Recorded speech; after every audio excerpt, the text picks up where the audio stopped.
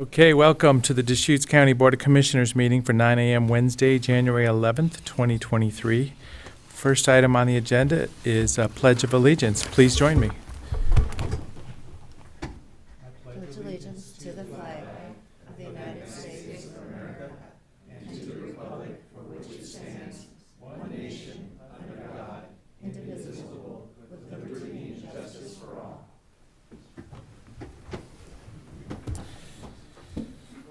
Well, we have quite a meeting here today. First item is citizen input for items that are not on the agenda. And we've got a lot of input through email recently on a few topics. Is there anybody here for a topic that's not on the agenda? Is there anyone online for that?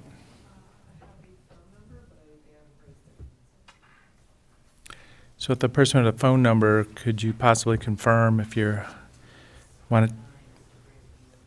Okay, *9 to, yeah, so they're not going to be able to see that, but if they're muted or not, is that?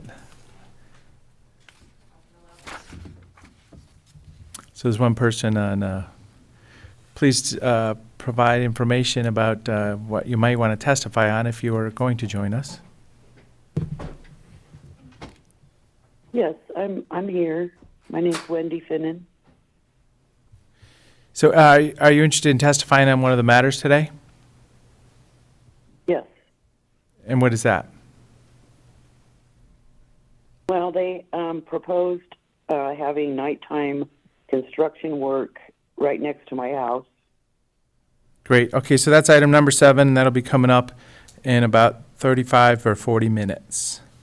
So you can just wait with us. Oh. Okay, well, I also provided an email testimony which was put into the record. And are you, what's your name? Wendy Finnan. Okay. So I have one email printed out on that subject, not yours at this time, but we can sure find it. Yeah, it was submitted to Rachel, what's her last name, Vickers.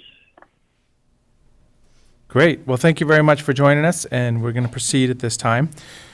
So at this point, I'll acknowledge we have other email input on different topics. So Bend Airport aircraft health and environmental concerns, a response by the FAA and an ongoing request. ODOT noise variance is a topic that we're going to be talking about. So we do have about 90 emails, citizen input for the support of completing the Goal 5 inventory. So we've definitely got the email wave of input on that, so 90 of them.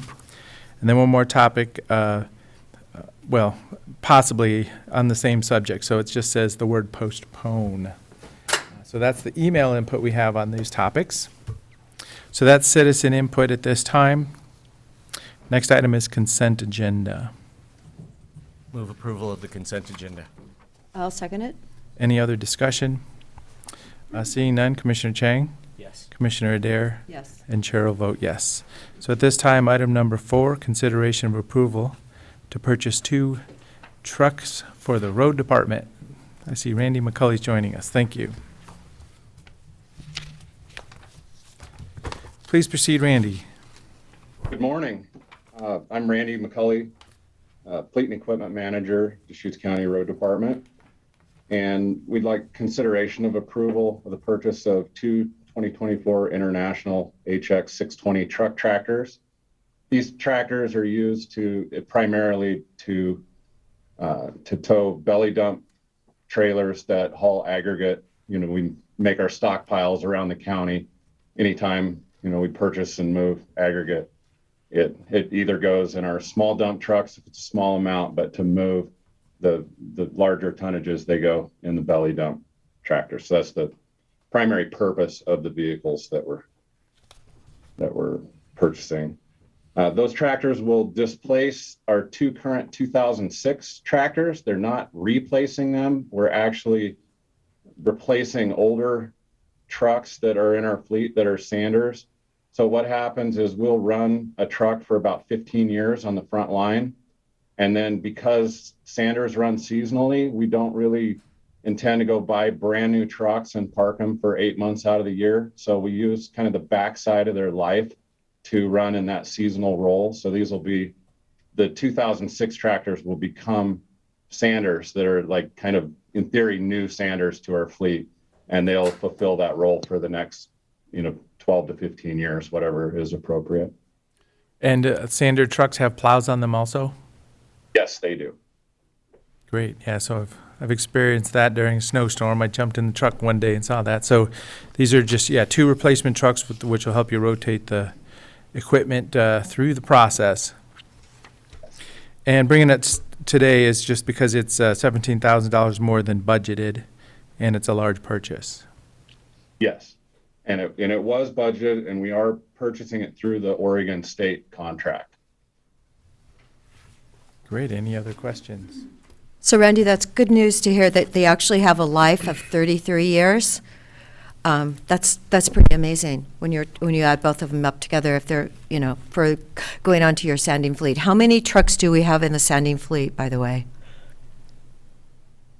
7.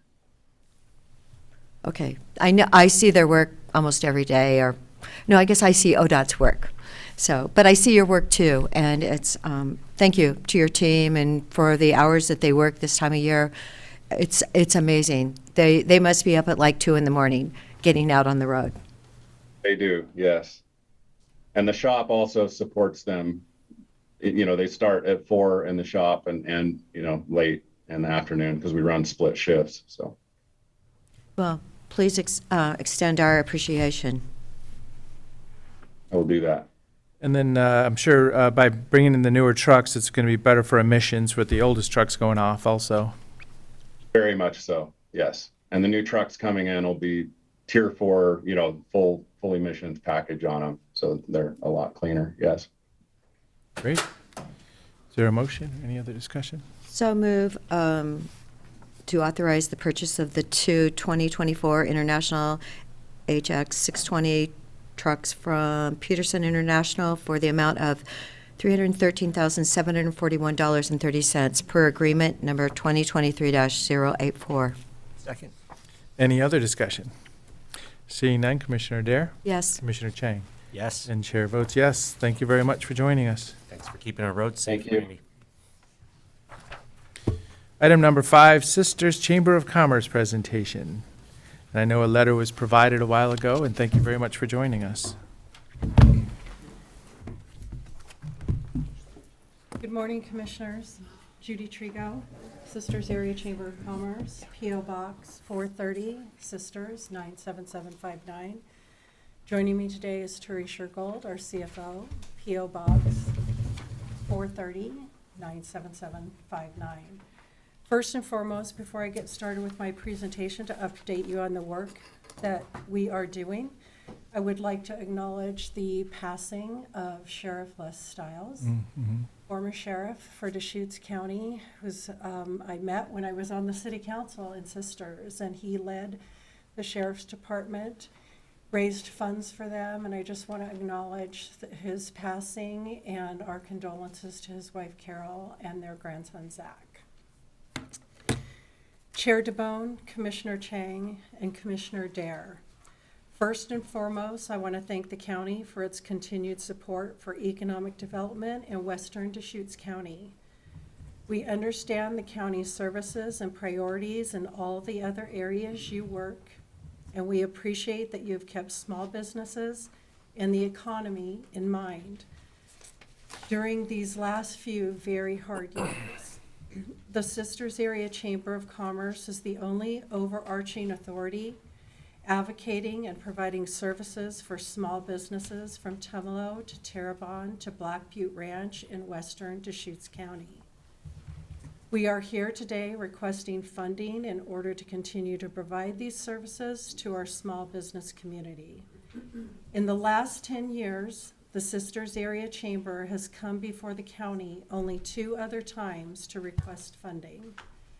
The first time was in 2014, and we requested funds for equipment and furniture for the chamber, and that funding was approved. The second time was to request funding for how to visit the Sisters area safely, a campaign that was also approved. The Sisters Area Chamber was proud to be a catalyst to collaborate and coordinate with the other rural chambers of commerce in Deschutes County, and we took the lead in organizing that grant that was approved by the county for the Rural Chambers of Commerce. So again, we appreciate your past support for the most rural parts of the county. I'm going to give you a little update on the work we're doing and on the requests that we have today. A little bit about the Chamber. Our mission is to enhance the economic vitality of the Sisters Country through business development and promotion, business advocacy, and community support. Our business development and promotion program includes business services, Sisters Country business marketing and promotion, and member and community events. Through the Chamber of Commerce, we provide an online business listing service, business advocacy, member referrals, networking events, and we produce one of the largest shoulder seasons event in the Sisters area. We provide community support through our member, community, and events calendar, and we assisted with the founding of the Sisters Community Foundation. We provide scholarships, and we sponsored the Happy Girls Run in 2022. Our core values are to collaborate with community organizations to leverage partnerships and create and enhance the brand identity for Sisters Country. We are a nonprofit 501c6 and have been in business for 48 years. Our 200 members in Sisters Country represent over 2,000 employees. We are a 10-member board. Our board serves 3-year terms. 3 positions expire per year, and new board members are elected from the membership and appointed by the board. We have 2 staff, 1 contractor, and 10 volunteers. We host the sisterscountry.com website from January 2022 to December 2022. Our website had over 365,000 visits, and of those visits, 90% of them were new visits. We have a very strong social media platform, and we were able to reach over 1.5 million people last year. We own and trademark all the Sisters Country brands. We produce television, radio, print, digital, and media products internally. We create promotional products, maps, brochures, and trail guides. We educate, inform, and influence legislation that impacts businesses. We promote individual members through our business listing service, social media, ribbon cuttings, and groundbreaking ceremonies. We assist with business development and work to increase business engagement in community projects and programs. As I mentioned earlier, we host one large social shoulder season event. The Sisters Harvest Fair brings 10,000 people to Sisters Country. We have professional representation in commerce, trade, and travel organizations, and a strong business marketing program. I mentioned our website, sisterscountry.com, our strong social media platforms, our quality marketing products for conception to distribution are housed internally. We have long-standing relationships with our media partners. We have media buys under nonprofit rates, negotiated added value components, and remnant rates, which allows us to keep our costs very low. Chamber events drew 15,000 visitors. Again, we had 365,000 visits on sisterscountry.com and reached 1.5 million people through our platforms. Our visitor and advertising highlights, we had 2,926 in-person contacts, over 200 businesses represented by the Chamber. We distributed 5,000 maps. We broadcast 843 commercials on ABC and CBS. We were represented in the Travel Oregon Guide, and we have our videos playing out at the Redmond Airport. We had 250 hours of volunteer labor. We were featured in Travel and Leisure magazine, Ben Magazine, Northwest Travel, USA Travel, Save 360, Ben Magazine, Global Traveler, and in our local papers, the Nugget newspaper and the Ben Bulletin. Judy, don't forget last year you were in the Wall Street Journal. And in the Wall Street Journal. Yes. Yes, we made the Wall Street Journal. We're getting pretty famous out there in western Deschutes County. We host the Sisters Harvest Fair. Again, that brings about 10,000 people to town. We host ribbon cuttings, monthly business and networking and education events. And our monthly events reached over 240 businesses. Our ads reach Oregon, Washington, Idaho, Alaska, Montana, and California. Our iHeartMedia video and radio campaign had 5,731,000 gross impressions. Northwest Travel ads had 615,000 impressions. We advertise in the COVA magazine, and their readership is 100,000, and Ben Magazine, and their reach is 68,000 per issue. We advertise on the Central Oregon Visitors Network with a reach of 9,800 per week. Our local print ads reached over 200,000 people. Combined communications radio ads, we aired 91 commercials. On KNLR, we aired 120 commercials. We were featured in VIA Magazine and US Travel, Sisters Oregon Guide, and the Spirit of Central Oregon Magazine. We have a lot of collaboration efforts that we work on.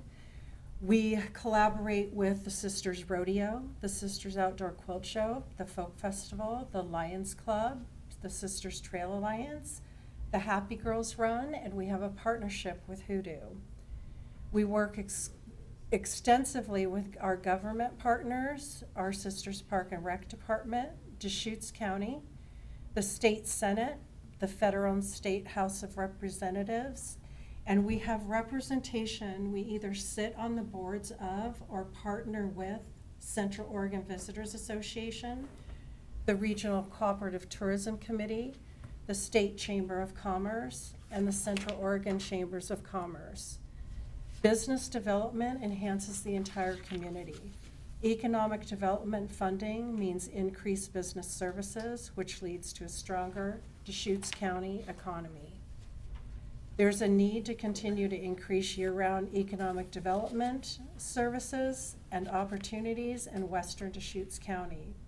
This will positively impact all Sisters Country businesses by encouraging a vibrant workforce, drawing additional entrepreneurs, and most importantly, support additional year-round employment. We have a strong track record of excellence, and we celebrate our partnership results. We have a commitment to brand identity. We maximize a small budget. All marketing is done in-house from concept to distribution. We have long-standing relationships with partners that reduced our costs. We leverage those relationships in the business community and with public partners, and we have 48 years of institutional knowledge. I have 3 quotes from our businesses that we have helped recently. The first one is from a retail business. The chamber helped me when I moved and was struggling to reach my customer base. Through their extensive networking platforms, I was able to re-engage with my customers and increase sales. The second is from a traded sector business. The Chamber of Commerce researched vacancies for appropriate locations for our businesses, contacted building owners on our behalf, and recommended buildings that would best suit our needs and put us in contact with those owners, allowing us to make a good business decision. The next quote is from one of our media partners that said, "Judy, your business marketing is on par with Wyden and Kennedy and other organizations with million-dollar budgets." Our chamber funding streams, our main income streams are from grants, 49%, membership is 24%, events is 24%, and miscellaneous income is 3%. Our expenses are 39% for marketing, membership and advocacy is 26%, operations is 16%, and administration is 11%, and our harvest fair and our community event expenses are 8%. One of the other examples I wanted to give you today was just recently this week on how we helped a business. A business in Sisters that has been in business for 13 years was down 50%, and it was likely he was going to have to close his doors. He called the chamber, and we were able to connect him with a loan officer so he could get a loan to get him through this tough period. And so he is able to get that loan and actually stay in business. So that's also one of the ways we help our businesses. The other way is we helped with the workforce housing component, the last workforce housing development that was put in. We were able, through our connections, through our employers, to reach those employees and allow them a front row seat on openings for the workforce housing development that went in a few years back. And we are committed to working with the new developer, and I know they're right behind us here, for workforce housing and affordable housing that is going to be developed in Sisters. And we stand in strong support for that request as well. And I also mentioned the chamber assisting in the founding of the Sisters Community Foundation. And so far, the Community Foundation has helped 6 Sisters area families with childcare costs. They have purchased and delivered warm winter clothing to 6 seniors in need. They assisted veterans and military service organizations and programs. They assisted a community member with medical bills and assisted with family rental assistance funds and sponsored a substance abuse prevention event reaching 600 students and 100 adults. And they aren't even launching till February. So they are well on their way to providing services to those of limited means in the Sisters community. So today we are here to request funding in the amount of $125,000. And while I will not say that this is our last request for funding, I do want to assure you that this is a one-time ask for this amount of funding. And so we would really appreciate your consideration today for the funding requests from the chamber and for the affordable housing request from the City of Sisters, in which we stand in strong support for. And we thank you for your time today, commissioners. Thank you. Wonderful, great presentation. It's a great brand identity, and man, it's exciting, all the stuff you get done there. So thank you for that big overview. Thank you. Commissioner Dare, being a resident of the area, any thoughts? Yes, it was an excellent presentation, Judy. And when I saw it in the Wall Street that day, I was like, oh my gosh, they were saying that Sisters had no traffic. Well, we actually do have traffic. But we do have alternatives now, and we've got one roundabout, and we've got another roundabout coming in. I really appreciate the huge reach that what you're doing. I know you're incredibly professional.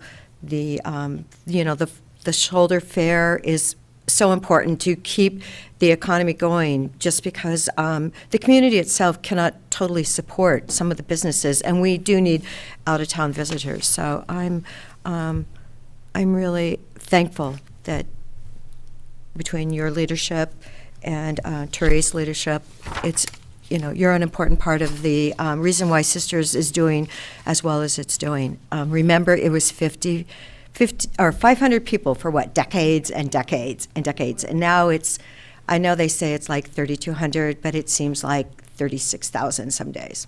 So, no, I appreciate what you're doing. Commissioner Chang?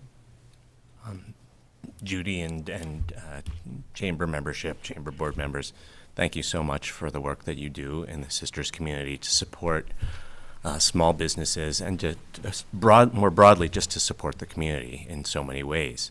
I want to ask about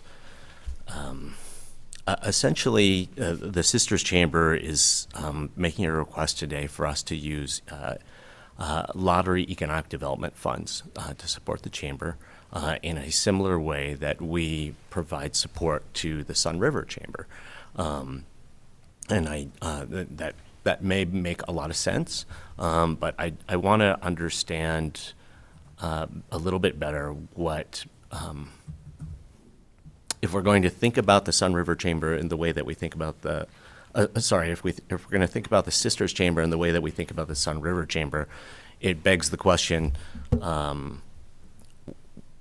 why are we not thinking about the Sisters Chamber the way that we think about the Bend and Lapine and Redmond chambers? And Judy, I want to just ask you about the relationship between those chambers and their cities in terms of funding support and relationships, to help me better understand, why we should think about putting Sisters in this other category like the Sun River Chamber. So the Sun River Chamber has a long history of partnering with the county, and it is not because they're unincorporated. It is because they do not have access to TRT dollars. Lapine has access to transient room, which subsidizes their operations and allows them to operate. Redmond also has access to TRT funding. Lapine and Bend and Redmond. Redmond also has access to TRT funding, and Bend is kind of its own entity because they have Visit Bend, so they separate that out. So the difference between the other chambers and Sun River, which we completely support the allocation that they've received from the county commissioners all these years, we're very supportive of that. And the difference between those other chambers and the Sun River Chamber and the Sisters Chamber is that they do not have access, neither one of those chambers have access to TRT dollars. Okay, And they're small. So when you have larger chambers that have 1,500 members that can, sustain those over time, it's different than a small town where your growth and membership probably is never going to get very high just because by nature of them being smaller. We do have a sustainability plan. We're already working on developing new programming, and this isn't gap funding, but we are developing new programs, including Sisters Country tournaments.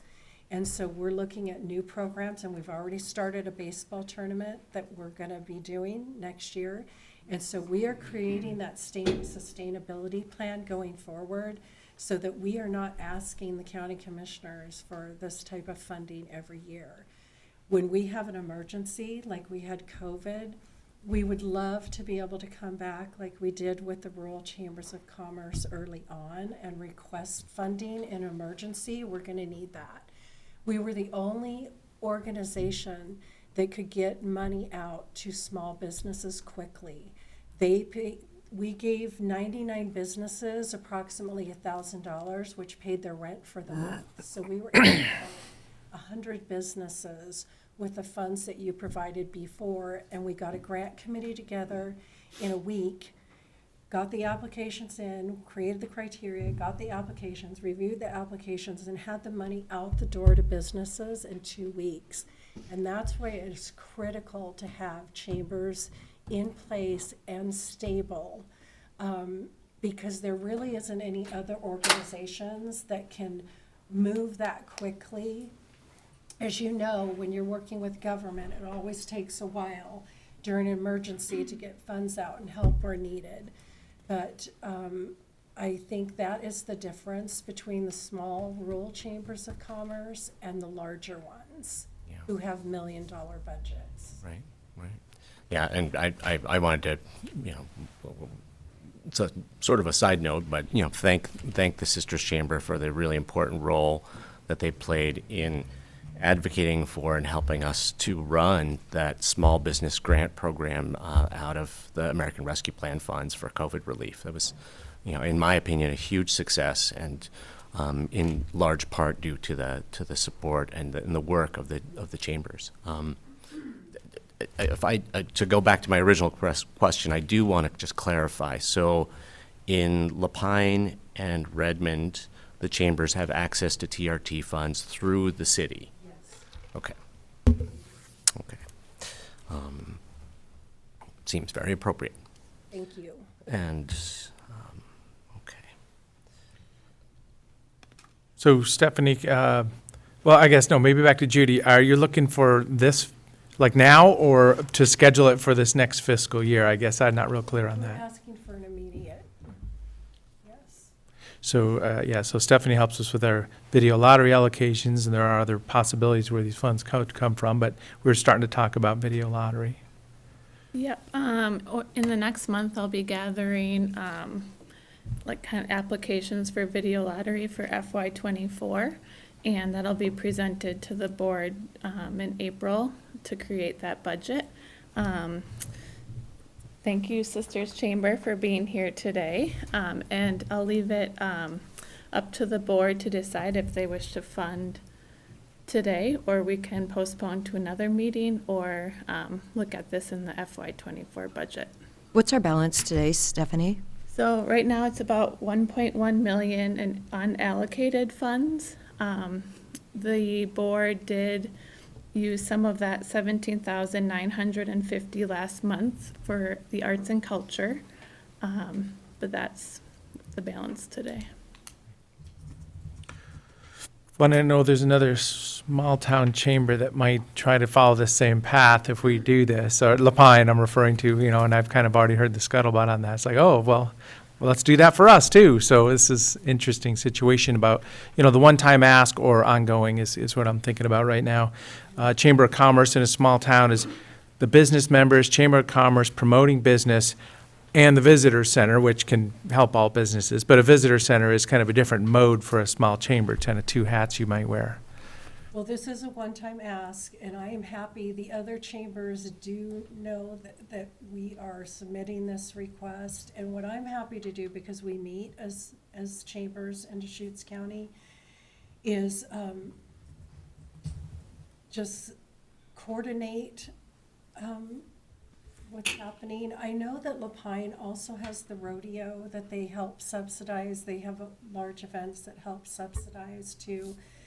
So I'm not sure what their requests will be in the future, but we are supportive. And I will say this, chambers will not come to you and ask you for what they don't need. I mean, we have never done that. If there is a need in Lapine and they are struggling with something, we would be supportive, a program or a project, we would be supportive of the county commissioners considering a request from Lapine. Because the smaller rural chambers, you know, I call them the littles, I know. Yeah, are crucial to the economy in Deschutes County because there is no one else who will do this work. Well, and coordinating the events, just, you know, each town kind of has their signature events in different times, and getting lots of people to come through and have a great experience and a lot of community pride is always valuable. That's for sure. Very concerned about 2023 and the economy as well. If someone's going out of business, they don't know what to do. They're going to call their chamber and say, help me. And we figure out how to help them and get them the resources they need. And other agencies are big and they just get slipped through the cracks. And with 2023 projections on the economy, Sisters was the only town in Deschutes County that had a decrease in their TRT of 11.24% in October. So we're already seeing a decrease in our lodging for our lodging partners. So we are concerned for 2023 what's going to be happening with the economy. So we do not want to see any disruption in the business sector in Sisters Country. Well, small town chambers play an extremely important role. I'll phrase a motion in a minute, but I do want to say that you know, chambers of commerce, their sustainability depends on members, you know, which is harder in a small community, and it depends on their host cities. I sure hope that the long-term sustainability of the Sisters Chamber can count on some support from its constituent city. And with that, I would suggest, I could turn this into a motion, but I would suggest that we fund half of the request now out of unallocated lottery economic development funding, and then we consider the remainder during the FY24 cycle, which is in a couple months. Is it possible to up that to 75,000 now? Because I am in Sisters almost down, every day, and I see a difference. Some days it's more subtle than others, but I know what Judy's talking about. I just feel like it's probably 6 months, until we do our budget, and they wouldn't be able to probably get the funding until, July, August from that. So I would feel more comfortable, and if they knew they had 75,000 now to work with, I think that would give them a more comfortable cash flow position. I'd support that. Okay, thank you. So I make the motion then to do 75,000 now, and then we will put you for the remainder in our budget, the 50,000. There we go. So that's, FY24 cycle. Second. okay, very good. Good negotiations here. Any other discussion? Seeing none, Commissioner Dare? Yes, Commissioner Chang? Yes. And Chair votes yes. There we go. Great presentation. Thank you very much. thank you. Thank you, guys. It's Sisters' Day in Deschutes. Next, yes, item number 6, City of Sisters Arbor Reserve Allocation Request.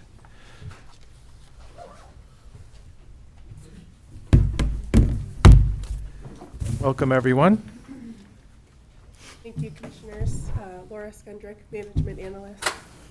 So about a year ago, the City of Sisters presented you with an ARPA funding request for a proposed future affordable housing project. And you decided to allocate $500,000 to be put in reserves for future consideration of this project. So today, the City of Sisters is with us, and they'll provide you a project status updates and request that those reserve funds be formally allocated. So I'll let them introduce themselves and take it away. Thank you. Good morning, Commissioners. Scott Woodford, Community Development Director for the City of Sisters. Also with me is Mayor Preeden. Welcome. And also extra city staff behind me are Joe O'Neill, Finance Director, Interim City Manager, Carrie Prosser, our City Recorder, and our recently departed Council President, Nancy Connolly. Yeah. And thank Nancy for her service. Yes, too. thank you. We do too. There we go. As Laura said, our request today is for $500,000 of ARPA funds to help support an affordable housing project that we're planning in Sisters. A little background on the proposal. Council has had a goal for several years, if not longer, of getting more affordable housing built in Sisters. We do have a source of some funds to help facilitate that, including some affordable housing grant funds that are paid from our transient room tax. We also have some funds dedicated in our urban renewal district for housing. We also, as Laura had mentioned, had some reserve funds from the county of $500,000. And so we have been working kind of behind the scenes, doing some legwork to try to find some interested partners to help develop housing. Obviously, the city does not develop housing itself. So we've been looking for those that do affordable housing, and also trying to find some land to build it on, which is a challenge in Sisters right now because we don't have any land in our urban growth boundary currently. We're getting close to getting built out. So it's been a challenge finding land that's of a suitable size, has suitable zoning, has a willing partner to actually sell. So it took quite a bit of work to find some partners to facilitate the project, but we think we have some, or at least we had some interested. So we took the steps of actually putting out a RFP for developers to take advantage of some of the funds that the city had available, and in response had a one proposal from a group called Northwest Housing Alternatives. And I failed to introduce Clayton Crowhurst, who's the housing developer. He's on the screen. He's out of town with a pre-scheduled vacation. He's here to answer any technical questions that we can't. Because we got one proposal, we did the review and felt that that one met the basic requirements of what we were looking for, that they could pull off the project, that they had the experience.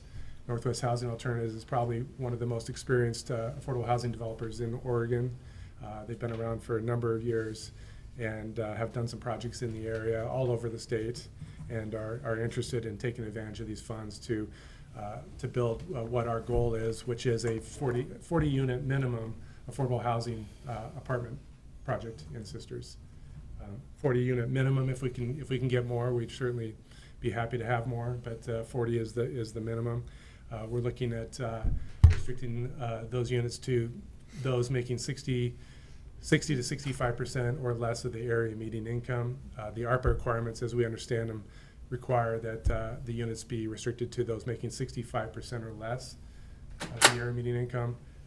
Many of the funding sources that Northwest Housing Alternatives is going to pursue, including through OHCS and other sources, require that those units be restricted to those making 60% or less of the area median income.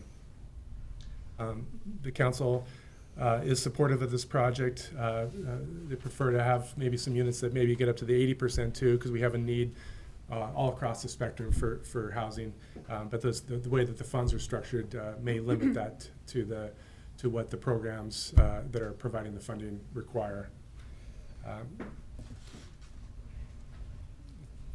So the units will be targeted towards those individuals, couples, families, seniors, potentially those with disabilities, a whole range. And what's great about Northwest Housing Alternatives is that they don't just develop the housing and then leave. They continue to manage those over time and provide resident services. So they have once they build something, they have a long-term stake in the community. We are requesting that these funds be dispersed immediately or as soon as possible. We are in the process of negotiating a grant agreement with Northwest Housing Alternatives, and would like to know whether these funds are going to be available before we enter into a final agreement. We understand that the ARPA funds come with some restrictions in terms of timing, that these units would have to be occupied by the end of 2026. So we'll be writing in provisions into our agreement to make sure that that date can be met, and that the disbursement of funds from the city to the applicant, in this case being Northwest Housing Alternatives, wouldn't occur until occupancy was reached, so that we had that guarantee that these units were going to be delivered. As far as what the funds would be used for, it hasn't been decided yet, but it would have to be within what the ARPA funds, the rules allow. Possibly it could be payment of system development charges, which are, if a project of this size can run a couple $100,000 or more. So that is all I have. Mayor, would you like to make Yeah, any sure. comments? The one thing that we all know about housing is it's really an area where not one organization can do it by themselves. So this is something that's been before you before. We've talked about it since 2021 for sure, and we're just glad to have somebody on board that's willing to do actually the hard work. We're doing the easy work at the beginning, trying to get it set up. But I like the idea of our partnership once again. It's going to take a whole community to get this thing built, and people in town, in the city of Sisters, are definitely in support of more affordable housing. It helps us in many different ways. Obviously, some of it can be transitional, some of it can be for workers who don't have to commute to Sisters anymore. And it's the first big project in a few years that we've been able to get on the board. So we're very excited, and we're hopeful that you guys are just as excited as we are to be a partner in this project. So thank you.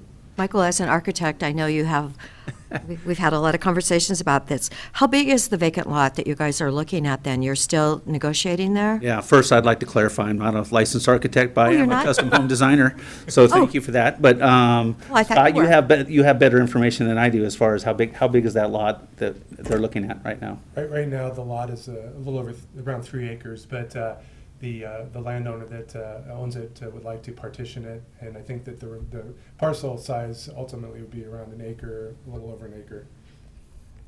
Is that correct, Clayton? Yeah, about an acre and a half is what they're looking at with the church property there. Thank you for that question, by the way. Thank you for that question. Oh, well, no, I was just curious because I know that area and I was just wondering how big and if you're doing 40. Is it going to be a couple stories have you thought that far ahead with the plan? I'll have Clayton, when they submitted their proposal, they did do a kind of a conceptual design of the project so that they would have an idea that it could fit on the lot and how many units they could get out of it. So Clayton, do you want to address that question? Yeah, and I'll go ahead and introduce myself to you. I'm Clayton Crowhurst, housing developer, Northwest Housing Alternatives, and I actually do live in Bend. So I'm in North Carolina currently visiting family, so that's the only reason why I'm the virtual talking head today. But we would be looking at a 3-story development. I think there's precedent in nearby neighborhoods for new properties that are at that same level.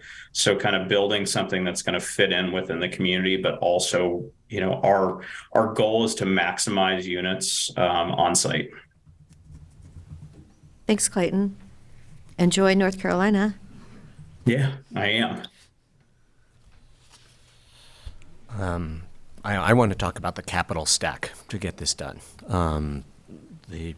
My first question is, Scott, you mentioned that the City of Sisters has some affordable housing grant funds and urban renewal district dollars.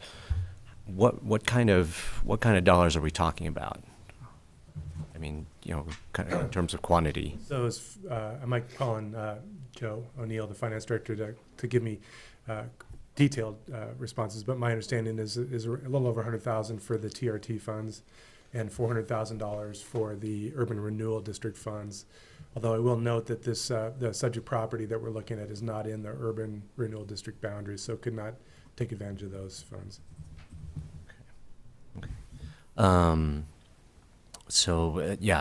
I want to talk about the capital stack because there is a expiration date on these ARPA funds of the end of December 2026. As we all recall, this ARPA request was unusual in the pool of affordable housing ARPA requests that we received. It didn't come from an affordable housing developer, and it was substantially less mature than a lot of those other proposals. People had, the developers had who put in proposals had land locked up. They had designs for buildings. They were shovel ready, not necessarily, but much closer to shovel ready than this proposal. And we decided to fund some of those projects for less and hold these $500,000 because it's extremely important to get affordable housing developed in the City of Sisters. But it's really important to me to know that this project is actually going to get done. And it's great that you have a site at this point, that you've identified a developer and operator partner. Those are really important steps. But for affordable housing projects, the really, really challenging part is often putting together those 8 or 10 slices of funding that are necessary to have a sufficient capital stack to get your project done. So I would love to ask about kind of what a range or a ballpark estimate of what this project might look like, and then B, what are the anticipated, what are some of the most likely candidates in terms of pieces of funding to put into that capital stack to actually get, to get there. And what are some of the time frames associated with those, and what, if you have any sense of probabilities of your success with those funding sources. But would love to just hear more about how we're going to get to the dollar amount that's needed to get this done. Yeah, and Scott, if it's okay with you, I can kind of field this. Yeah, thanks for the questions there, Commissioner Chang. Those are, I'm glad to hear the term capital stack thrown around.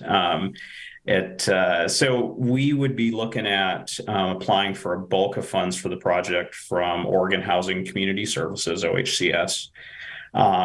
We're estimating, depending on actual unit count, project size, anywhere from 14 to 20 million for total development costs. We would be looking at likely, the largest chunk of funding would come from either the low-income fast track program, that's a kind of grant bond program through OHCS, or if we only get up to 40 units, OHCS actually has a small projects grant funding source that can cover, I would say, anywhere from 60 to 70% of project costs. If we do get into a larger side project, I would say 50 units or above, we may also look at applying for 4% low-income housing tax credits as well.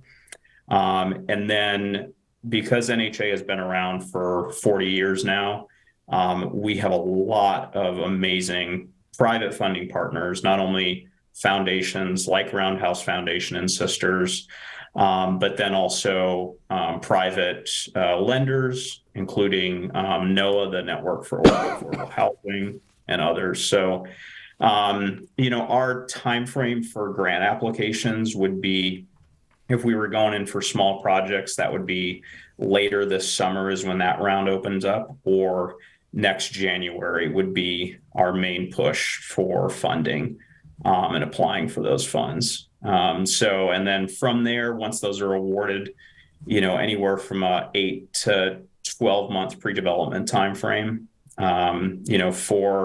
In this situation, we've got an amazingly helpful and cooperative city staff. We've got city money that's coming into the project. I will put a plug in for the work that both planning and economic development and then city council is doing. This is a much larger commitment of funding than I've seen out of many other cities across the state, especially for the size that Sisters is. They're very much punching above their weight.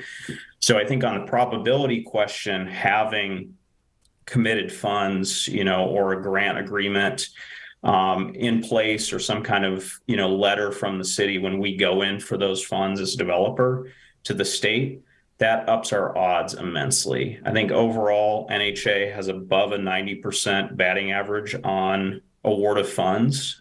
We've been, as Scott mentioned, we've been doing this for a long time. We're a very, well-known developer at the state level, and we deliver on projects. So when we're awarded funds, we don't have projects that don't make it to the finish line.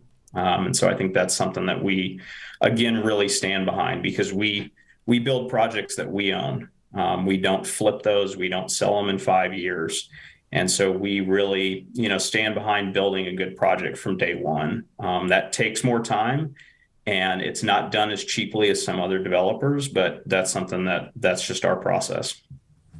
Thank you. It's great to hear that you've got both a detailed plan and a strong track record. Yeah. One other question I would ask about building this capital stack is, so the city has a certain number of hundreds of thousands of dollars available. There's the $500,000 ARPA allocation. How much leverage does that get you? And I'm wondering, we're having kind of, outside the discussion of this allocation, we're having some broader discussions, on the county budget committee, for example. I've been proposing some concepts to create additional long-term local funding sources to support affordable and workforce housing projects. So having a sense of how much leverage you have currently and how much leverage would be helpful to have helps to inform that discussion. Yeah, and I'm really glad that y'all are looking at other options on the county level. I think these funds from just, if you're just looking at the numbers in a spreadsheet, are below, 5% of a total capital stack. But in terms of leverage from an application and readiness to proceed perspective that the state takes when they're assessing applications, again, this punches way above its weight. And this really goes a long way, not only because, we haven't identified any other developers or projects that would be applying for funds from the state coming out of Sisters. And that really kind of clears the deck for this partnership to move ahead and, really ups our odds there. But then also the state being able to see like, wow, this city has put some real money on the cash on the barrelhead behind this effort. And they really recognize that. So that, from I'll call it, emotional leverage, these funds go a lot longer. I will say it is super helpful to have low interest revolving loan or bond funds that are available for affordable housing developers. We're currently being eaten alive by construction loan interest costs on a lot of our projects. And so if we can have, lower interest loans available through municipalities that we can have a fixed rate on and can kind of count on those to be there throughout the construction process, and those can be funds that are used and returned within, a 2-3 year period. So, not money that has to sit out there for 20 years. But those are things that can be really helpful to keep moving developments along, especially in the midst of construction material cost increases and then interest rate issues that we're seeing right now. Thank you. Yeah, this is we have broader level policy discussions on this Board of Commissioners about, about whether it's the state land use planning system and regulations that are holding back affordable housing from being developed in our communities, or whether it's other things. And I take an all of the above approach that, we do need to think about land use and land supply, but just with land being expensive, with construction costs being expensive, with SDCs and infrastructure costs being expensive, it's really hard to pay all those costs and end up with a unit of housing that is affordable to and attainable to your typical member of our workforce here in our community. So it's important for me to highlight that public investment in affordable housing is really important for our community. Yeah, and we love as many partners as we can get, both on the city level, in this case with Sisters, on the county level, and on the state level. Our costs have gone up, depending on the project, anywhere from 15 to 25% over the last 2 years. So funding is one of our major bottlenecks. Sisters is, each place is unique. Sisters being landlocked by lots of federal lands makes the land equation trickier. But yeah, funding is our perennial hurdle to jump over. Thanks. So yeah, these whole concept was discussed previously. The money's kind of held on the side for this. I'm real supportive of getting it out there. One of my thoughts is maybe from a year from now, is taking a look at this. Knowing that either it's starting to gain momentum or it isn't, and then what else could we do to help it get over the hump, or if it isn't going to happen, acknowledge it, because ARPA dollars, if they're not allocated and spent, they will be returned. So just acknowledging that situation. Doesn't the project have to start by the end of '24? I mean, like seriously, like a hole in the ground or something? I mean, yes. Yeah. What so is the if exact? we touch base in a year, that'll is? be a year before that, or 10 months before. Okay. that. Yeah, because I know it has to be completely done by the end of '26, but the project has to, like, have a shovel in the ground by, I think, at the end of '24. So I have just one more, I just want to ask you one review. You said it was going to cost an estimate, what, did you say from 14 to 20, or just, what was your estimate? I mean, depending on how many units we actually get up to on the property, would be 14 to 20 million, in that range. Okay. And that's, again, like I mentioned earlier, NHA, we build in a lot of resiliency within our buildings, and really work to create buildings that don't have high operating costs and don't have high turnover costs. So that means putting in more resilient finishes, making more energy efficient units, putting in, features both in common areas and outdoor areas that are going to, promote people feeling at home and having a sense of place and connection to their units, so that they don't want to trash their unit. And so as an owner, we're not having to come in and, come back to city or county or state officials and ask for an infusion of cash at year 10 or year 15 to fix up our buildings that should have been built better in the first place. So Clayton, do you have any of these, of your buildings in Bend or Redmond? We do, yeah. Actually, right across the street from Midtown Yacht Club, Quimby Street there in Bend, is a senior property of ours. And then we also have a property that I've been working on out in Ontario and Eastern Oregon that we just finished leasing up. And that was an amazing partnership, again, between city, a lot of local service organizations in a rural location. Really worked hard to get housing for local folks in that project, which I know is a big, I think, concern for the folks working in Sisters. I've actually talked with the chamber folks as well about that concern.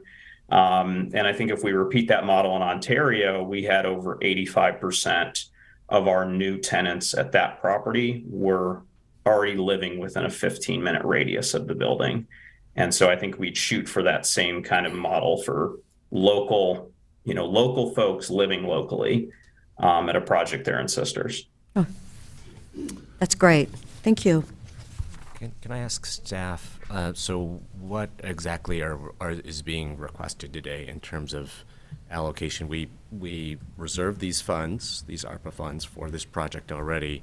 Are we trying to transfer the funds at this point to the City Sisters, or are we doing some other formal step in the allocation of these dollars? So if the board approved the formal allocation today, we would move forward with the contract. So that's kind of what the allocation would kick off. And then from there, we would determine our payment structure that was going to work best for everybody. So yeah, with that, we're ready for a motion.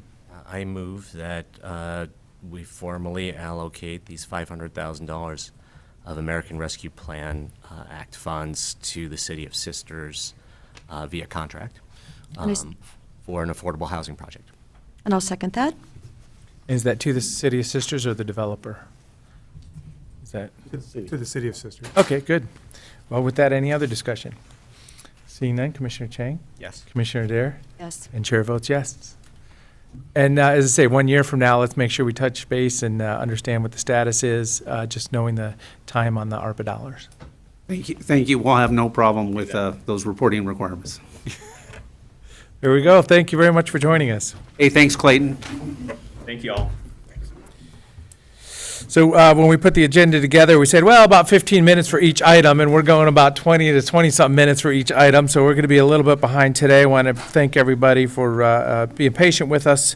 We'll probably go into about 12:30 for this morning's session items. At this time, number 7, public hearing for Oregon Department of Transportation noise variance.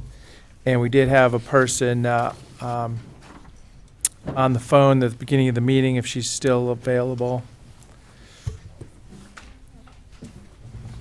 Is there a phone number still on there? Okay, good. So we'll get back to that if people are listening in. This is the time and place set for a hearing regarding file number 24722-903-V, a request for noise variance to allow nighttime construction on Highway 20 between Bend and Sisters. Staff will outline the hearing procedures that will be followed. Oh, I was right on it there, huh? So, Here you go. All right, thank you, Commissioner DeBonne. The hearings body, the Board of County Commissioners in this case, will take testimony and written evidence concerning a quasi-judicial application for the Oregon Department of Transportation, ODOT, requesting a noise variance. All testimony shall be directed to the hearings body. At the conclusion of this hearing, the hearings body will deliberate towards a decision or continue the hearing or deliberations to a date and time certain.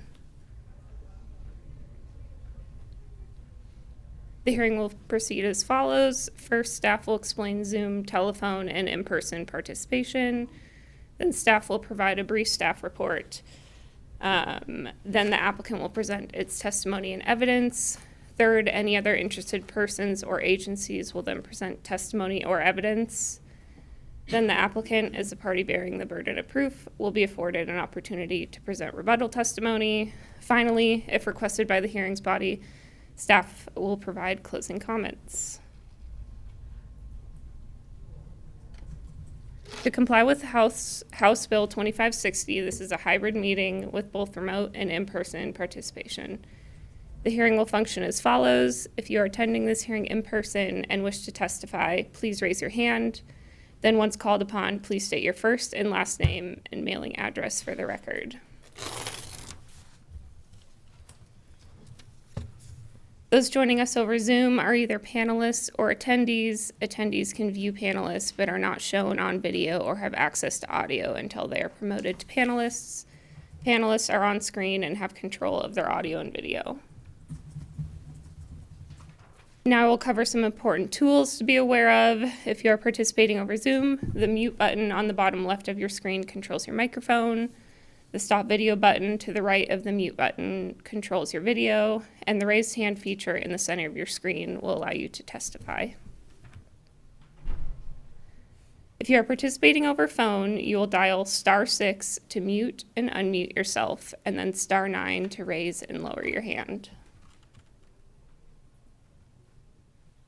When we are ready for remote testimony, you can raise your hand using the raise hand button over Zoom or by pressing *9.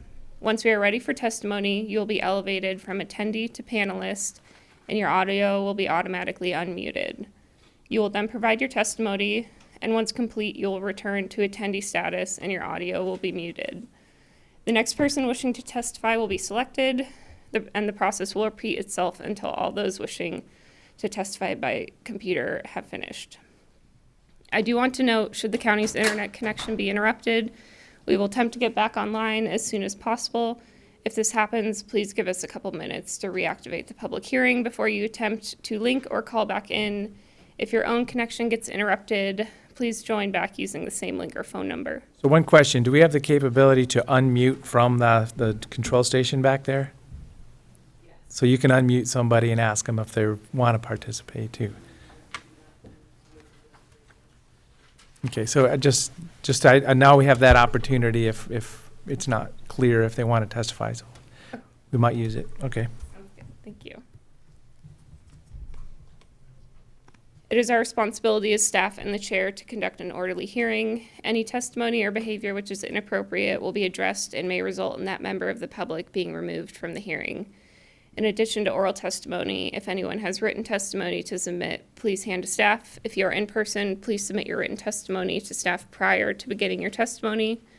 If you are participating remotely, you can submit your testimony via email, which is on the screen. At this time, I'm going to ask if there are any objections to the format of the hearing. If yes, please raise your hand if you are in person or use the raised hand function if you are attending remotely. So at this time, are there any objections to the hearing format in the room? And online, you could raise hand, and if you're on a dial-up, this is a request to object to our hearing format. Dial *9 to raise your hand on a phone call. Okay, so seeing none, we can proceed. A full written version of the hearing procedures is available at the table at the side of the room. Commissioner DeBonne, I will now return to the script and note that commissioners must disclose any ex parte contacts, prior hearing observations, biases, or conflicts of interest. So at this time, does any commissioner have anything to disclose? And if so, please state the nature and same of whether you can proceed. I have nothing to disclose, and I believe I can proceed. I have nothing to disclose and I can proceed. And I have nothing to disclose, and I can proceed. Does any party wish to challenge any commissioner based on ex parte contacts, biases, or conflicts? Remember, this is for the Department of Transportation noise variance item. Is there any raised hand function on Zoom? And no one in the room? As no challengers are presented prior to opening the hearing, does anyone have any procedural objections? I guess we already did, or maybe that was gonna, yeah. Does anybody have any procedural objections? And seeing none, hearing is now open. Staff will proceed with a staff report. And just one note, this is kind of a standardized open hearing procedure, including Zoom. State law requires remote testimony, so this is how it's going. This is the new world we live in. All right, thank you, Commissioner DeBone. The construction for the proposed noise variance will take place on Highway 20, beginning near Tumalo and ending near City of Bend limits. ODOT requests a noise variance for nighttime construction between the hours of 10 p.m. and 7 a.m. The work being done will consist of paving operations, lane extensions, and roundabout construction. The construction activities are projected to take 11 months, concluding near the end of November 2023. Notice of public hearing was sent to 491 surrounding property owners and published in the Bend Bulletin. As of 4 p.m. yesterday, staff received 1 agency comment from the Department of State Lands and 12 public comments, 10 of which were in opposition. The board has 4 options to move forward: continue the hearing to a date and time certain, close the oral portion of the hearing and leave the written record open to a date and time certain, close the hearing and commence deliberations, or close the hearing and schedule deliberations for a date and time certain. If members of the public have any questions after the hearing, my contact information can be seen on screen. Commissioners, staff is available for questions. Great. So at this time, the hearing is open. Applicant comments for us? I'm with Markman Sons, the contractor working on the job. Okay. The predominant need for the work at night is due to lane closure restriction hours. Oh, so introduction of your name. I'm Jordan Marks. Hello, Jordan. Okay. Sorry about that. So paving operations is the biggest reason for night work. Another one would be the stage construction, the sequence of work and having to close lanes in order to move traffic around. And then third is at the tail end of the work, a lot of the median work that has to take place will require lane closures as well. Again, all of those would be restricted from 8 p.m. to 7 a.m. Those are the lane closure restriction hours, hence the work at nighttime. So that's a requirement that's already in place. If you're going to reduce lanes or lane closures, it needs to be done at night. Correct. So then, as I say, the scenario of a truck backing up is the one thing that can really get somebody in the middle of the night with the backup beepers is what I'm referring to. Correct, yep. Those Okay. are the loudest. So this is a public hearing on the matter. Is there anybody in the room interested in testifying on this? In fact, yeah, maybe I do have. There's one. Yep. So Dale Peer. Yes, thank you very much. My name is Dale Peer. I live at 64711 Wood Avenue in Tumalo, and I'm speaking in favor of their lane closures or their nighttime work. My property is directly adjacent to the undercrossing work being going on, and these guys are so cooperative with the local utilities. I manage the Laidlaw Water District, and we've had some very conflicting situations there of moving main lines and stuff. We talked to these guys, and they're so much in favor of helping us do what we need to do to get our job done so they can do theirs. They're currently working on the undercrossing right now, right directly beside my bedroom, and they come in there at 7 o'clock in the morning, and unless we go outside the house, on the south side of our house where they're working, we don't even know they're out there. They've been in there with semis hauling rock. They've been in there with large excavators digging stormwater ponds. They're in there with a big excavator today, taking out the roadway for their new tunnel. And I didn't even know they were out there until I went out to get in my truck at 8 o'clock this morning to come to this hearing, only because I hear their loader going beep, beep, beep, beep. So, I mean, and they're downtown, being in the water district, we're all over town all the time. And with the construction the way it is and the detour set up the way they are, Cook Avenue is already one of the busiest roads in Deschutes County. And it'll sometimes become backed up to almost 4th Street from 8th Street, trying to get out on the highway because everything is funneled down into 2 lanes now on the highway, where it's just, the highway traffic doesn't stop for cross traffic. So I'm in favor of them getting anything done they can at night, especially with lane closures, that's just gonna help them get done that much sooner in the summer or fall. And so therefore, I'm very much in favor of their request. Great, thank you I very think it much. would benefit the whole community. Thank you for the testimony. Okay, thank you. Appreciate you listening to us. Is there anybody else in the room for testimony on this item? And then online, as I say, we may have had an email from the person that was.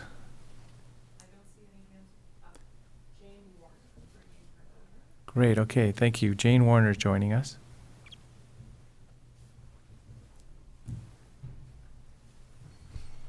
So Jane, thank you very much for joining us. You can turn on your microphone. Great. Can you hear me? Yes. Wonderful. Thank you. And thank you for being willing to listen. I am against. My name is Jane Warner. My address is 63894 Sunrise Circle. And I don't want it, and I don't feel there's been enough time given to the community for an appropriate response time since it was mailed on the 21st and today's the 11th, and we had 2 post office holidays in the meantime. I think it should be continued, or whatever is the appropriate term for giving people more time to respond. The reason I'm against it is, for example, in the summer, we're already hearing it, and that's great that the recent person said he doesn't hear it, but we do. And it's nearby to us. The roundabout construction is very close. And we hear it during the day. And in the summer, we open our windows to cool it off. We don't have air conditioning, as many people in Bend do not have. And if there's noise, we're not going to be able to sleep. So that's one disagreement I have.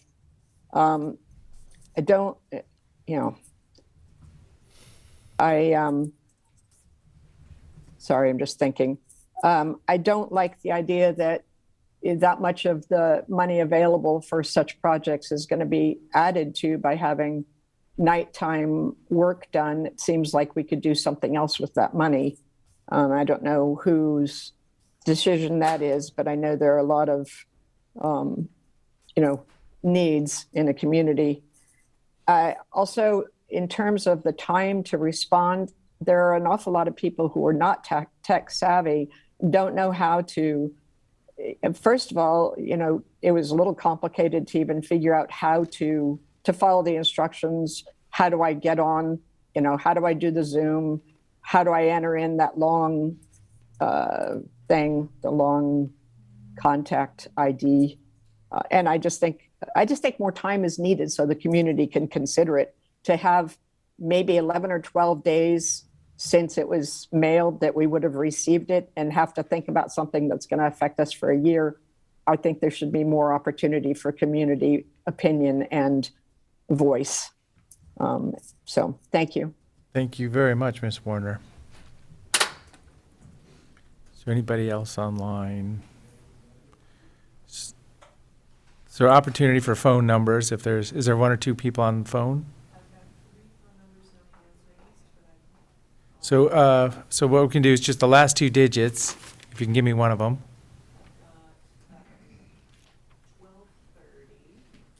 Or last 4 digits, 1230. It was Star Lindsay, 6 to that unmute. Finnan that was on earlier that said she wanted to speak on it. So *6 to unmute. 1230 is the last 4 digits.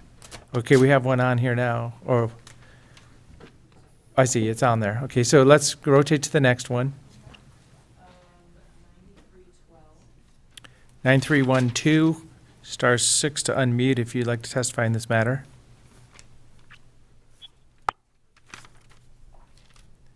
And next one. 1804, if you'd like to testify in the matter of noise variance for Tumalo. Yes, my There name. Yes, my name is Wendy Finnan, Oh, and and I live at 20201 Meadow Lane. Thank you very much for joining us. Please provide your testimony. Yes, I sent a email to Rachel Vickers, but apparently it was not put into the record as you don't have it. So I'll read it to you. As to the request for a noise variance to allow nighttime construction, I would like to state for the record that this plan is a complete insult. People either go insane, commit suicide, or die when they can't sleep. My bedroom is a mere feet from where heavy equipment are proposed to be operating at night.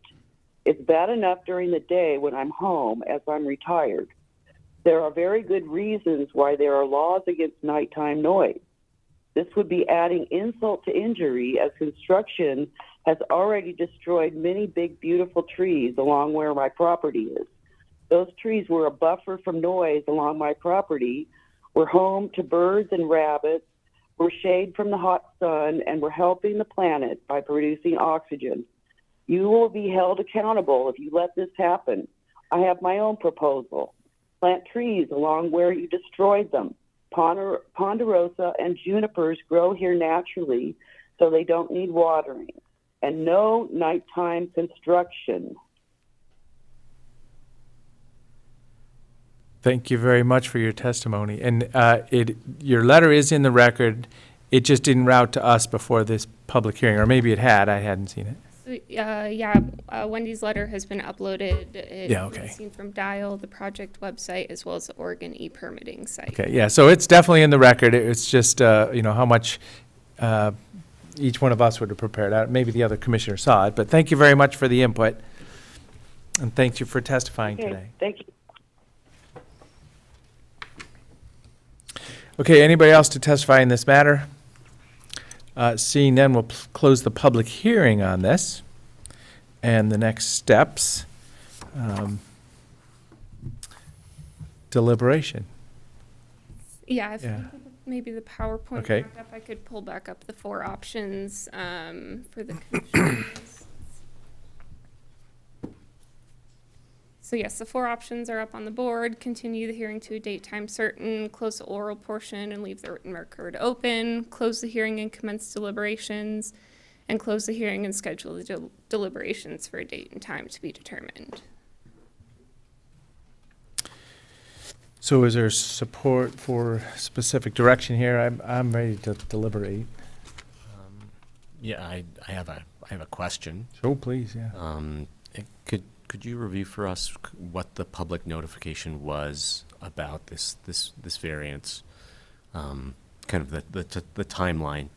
Yeah, so the notice of public hearing. So our noise control code section is found under Deschutes County Code 8, so it's a bit different from our land use in Title 22.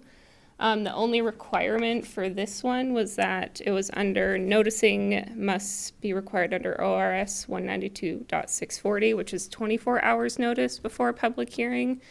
Historically, we have thought it best to follow our land use noticing, so try and get as close to 21 days notice as possible with scheduling the work session and all that before. We might have hit about 20 days before this hearing, but under County Code 8, it's 24 hours notice before this hearing. Our requirement is just 24 hours, Mm-hmm. and we try to do 20 days. So Correct, yeah. So notice of public hearing was sent out on the 21st and was published in the bulletin that Sunday. And then one question for Jordan then. So this is a window of time, January to November, but there's not going to be lane closures and night operations every night during that window, correct? Correct. Are there just kind of periods of activity? Can you give any insight into that? Yeah, the paving window predominantly will be middle of March through September 30th. That's our main window for paving dates. Later in the summer months, as we get into the final stages of the roundabout construction, where I talked about the median work, that's when that will be taking place, late summer, fall timeframe. Quite frankly, I don't prefer night work either. It's far more dangerous, far less productive, and the quality isn't as good in the nighttime hours. I prefer to do daytime work, but based on the lane closure restrictions we have, we're bound to those and have to do the work at night. So. And then is there any other like project notification, like, next week is the big week where we're going to have, night operations, or is there any notification process there? I think ODOT could speak better to this, but I do believe they provide notification on sort of weekly updates with construction. Okay, so there'll be an update throughout the project. Is that regarding this matter? Maybe not. Okay, is there any ODOT representative here today or online? I wasn't aware of one. Yep, okay, understood. Yeah. Yep, okay. So right now what we're doing is we're putting in 4 roundabouts, is that correct? This project only encapsulates the roundabout in Tumalo and at Old Bend Redmond Highway. The North Corridor project actually starts at the eastern limits of our project, just west of Cooley, and that is a separate project. Okay. So out of the 2 for this project, really one of them is real close to the Tumalo Right. residential areas. Correct.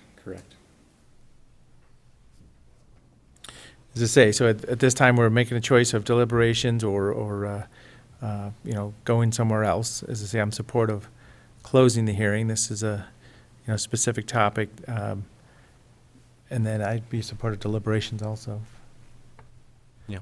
It's fine. Okay, so at this time, we'll close the hearing, oral and written portions of the hearing. I want to thank everybody for testimony and commence deliberations, and we'll see where we go. And Rachel, you did say that we did get 10 emails in opposition to it. Correct. One of them did include Wendy's. Right. Great. And it is for 10 months. And I mean, I drive through it every day, so pretty much I see that it seems to be making incredibly quick progress, but you still think it's going to take till next November? I mean, if we have this kind of weather where you can keep working? Yes, ma'am. It's an aggressive schedule to build all that work in the window that we have, mainly the paving window, which is September 30th for top lift paving. That's our big date we need to hit. I don't want to restrict when we're taking lane closures. I don't want to tell you something that all of a sudden we need to be out there working at night in order to keep the schedule moving forward. So to answer your question, yes, we'd like to have the opportunity to work at night as needed until the contract completion date. So as I say, I'm supportive of proceeding with this permit. ODOT project updates will be put out. These are periods of time, not that whole window, is from my experience, but there'll be like a couple nights or a 1 week where the plans are to really get some big things done, which will be night operations, but it won't be all summer long. So I'm just acknowledging that, big project, big implications for that whole corridor going from Bend all the way to Sisters, but Tumalo specifically in this instance. Jordan, is it like Monday, Tuesday, Wednesday, Thursday night? Are those the nights that you normally would be paving? Predominantly, yes. We have the availability based on the lane closure restrictions to, there's different restrictions for different sections of the roadway, but predominantly the work would be taking place, yes, Monday through Friday nights. Friday night too? I'd either be a Sunday night through like a Thursday or a Monday through Friday night, depending. And again, I don't want to limit our availability to work, because as these projects progress and if we are behind, that, we'll work hard to get the job done, and that may mean Saturday nights or Sunday nights as well, so. Okay, I mean, I was just trying to think for people that were living there, if you were paving by their house for like 4 nights, if they knew that maybe they could go stay somewhere else or something, you know. Yeah. Thoughts? This project is incredibly important.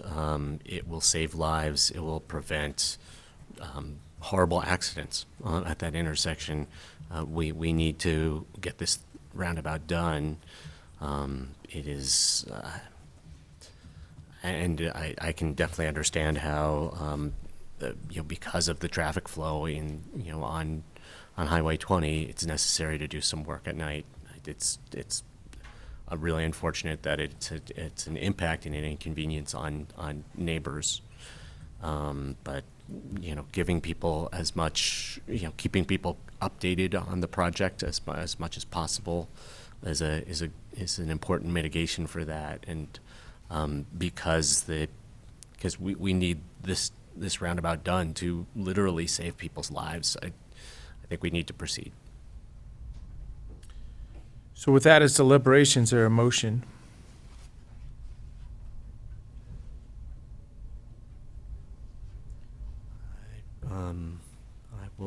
I move approval of document number 2023-018 to grant a noise variance to the Oregon Department of Transportation to allow nighttime construction for ODOT's Tumalo-Cooley Road project. And I'll second it, but I want to make note that it is interesting that ODOT isn't participating today, and I do really want them to notify the neighbors. There's got to be some ways where they can do that. They have to take an ad out on KBND or something, but please let the neighbors know what's going on so they are fully aware. Well, and as I say, that was the conclusion I came to. ODOT project updates is going to be very valuable, website or an email list or whatever. And once we get into that groove, you can say, oh, look, what's the current status on this project? So whatever format it takes. So I support that also. And that would be an ask for ODOT and the project. Any other discussion? Seeing none, Commissioner Chang? Yes. Commissioner Dare? Yes. And Chair votes yes. So thank you very much. I do acknowledge the input on this, so don't take it lightly, but I do support proceeding also. Thank you. Thank you. Thank you, Jordan. Item number 8, Planning Commission representation in geographic areas. So just about a half hour behind what we thought we'd be. Yeah, I'll try to make this quick. Oh, yeah, no. Mr. Chairman, members of the commission, for the record, Peter Guttari, Community Development Director. Staff is here to from the Board of County Commissioners as it pertains to Planning Commission representation, specifically with geographic areas. As the commission is well aware, over the last several months, members of the Tumalo area community have respectfully requested a planning commissioner representative for their area. I know that there have been a few correspondences that have been submitted to date that are arguing or articulating that the Planning Commission's current composition is somehow in violation of county code. And as staff in coordination with legal counsel has said publicly on numerous occasions, we're not in violation of county code. Geographic representation is it's intended to be an opportunity, but to the extent that it's not filled, that does not undermine the composition of the Planning Commission. So I just wanted to put that on the record again. We last had a conversation about this topic on December 21st. At the conclusion of that meeting, the board directed staff to return with more geographic information in our code, Deschutes County Code 2.52040. It describes the geographic area representation. And what I've done in coordination with one of our systems analysts have produced 3 concepts for your consideration.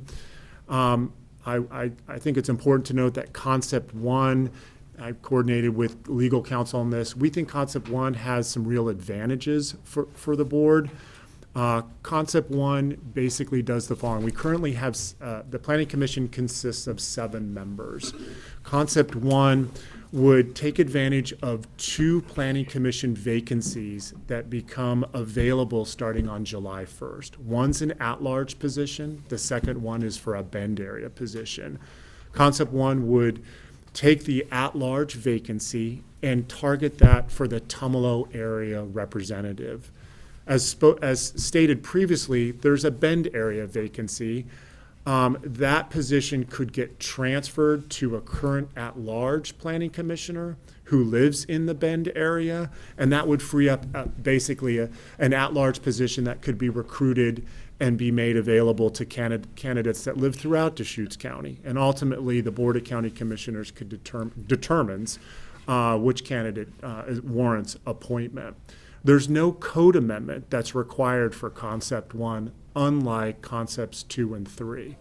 Concept 2 takes the Planning Commission vacancies that are forthcoming that I talked about. One would be allocated to the Tumalo area, and that at-large position that could be established through the transferring of the Bend area vacancy, that at-large position under Concept 2 could be made available for a Terrebonne area representative if the board was so inclined. Concept 3 takes what Concept 2 was just explained and adds 2 more at-large positions. Under state law, planning commissions can consist of 5, 7, or 9 members. To the extent that the board is contemplating a 9-member planning commission, as noted in just with the dais as the way it is, staff noted that it's really not physically possible to have 9 planning commissioners sitting at the dais, so members would have to sit at the adjoining tables. I just bring that to your attention. The last thing that I thought I just want to recognize, and again, Tim Berg was really helpful on this, I thought you would benefit by those maps that are in your packet. And while it's not possible to tell you precisely the population in our respective geographic areas, it was relatively easy to identify single-family homes that exist in those geographic areas. You can see the density there. And I thought that would give the board some further context of, where the population is in Deschutes County in relationship to this geographic areas. And we have the geographic areas for those that are in the audience or listening at home. It's noted for, I mentioned there's a Terrebonne representative, a Bend area representative, Redmond, Sisters, and South County, or Sun River South. So that's a lot to unpack. I'll pause there and turn it back over to you, Mr. Chairman, to the extent that I can offer any more remarks or respond to any questions. But we do need to be thinking about recruitments to go out again, because we have 2 vacancies that occur, 2 vacancies due to term limits that need to be filled by July 1st. So thank you for your time. First thought is, with all this engagement, I'm looking forward to the next round. This is going to be interesting to see who really steps up now that we've had so much input. My initial thought is I actually think we need some more analysis before we can make a decision. I am very committed to the idea of having a Tumalo seat on the Planning Commission and having that representation, formalized and guaranteed to people. But we don't have all the information that we need to make those decisions. The Terrebonne, the proposal that would add a Terrebonne seat, we don't have a sense of the population of that chunk, so we can't really consider that. And then I don't think that these zones, the way that they are drawn in any of these concepts, make sense. The way that the Tumalo area seat on the Planning Commission has been drawn, it is a tiny portion of the county's population in that zone. So in my mind, it has to be bigger. Like it has to, because otherwise it's not fair to South County that has, 5 times as many people. It's not fair to the Sisters area that has 3 times as many people. That Tumalo would get, a whole seat on the Planning Commission for such a small number of people.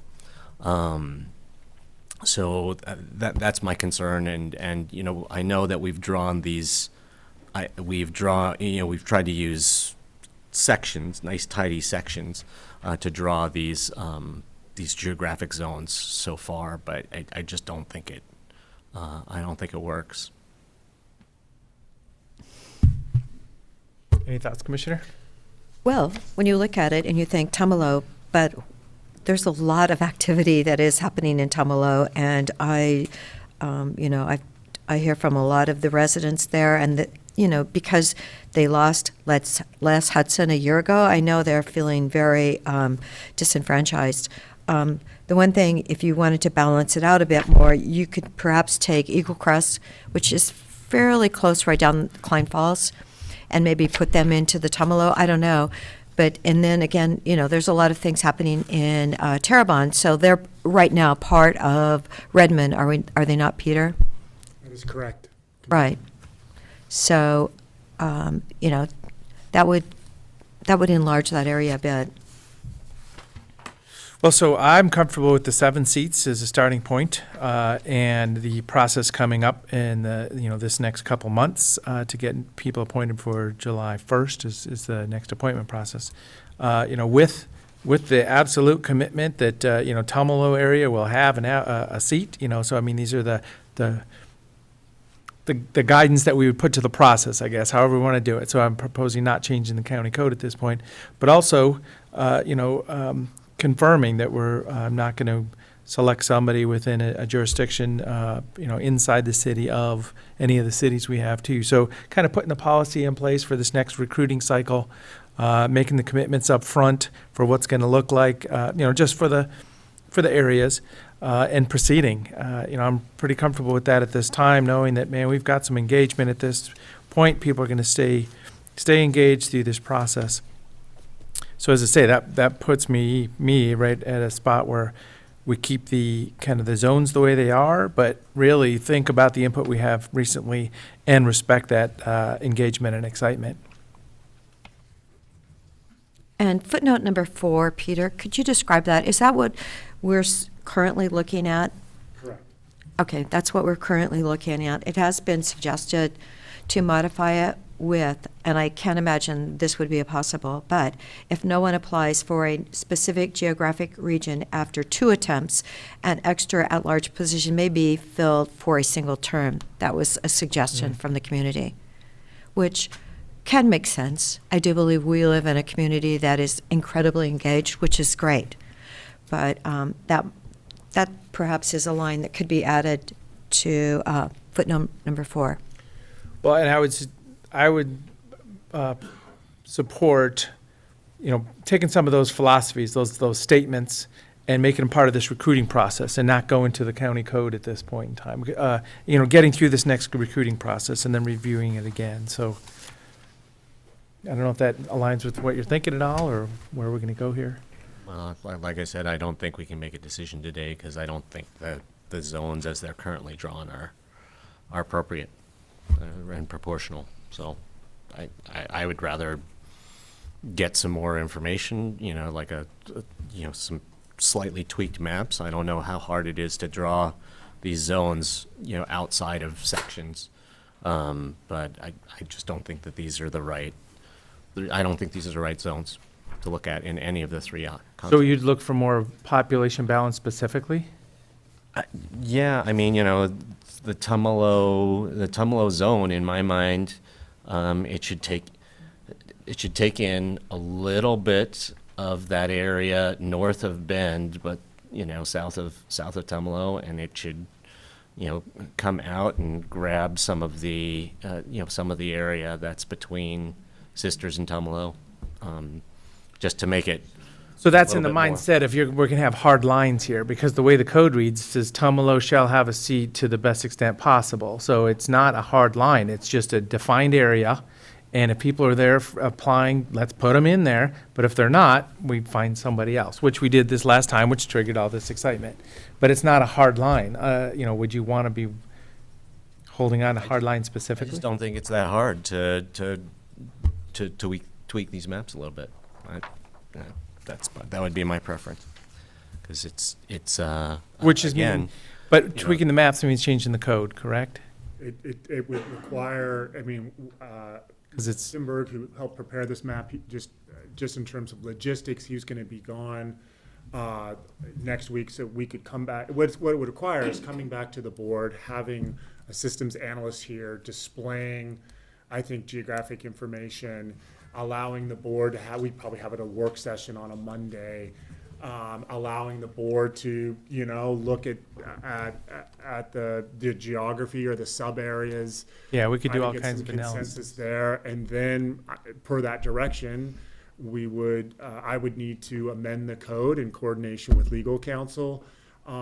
So it's just time, and whether or not the board feels like the geographic areas, as they're, obviously Commissioner Chang has expressed his concerns.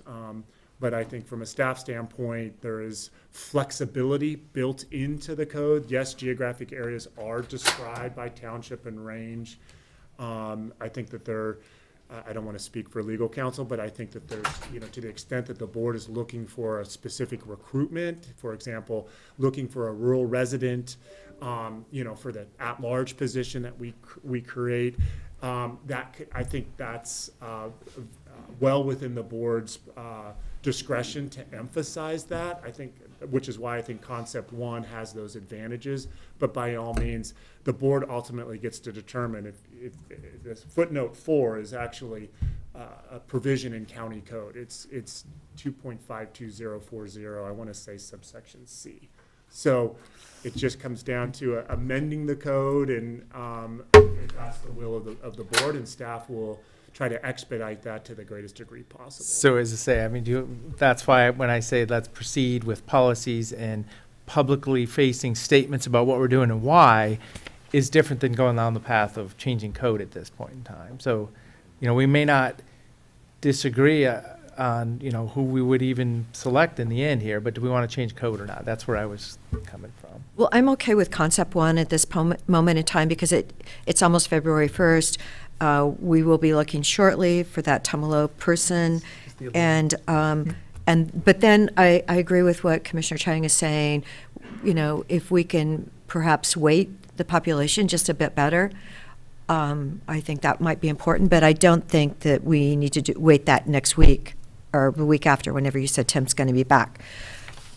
It's you know, you never know what's going to be really growing in Deschutes County, but Tumalo definitely has so much activity. Well, as I say, I mean, it'd be a great exercise to do analysis and kind of look at the population, so I'm not opposed to learning more. Okay, I guess I could work with proceeding with concept number 1 for this next, you know, essentially this next application cycle for planning commission seats, and then doing longer term work to get these zones right, because it's not right for it's not right for someone from South County to have a fourth the voice, essentially, of someone from this Tumalo zone. But sometimes we really have a hard time, don't we, getting someone from South County to apply? Well, just like we saw in Tumalo, all of a sudden there'll be a South County effort, and it's like, we want our person, and okay, here we go. So, as I say, I think we can handle that with the good input and the excitement we've seen. We have 2 vacancies coming up, right? Yeah, with We always have the option of if no one comes forward for a particular zone to apply, then we have the option of filling it in an at-large way.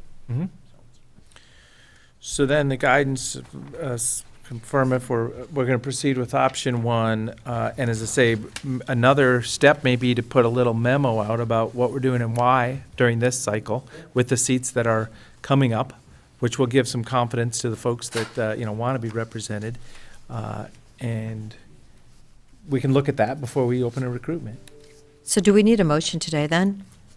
I don't think I need a motion. I think I've got enough direction. I'll work on 2 recruitments as discussed in concept 1, and I'm listening to the board in terms of the next recruitment cycle. Mm-hmm. It's not imminent, but working with the board to talk about the geographic areas will be an excellent time to revisit it. I'll initiate the recruitments simultaneously, so I anticipate just for everyone's understanding who might be interested, initiating that recruitment on February 1st, have it open for a month, and then it would be one for Tumalo area, one for at-large, and then we would use March and April, consistent with the board's availability, to interview. And as I've mentioned, but I think it's important to just emphasize that the board ultimately is the entity that makes those respective appointments. So thank you for this direction. Appreciate your patience with all this information, but this is very helpful. So Peter, our next election then would be the following year, and how many people would be up for? So the next you have what to commit with there is someone who is fulfilling their first term. That term ends on July 30th of 2024.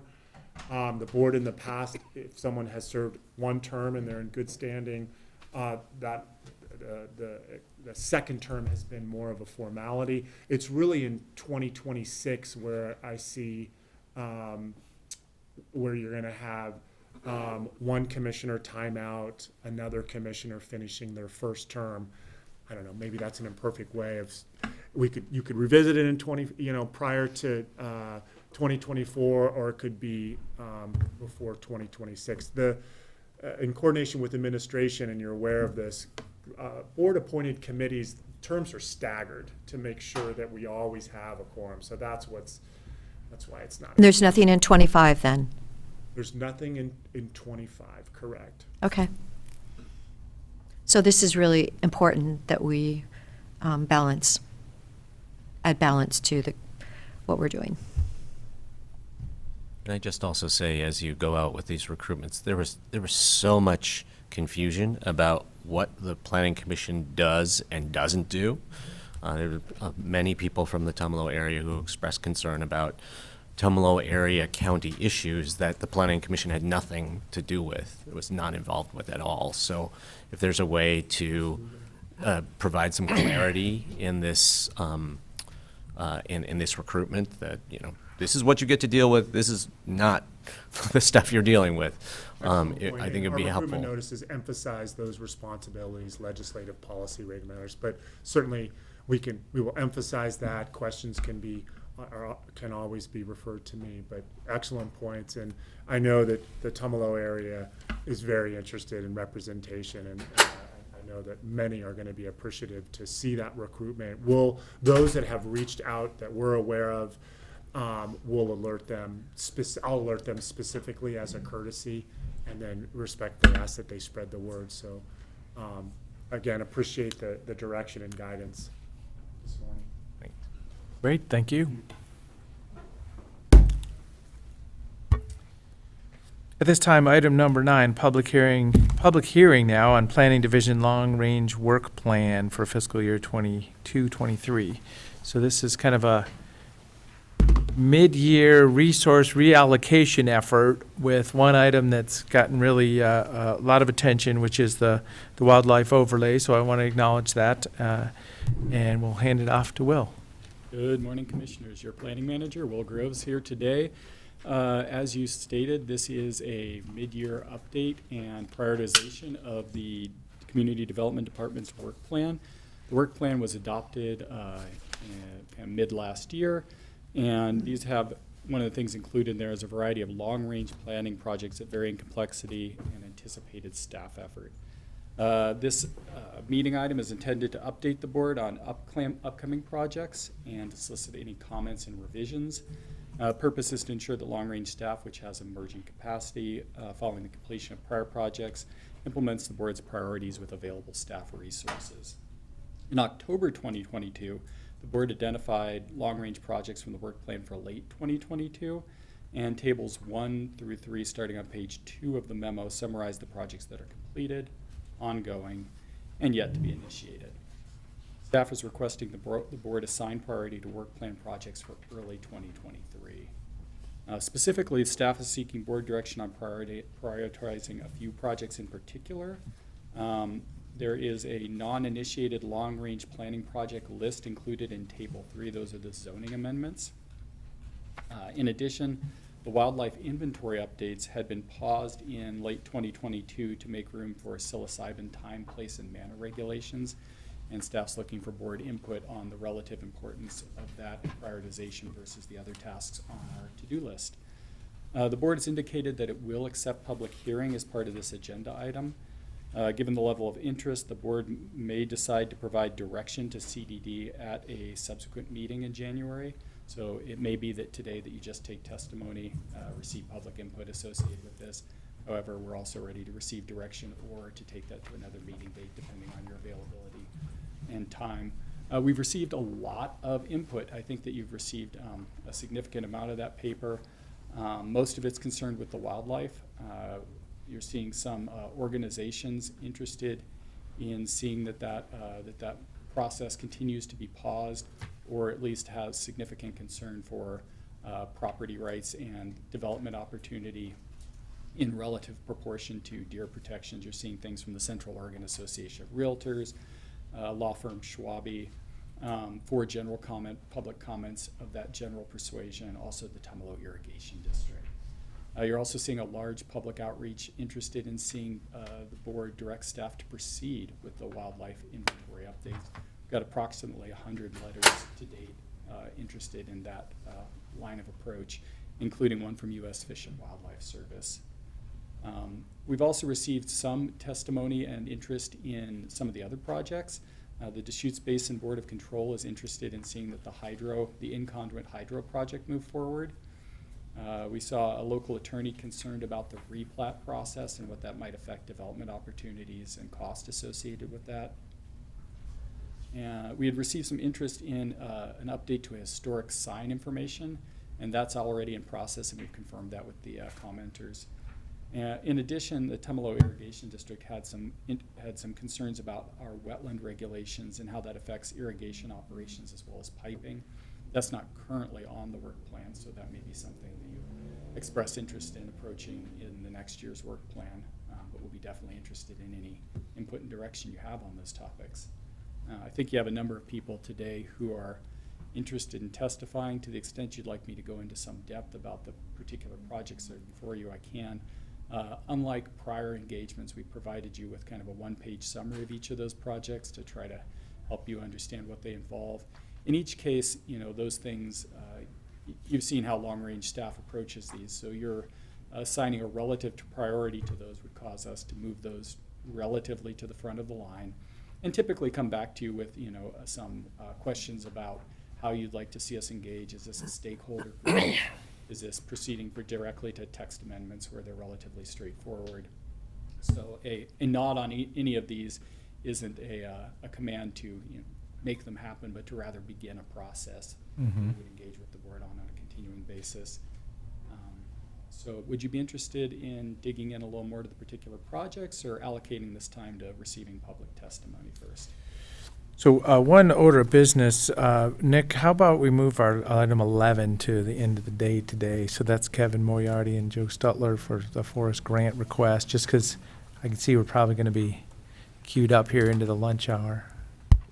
I'm just coordinating with Eric Kropp just so that I think that works for both. So it's going to be maybe about 3 o'clock or something instead. Okay. Okay. Great. Just, yeah. Just saw Kevin Moriarty walk down. So yeah, so yeah, kind of, that was my thought. Okay, so yeah, let's do that. Officially item number 11 is going to be the end of the agenda today then.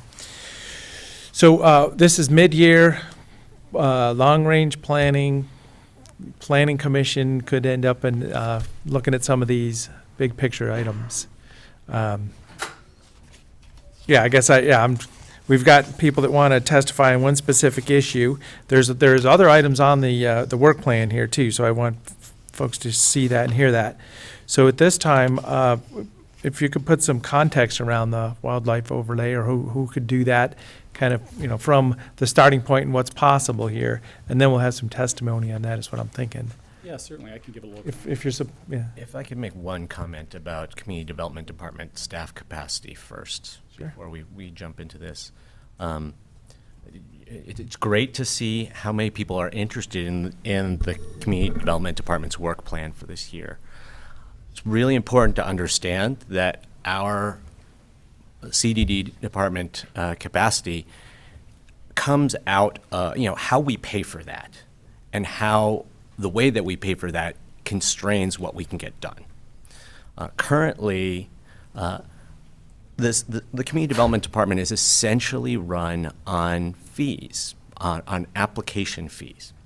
And as we are proceeding into a potential cool down in construction, we can expect that we can probably expect that applications are going to kind of taper off a little bit, and the fee collections might taper off a little bit, and our community development department staff capacity could taper off as well. And in my mind, this doesn't make a lot of sense, because when we have a bit of a cool down, it's a great time to get all sorts of long-term planning projects done. And we could choose, at the county budget level, we could choose to be putting general fund dollars, which is, in my opinion, a more appropriate thing, a more appropriate fund source. We could be choosing to put general fund dollars into our community development department so that we can maintain long-term planning capacity through ups and downs and through whatever is happening. Because honestly, current planning applications and the fees associated with that have very little connection to long-term planning work. So we really need to think in the long term about how we get our long-term planning work done. And it affects the conversation we're having today because, basically we're triaging today. We have a whole lot of stuff on our list that we have very limited community development department long-term planning staff to allocate to. And we are artificially constraining ourselves to what we can direct the community development department to proceed with by continuing to only fund our community development department through current planning application fees. It's super wonky fiscal stuff, but if we're fighting over crumbs today, we could choose not to be fighting over crumbs. So I feel like that's a direct ask to other commissioners. I mean, you're telling the world this. When I got started in 2011, there was general fund allocations for long-range planning. This is exactly what we did during a recovery period after a Great Recession. There's support for this. So, I mean, please don't assume that, we're disagreeing or starting in a different place here. I mean, I have raised this issue and proposed this at both of the last two budget committee cycles that I participated in, and there was not any interest in picking it up. So, it's important for the community to hear so that they can understand the implications of those decisions that are happening at the budget committee level. So, I would just acknowledge that, having a funded long-range planning effort with the professionals that we have is the capacity that, we currently have, and it could grow, but I don't feel like we're running in a deficit. So it's just a definition of what the perception is here. It's great that we have, good people in the department and community engagement on this topic, so. Well, I think the fact that we have a project that we've postponed since September 2021, that is a high priority for the community, does indicate that we are running at some kind of a deficit. And the reason that we've postponed that project is because there have been other projects, there are a lot of projects that need to get done, and we have prioritized other projects above this one. Well, and we're working through the process right now. Okay, so as I say, we've got a lot of engagement on the mule deer or the wildlife overlays. Can we introduce that topic a little bit, and then I'll open up a public hearing on the matter? Yeah, certainly. And I'm going to give. Could I just bring one thing though? Peter, do you mind telling me how many planners have applied for jobs? Weren't you telling me that it's the community out there? No one is applying for these jobs for part of our lack of staff at this moment in time. Is it not, Peter? I believe you said something like we were short 5. So, I don't want people to think. We have savings from payroll, from lack of personnel in the planning department. I know that our revenue was down, 7.7% or something year to date, but aren't we missing like people that we need in our staff? Thank you for the question, Commissioner Adair and commissioners. Currently, we believe the planning division is right-sized. We just recently hired a second principal planner for our development review section. Where the community development department is seeing challenges is with our building inspectors and plans examiners. We just had an interview process. It was not successful. So we have openings for both of those disciplines, and we continue to recruit. But I would say that the question that you just asked, if that was 12 months ago, yes, we were down significantly with planning, or we were hiring new staff with little experience that required tremendous resources to train. It's been a year since that happened, and so we're finally starting to see some production. But for the department, at this point, it's in the building division. Okay, that's where our shortage is then. Correct. How many are we short in the building division? Because that's really critical. We want people to get things built as quickly as they can. Time is money, and I worry about our community in the slowdown economy that's spending money without results. The numbers, I think we just had 2 resignations with our building inspectors, so I think we're down 5 building inspectors. This is based on our existing budget. Obviously, development activity has slowed down, so we're able in an interim fashion to kind of reassign some staff. I think we're down 3 plans examiners. We just have one colleague who is in a position to review commercial plans. So we've had plans examiner.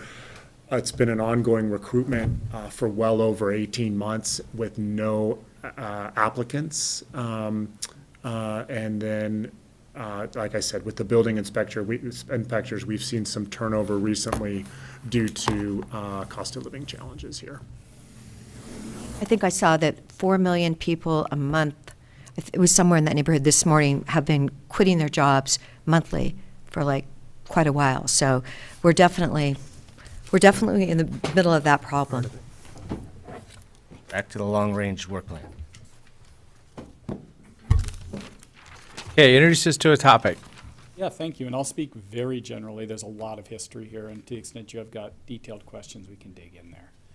So if you think broadly about the wildlife inventories, the state of Oregon has a program for what are called Goal 5 inventories, or protecting important resources. Those resources vary from wildlife to surface mining resources, protects a variety of these types of resources. And back in the 90s, the state asked us to put in a program in place to protect those resources. So at that time, in cooperation with the Department of Fish and Wildlife, areas were identified where mule deer, that we're talking about predominantly today, but other species, we're seeing interfaces with land use development patterns, so things that the county authorizes that may have been impacting those populations, the goals, interfaces with state and federal regulation. And so back in the 90s, areas were identified and maps were applied and precautions were taken in association with those species. And those precautions in some places either modified or reduced development options. So there was a community conversation that happens through an EC process. That's an economic, social, environmental, and energy review. So in those reviews, counties are asked to balance those things of relative importance. And so the EC process is not determinative. It doesn't tell the county what to do. It's a format to have that discussion. So what you might hear from a community is that deer have a certain importance to the community in relationship to those other economic, social opportunities. And the commissioners together, through a county process, determine how much regulatory protection should be allocated to the deer. A certain balance was struck back in 1992, but that's not necessarily determinative of what would happen going forward. What we've learned over time from the Oregon Department of Fish and Wildlife and the U.S. Fish and Wildlife is that a number of these wildlife resources. Oh, thank you. Thanks. A number of these a number of these wildlife resources have been, the maps associated with them have changed over time. Eagle nests have moved. There's collar and tracking information that suggests deer are using more and different habitat than they have been using historically. And so we've engaged over the years with the Oregon Department of Fish and Wildlife to look into potentially updating those maps and or regulations to target them to the current extent of the deer populations, as well as trying to tweak those regulations to most effectively protect them. The board over time has, in response to some grants and some prior efforts, the board over time has directed staff to move, I'd say, relatively cautiously towards that. And as currently on our 2022-2023 work plan, we have an agenda item to open up those conversations. Now, those conversations, again, were paused because of limited staff resources to address psilocybin regulations, which had a drop-dead date associated with them. And now that that project is complete, we do have resources again. Something to note from the testimony that you've received to date is that there's some significant public controversy associated with this. To the extent that the new inventories were applied, and those inventories happen in the Bend, Redmond, Sisters Triangle generally, and would add approximately 180,000 acres to the existing roughly 350,000 acre inventory, that depending on how those were applied, that they might limit development opportunity in those and affect operations of a number of public entities. So as I was discussing, the EC, if you enter into an EC process, it's an attempt to balance those public concerns and demands. Certainly a lot of strong feelings about that on both sides. You'll hear that testimony today. Some concerns about, some significant concerns from those particularly who might see limited or reduced operation or development capacity associated with regulations. And that's kind of how we've gotten today. Any specific questions? Is the EC process part of this, if it's a go, or when it's a go again for this wildlife overlay steps, is EC part of the process again? Definitely. So the EC process, to go in a little more detail into the EC process, you identify those activities that are conflicting uses with the, I'll use the deer population as an example. So for example, putting in a motocross track, something that's loud, disrupts habitat, displaces native vegetation, is something that's relatively deleterious to the to deer populations. And so then you've got a question, which is, do you want to, for example, preclude those types of uses where they would otherwise be allowed, or are the economic and social opportunities associated with that use more important than the unit of deer protection that might come out of precluding it on a specific property? But yeah, so I mean, an EC was put in place, Goal 5, 1992. Are we opening up that EC analysis again as part of, would that be part of the project? Yes, because there are new properties that would see potentially a limitation or not on what they could do as part of this process. Under the state approach, the board would basically show their homework to say, here's where we think the deer are, and here's what we've decided to do with them, and here's why we've chosen that balance given the energy, economic, social, and environmental consequences. Would that EC be for the whole overlay, as in there's a current parcels that are in a wildlife overlay and it could be expanded? Would there be one EC for that whole new all-inclusive overlay? As we've conceived of it currently in cooperation with legal and working with some of our state partners, there's the concept is to do an EC specific to the extent the board proceeds, to the roughly 180,000 acres that would be added to the inventory without reopening the EC associated with the existing lands. But to my knowledge, there's nothing precluding reevaluating prior ECs and the protections associated with them. And that could get into takings, the terminology of takings, if we really limit somebody that didn't have that, especially with the current overlay and the current EC. So, yeah, there's a lot of moving parts to this, just acknowledging. Yeah, those are definitely major concerns. Taking refers specifically to a situation where somebody has a property and a regulation's put in place that prevents that use of the property. And so generally, when you think about the regulations that are applied to these, some of them, might preclude a type of development. Others of them are what I would call yes and regulations that says, yes, you can have the house that you could have previously. We'd like to see it closer to a road with fewer fences, clustered. Certainly out of the EC would be a possibility would be that, that in fact, that those restrictions are less important than the relative protections that would occur from the deer. So, any potential weighting is possible coming out of this. One of the things that's also a safety valve is that, to the extent that a property would have development opportunity that would be precluded, Measure 56 allows basically a 5-year window for someone to take an action that they could have taken under a prior regulatory scheme. So even if the board today were to through this process, and this is really projecting to an end of a process that we don't know to what extent will be undertaken. If the board were to go down that path, Measure 56 would afford anyone who saw reduced development opportunities a 5-year window to take a last bite at the apple. And then for this specific project, for mule deer wildlife overlay, just defining a specific thing, what kind of time are we looking at?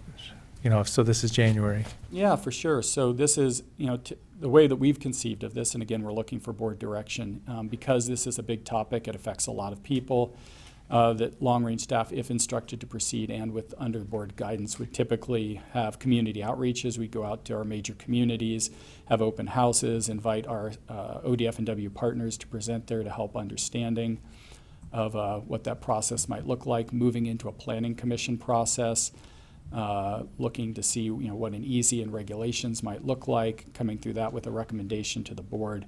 Those are typically roughly 6-month arcs, again, depending on the speed with which the board wants to proceed. 6 months is sort of the standard approach that we would take to it. 2 6-month arcs, maybe? Well, for the mule deer, a single 6-month arc, Okay. roughly. For other species, We did, yeah. similar. Each one would have, okay. We'd start the process again and have that same type of engagement. But certainly, the more public engagement that we see, or the more, to the extent the board is looking to thread the needle, or as we like to say over in planning, look for a Goldilocks situation that matches species need with regulatory minimalization, those can be difficult balances to strike, and so there might be more time involved there working with the community and partners trying to find, if the board directed that type of approach, to find something that's the right balance for the community. Great. So we're at a public hearing on this matter. We got people signed up to testify. We may have some remote testimony also. First, I'd like to ask if you could raise your hand. Who wants to see a happy, healthy mule deer population in Deschutes County? Hopefully, this is the common ground we're starting with, is my point. I mean, even if there's different opinions about it and different, land use associated with it, everybody wants to see that is the starting point that I would assert. So I'm going to start off. We will have testimony here in front of us. In fact, let's start online. Is there anybody online for this matter? Okay, I'll check again afterwards because we do have quite a few in the room. So at this time, Mary Jo Hendrick, and I think you spoke previously on this matter, but if you're in the room, please join us. And following that will be Ian Isaacson. Oh, okay, it's not, okay. Yep, they ran together. As we begin, do you want to specify a time limit for testimony? Oh, yeah, so we have a 3-minute testimony. Can we set it to 2 possibly? So as I say, I mean, there's a lot of passion on this, but let's do a 2-minute testimony on this. That we'll get the culture of how it's flowing and not cut anybody off hard, but please proceed. Thank you, Chair DeBone and Commissioners Adair and Chang. For the record, my name is Mary Jo Hedrick. I am a retired ODF and W wildlife biologist, and I'm here today representing Oregon Hunters Association as their Southeast Director representing Deschutes County residents. I'm going to cut my talk way down. I've already sent you an email and spoke last time. So basically, my point today is that OHA understands that the Goal 5 Wildlife Inventory Update Public Outreach Report, that is a long name, is only the first step in this process, and that it will be a complex undertaking to determine what areas of mule deer and elk winter ranges and eagle nest sites will be identified as significant in your county comprehensive plan, and what specific regulations will be identified in the development code to protect these mule deer, elk, and eagle habitats. OHA is here to tell you today that we are prepared to continue our involvement in this process, and we are willing to participate as needed to assist the county throughout the Goal 5 Wildlife Inventory, County Comprehensive Plan, and Development Code updates. And thank you for taking into consideration including this Goal 5 in this year's work plan. Thank you. Thank you very much. Short and sweet. Thank you, Mary. So, Ian Isaacson. And following will be Ed Putnam.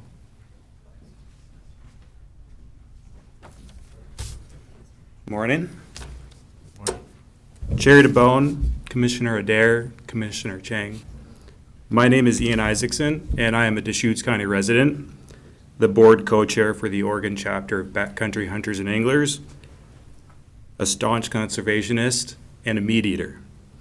Theodore Roosevelt, arguably one of the most influential hunters and conservationists in this country's history, would have been elated to see the bold action this very board before me took back in 2021, directing staff to begin a public process to update this county's mule deer inventory maps as a pilot project.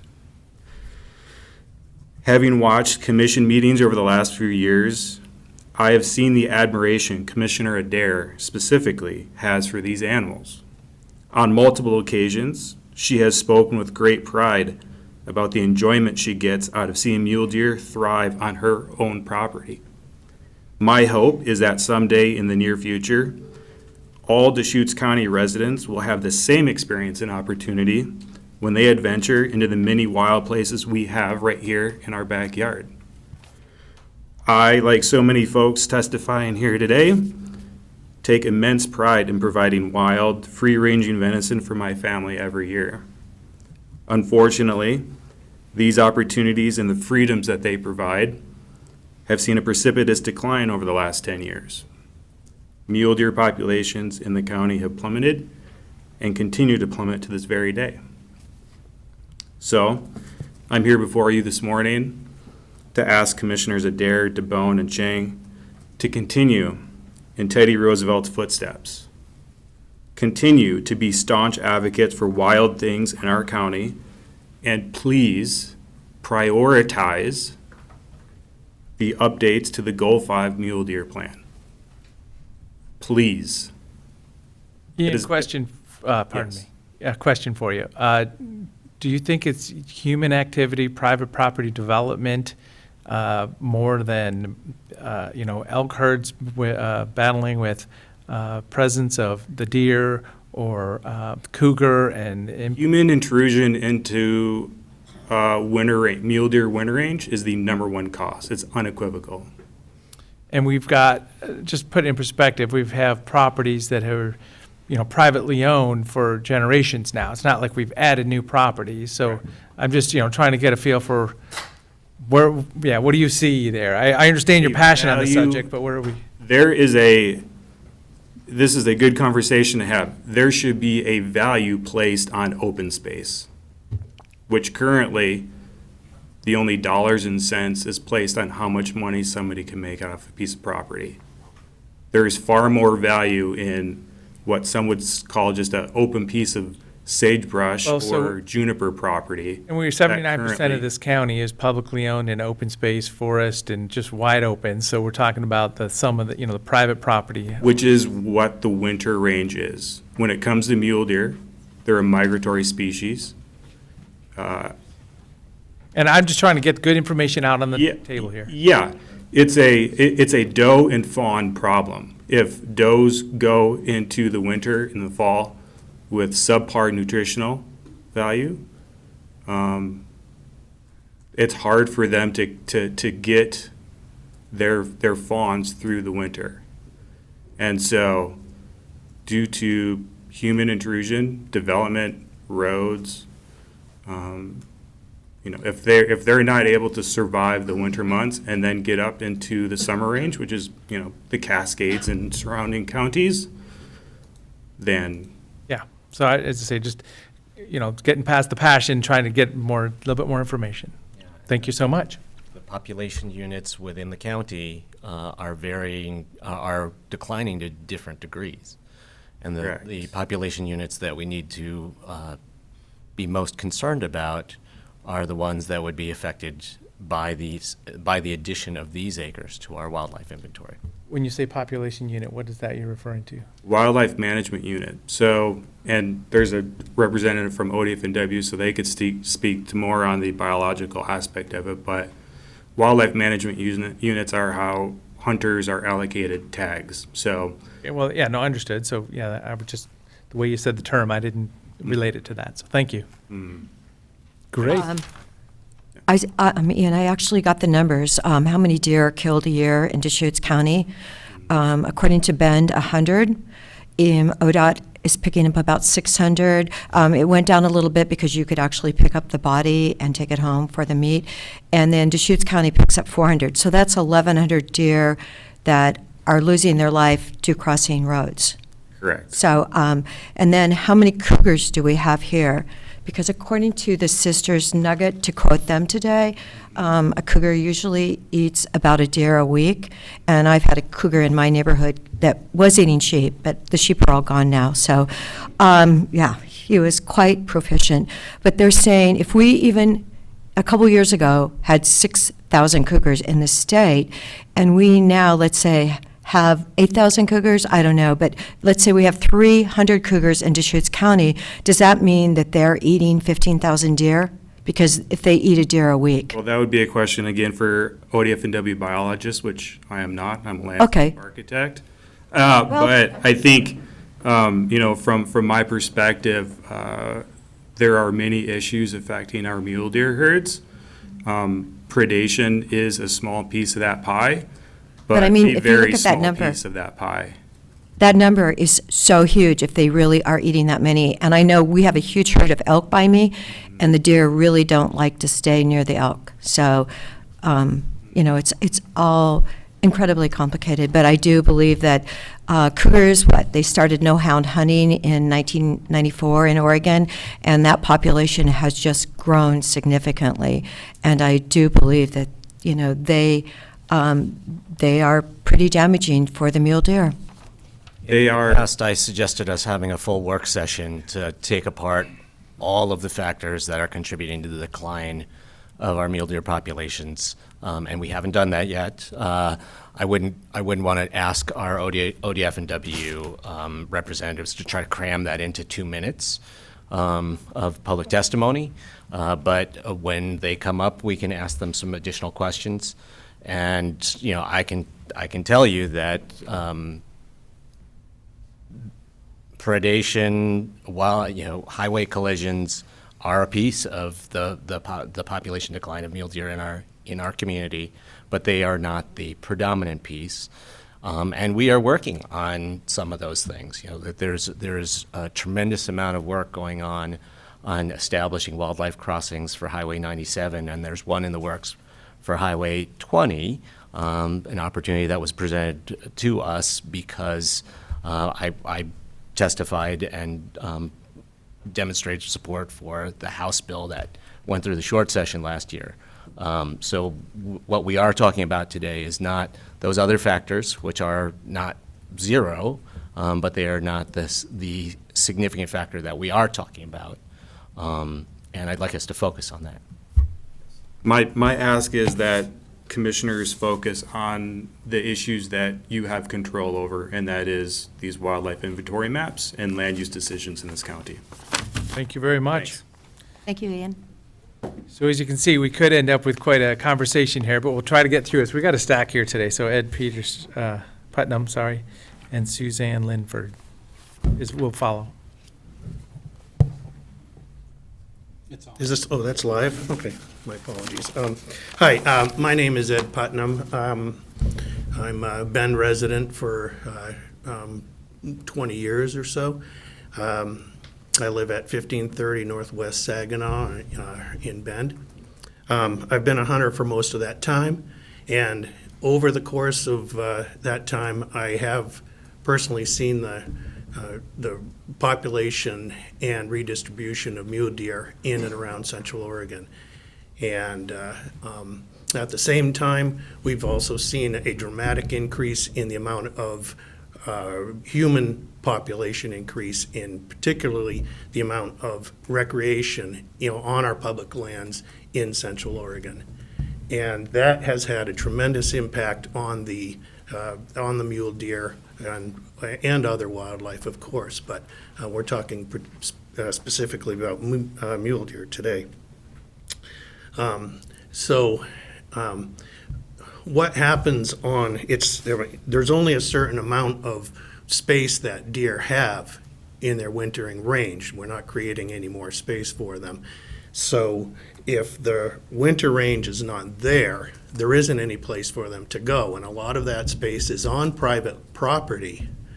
But if that private property is degraded, it's not just a simple matter of them moving over to public lands, because that land has been degraded over the years by the increase in hiking, dog walking, motorized, off-road motorized use.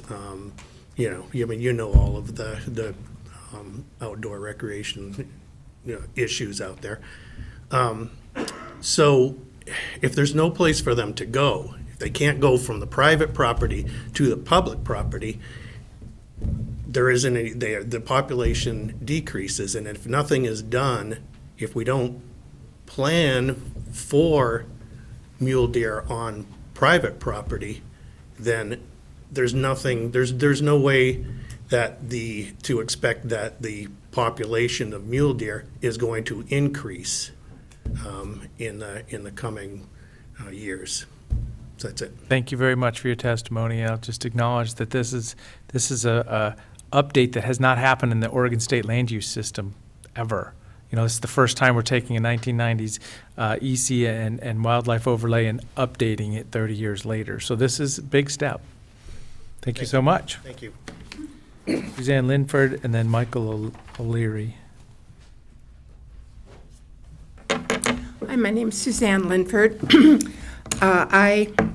7 years ago, I went to a meeting that was sponsored by a consortium, including Fish and Wildlife, and it said, "Frankly, mule deer, we do give a damn."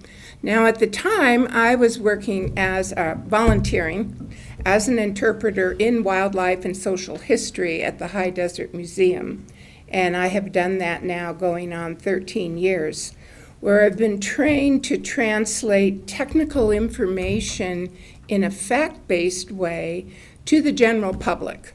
And I continue that work today. And I have been greatly helped by wildlife biologists with Fish and Wildlife, ODOT, Deschutes National Forest. We've gone out to a variety of community groups. Every week I hear from visitors, actually from all over the world, but also from across Oregon. And what I have learned is that probably more valuable than what I share is what I learn from people. So in that vein, I am asking if you will prioritize the update. And I'm not going to go into all the reasons because there are many other people who will and who have to date. But I thought, well, why is there this strong opposition?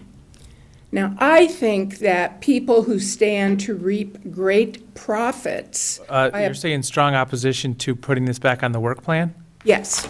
See, that's just kind of a community phenomenon. I mean, it was on the work plan. Psilocybin pushed it off the work plan, and we're talking about putting it on the work plan. So I'm just acknowledging that I'm feeling the energy on this, but it's just we're talking about putting it back on the work plan. Well, I was informed by the letter written by the Tumalo Irrigation District. In fact, I've read both their letters, the one last fall opposing this, and then recently.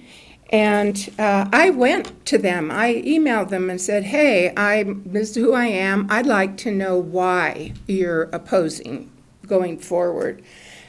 They were great. They spent 2 hours explaining to me in detail their opposition, why, the feelings of rural landowners. And I thought it was very informative for me. And I felt there were more points of agreement than disagreement. But one of the things I've learned, both from talking to people who come to the museum who are wolf advocates or not wolf advocates, who are pro-predators or not predators, that once people are heard and understood, even if they're not agreed with, if they're heard and understood, 2/3 of the opposition goes away. I've also learned that people on both sides of this feel they have not been heard. I am not faulting the county at all. I always feel like I'm heard, but maybe that's because I'm so energetic. I don't know. So anyway, I'll cut to the chase. I wrote a detailed letter to you, and basically I said, let's proceed, but let's have all the stakeholders, maybe except for those people who I don't want to name because I don't like to vilify anyone, who stand to make millions and millions of dollars by developing every single foot we have that's available in Deschutes County. Let's develop have some focus groups led by some of our prime organizations, like the Hunters. My organization has worked with the Hunters for 7 years. They're wonderful in what they know and what they do for conservation. That isn't well known. I suggested the Tumalo Irrigation District have them at the table too. And there's a variety of others, and none of those organizations knew I was going to suggest this. But being a volunteer, I can do things Very like much. this. When you say your organization, what are you referring to? Oh, it's called Protect Animal Migration. It's a nonprofit. It's an educational nonprofit. We have no money because then we don't have to spend any time recruiting people, charging fees. We're very small, except our partners are very big. We're under the Oregon Wildlife Foundation.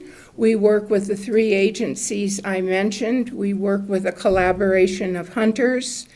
We're on the state task force for ungulate migration. The reason for that is very simple. We're the only ones doing this kind of outreach in the state, which surprises me. So anyway, I don't want to take more of your time. I just think this is a very moderate approach to start the discussion.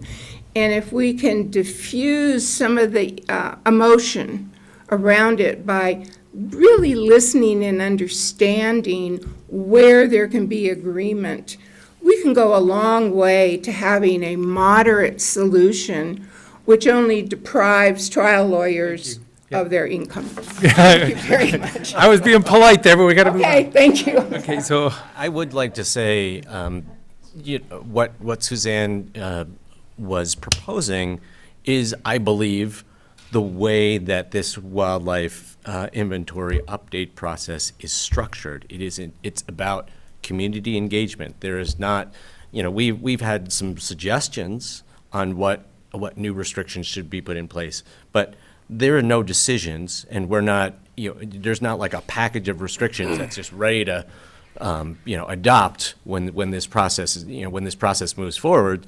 It is about engaging a whole bunch of stakeholders, understanding how to meet their particular needs, dispelling misinformation about what adopting this inventory does and doesn't do. That is actually what's on the table right now, is being able to do that community engagement process so that we can move forward. Michael, thank you very much for joining us. Precisely, and so Casey, for the record. Oh, Casey. But good morning, commissioners. Thank you for allowing us to be here. I feel almost out of place not wearing camo for the first time in a long time in Bend, Oregon. So appreciate the turnout. My heart's pounding a little bit after going after such a good advocate as Suzanne Linford and Pam. And I think she said it really well. I mean, how neat is it that Suzanne reached out to the Tumalo Irrigation District in person to come up with, to actually talk with folks who have disagreements. So often we come up here in front of commissioners and elected officials, and we stand for our section, but we don't necessarily meet with the others who have a difference of opinion. So I think to summarize my 2 minutes, I would just like to say that exactly what Phil said is what I'm asking for today as a resident of Deschutes County who also has a rural property north of town off of Holmes Road and I'm developing currently in a wildlife combining zone. It can be done. There are some limitations such as possibly motocross or solar, but residential development is something that is very much likely to be allowed within a new wildlife combining zone in what the new Goal 5 inventory would look like. Of the 188,000 acres that would be new to the wildlife combining zone for mule deer, about 100,000 acres of that is already in federal ownership. So about 88,000 of that would be in private ownership, and that would be the discussion that we would center around with robust public input. So you can see there's a lot of passion here today. There's a lot of energy, and there's consensus around what you said, Commissioner DeBone, that we all want to see a healthy wildlife population, in particular mule deer that are on a continued spiral and decline here in our county.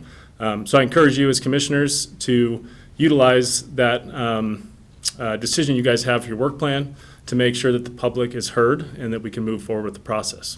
Thank you. And Casey, if you live off Holmes Road, you understand when you see one deer, you slow down because there's usually a couple more that are following. And, you know, to get that 1,100 number down, I would love people just to slow down a little bit. Yeah, and be respectful because they're crossing the road. And, you know, I thought that was really significant when you had to add up all those numbers. It's so they've done a study, the ODFW did a study back in the early, 2010 era that identified that more mule deer were killed in south central Oregon by wildlife collisions and poaching than legal hunting. And as hunters here in the room today, that's a big concern for us. And we're certainly working, you know, as Suzanne mentioned, there's an Oregon action team on ungulate migration. There's ODFW that has a connectivity specialist that's working on mapping, and Sydney Bowman with ODOT. You know, there's a number of us working on wildlife collisions, but that is just one bullet to address many, many problems that mule deer are having currently. Thank you very much. So Emily Widener, then following that will be Bowles. I'm not sure what the first name is. Jamie, okay. I will try to keep this under 2 minutes, so I omitted a few paragraphs, but I did include a longer written comment for the record in email. Good morning, Commissioners Adair, Chang, and DeBone. Thank you for once again providing us the opportunity to give comment on the proposed Deschutes County Wildlife Inventory update and inclusion in the work plan. My name is Emily Widener, and I'm a wildlife biologist and the Eagle Lead for U.S. Fish and Wildlife Services Bend Field Office. We do understand the complex nature of updating the inventory and concerns related to this process and wanted to provide additional information to inform this decision.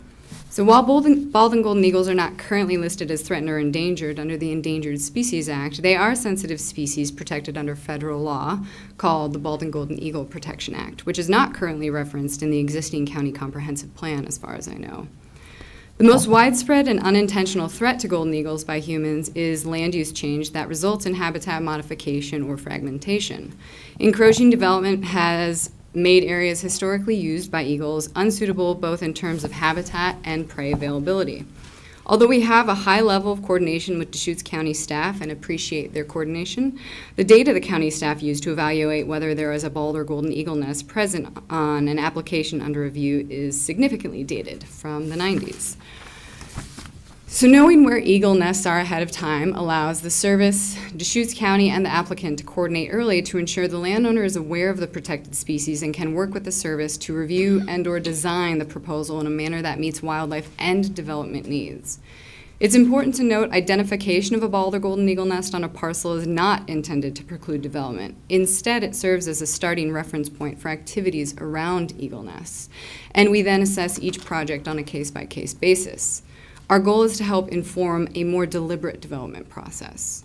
A substantial portion of the proposed wildlife inventory update includes lands managed by the Bureau of Land Management and the U.S. Forest Service, as noted by others.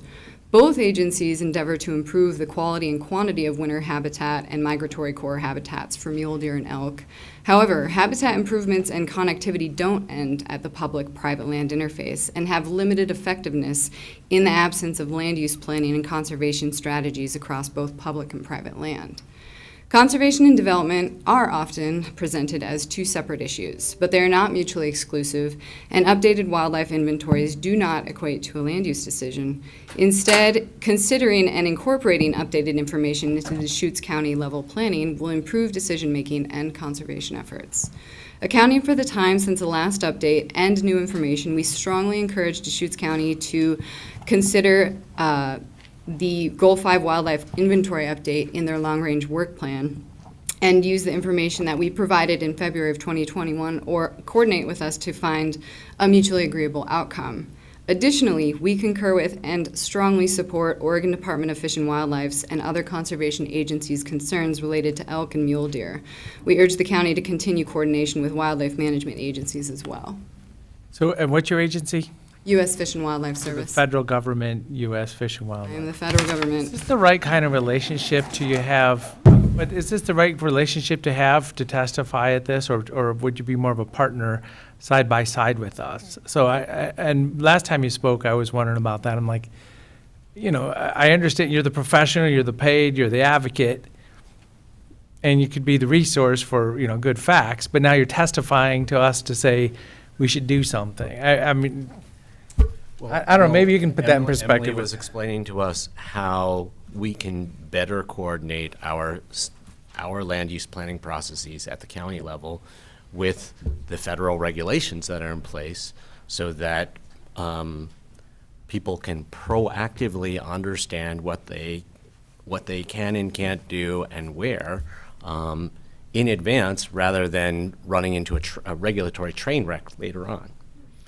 Oh, and I was just pointing out that, I think we're a side-by-side partner on this, so I'm just wondering, public testimony on a land use issue like this And most of the testimony was about how adopting this data allows us to better coordinate.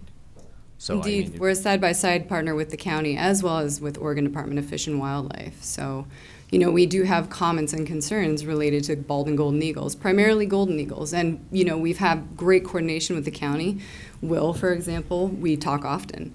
However, we have run into hiccups where the inventories are so dated that we have so much more information now about where bald and golden eagles exist on the landscape. And there are regulations surrounding those nests and what people can and cannot do within a certain range of bald eagle nests, for example, 660 feet. So I could acknowledge that, so federal government explaining how important this is, which is fine, but we have a state land use program, and I'll go back to this, that it's scary to touch anything because of the appeals and the passion and the history of our state land use system. So that's not federal, but that's a tight spot to be in sometimes.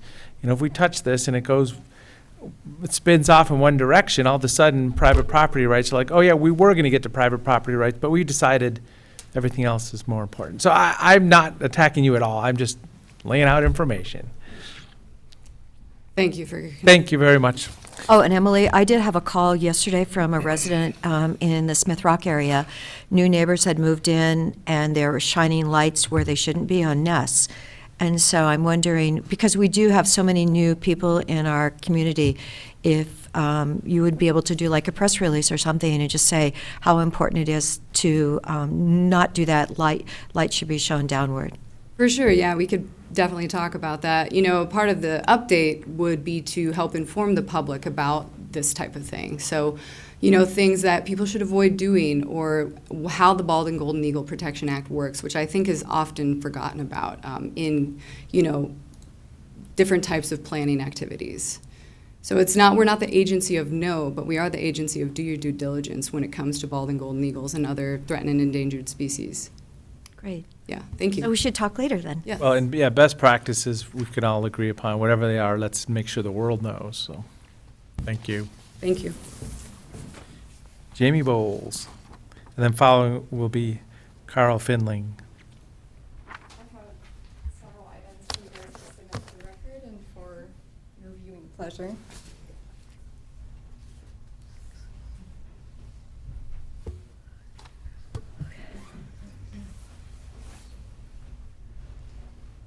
Good morning, Chair DeBone, Commissioners Adair and Chang. My name is Jamie Bowles, and I am the Regional Habitat Biologist for the Oregon Department of Fish and Wildlife, located here in Bend. I am also a resident of Tumalo, and love Patty's stories of the deer in her area, and she truly knows what's going on there. It was right outside my bathroom window this morning, and they look really happy. Certainly. Thank you for adding this topic to this meeting agenda today, and then also opening it up to public comment. As you can see, there are a lot of us that are very passionate about this topic. I would like to begin by showing this graph that accurately represents the downward trend of our mule deer population here in the Deschutes district. This is between the dates of 1998 and 2022, so that's a pretty good chunk of data for you guys to look at there. And to be clear, our district, the Deschutes district is what we call it, actually encompasses 4 counties. Our local population is declining at a rate of approximately 10% per year. The population estimate in 1998 was 24,300 deer. The population estimate for the winter of 2022 was hovering just under 11,000. That's a pretty significant decline. We often hear that the mule deer seem just fine. There are 10 of them in my yard right now, or some iteration of this. Just because the animal is there does not mean that this is the key habitat. In most cases, they have been compressed into marginal or even less than marginal habitat. Now, as I stated last week, deer manage to die from a variety of reasons. They've got vehicle strikes, poaching, disease, that's a big issue, predators, but we can help slow down the decline in the population and hopefully even stop and reverse it by some of these things that we can control, which would be habitat loss and habitat fragmentation, which is one of the reasons why we want to work so closely with the county in updating the wildlife inventories. We need to protect and manage the areas that are important to the long-term maintenance of the county's mule deer population. Oregon has a conservation strategy for prioritizing and conserving the state's fish and wildlife populations. The goals of the strategy are to maintain healthy fish and wildlife populations by maintaining and restoring functioning habitats, preventing declines of at-risk species, and reversing declines where possible. One of the components of the strategy is identifying key conservation issues, which are landscape-scale threats that impact species and habitats throughout the entire state. As Mary Jo had stated last week during the comment period, the deer and elk here in Deschutes County are not exclusive to just this county, and decisions regarding the wildlife inventory updates may impact adjacent counties. Land use changes and barriers to movement are 2 of the 7 identified key conservation issues that are directly related to the topic at hand. Landscape changes through development tend to be permanent and difficult to restore back to a natural state. Impacts to surrounding landscapes can be minimized with contained, well-designed urban growth and can conserve fish and wildlife habitat values. The wildlife inventory update would allow the county to develop protection strategies that recognize the impacts of climate change and human population growth on natural resources, including fish, wildlife, and their habitats. Mule deer have a very strong fidelity to winter, summer habitat, and migration corridors. Barriers to movement, such as increased habitat fragmentation, can lead to an increase in wildlife mortality and decreased success through disease, predation, roadkill, poaching, and entanglements, also known as fences. Mule deer and many other species rely on the ability to migrate to fulfill their needs, whether it be food resources or habitat to raise their young, or just simply to survive the winter. Wildlife's ability to move across the landscape can be affected by human-caused changes, forcing wildlife to find their way through unfamiliar territory, and at times in areas where they may not be welcome. You're almost done, sorry. I am almost done. Okay, let's go. Such as lawns and backyards, creating the potential for negative human-wildlife interactions. The local ODFW offices receive calls almost daily to assist deer with human-caused issues: fences, ropes, netting, tomato cages, Christmas lights, you name it. We are out there darting deer, untangling them, and hopefully sending them on their way. We were asked by the county to participate in the wildlife inventory update process, and we have the best available data to contribute to the update, especially for mule deer. The data that were used for the proposed inventory update included the winter habitat model from our South Central Resource Selection Mule Deer Study, actual locations from both aerial and ground surveys, and multiple years' worth of GPS collar data. These data depict where mule deer actually spend their winter months in Deschutes County. The department relies on local and state compliance with land use planning goals to conserve natural resources such as Goal 5, which ensures the protection and enhancement of Oregon's fish and wildlife and their habitats for use and enjoyment by present and future generations. Updating these inventories is necessary for the long-term maintenance of these wildlife resources. The department appreciates the county's effort to update the county comprehensive plan to better protect Goal 5 resources, and we look forward to further collaboration and discussion. Again, thank you for allowing us to speak on this topic today, and hopefully provide some additional information. And we are very much excited to work side by side. Do you have an example of activity in the last few days? You had to go help a deer out of something? Oh, to help a deer out of something?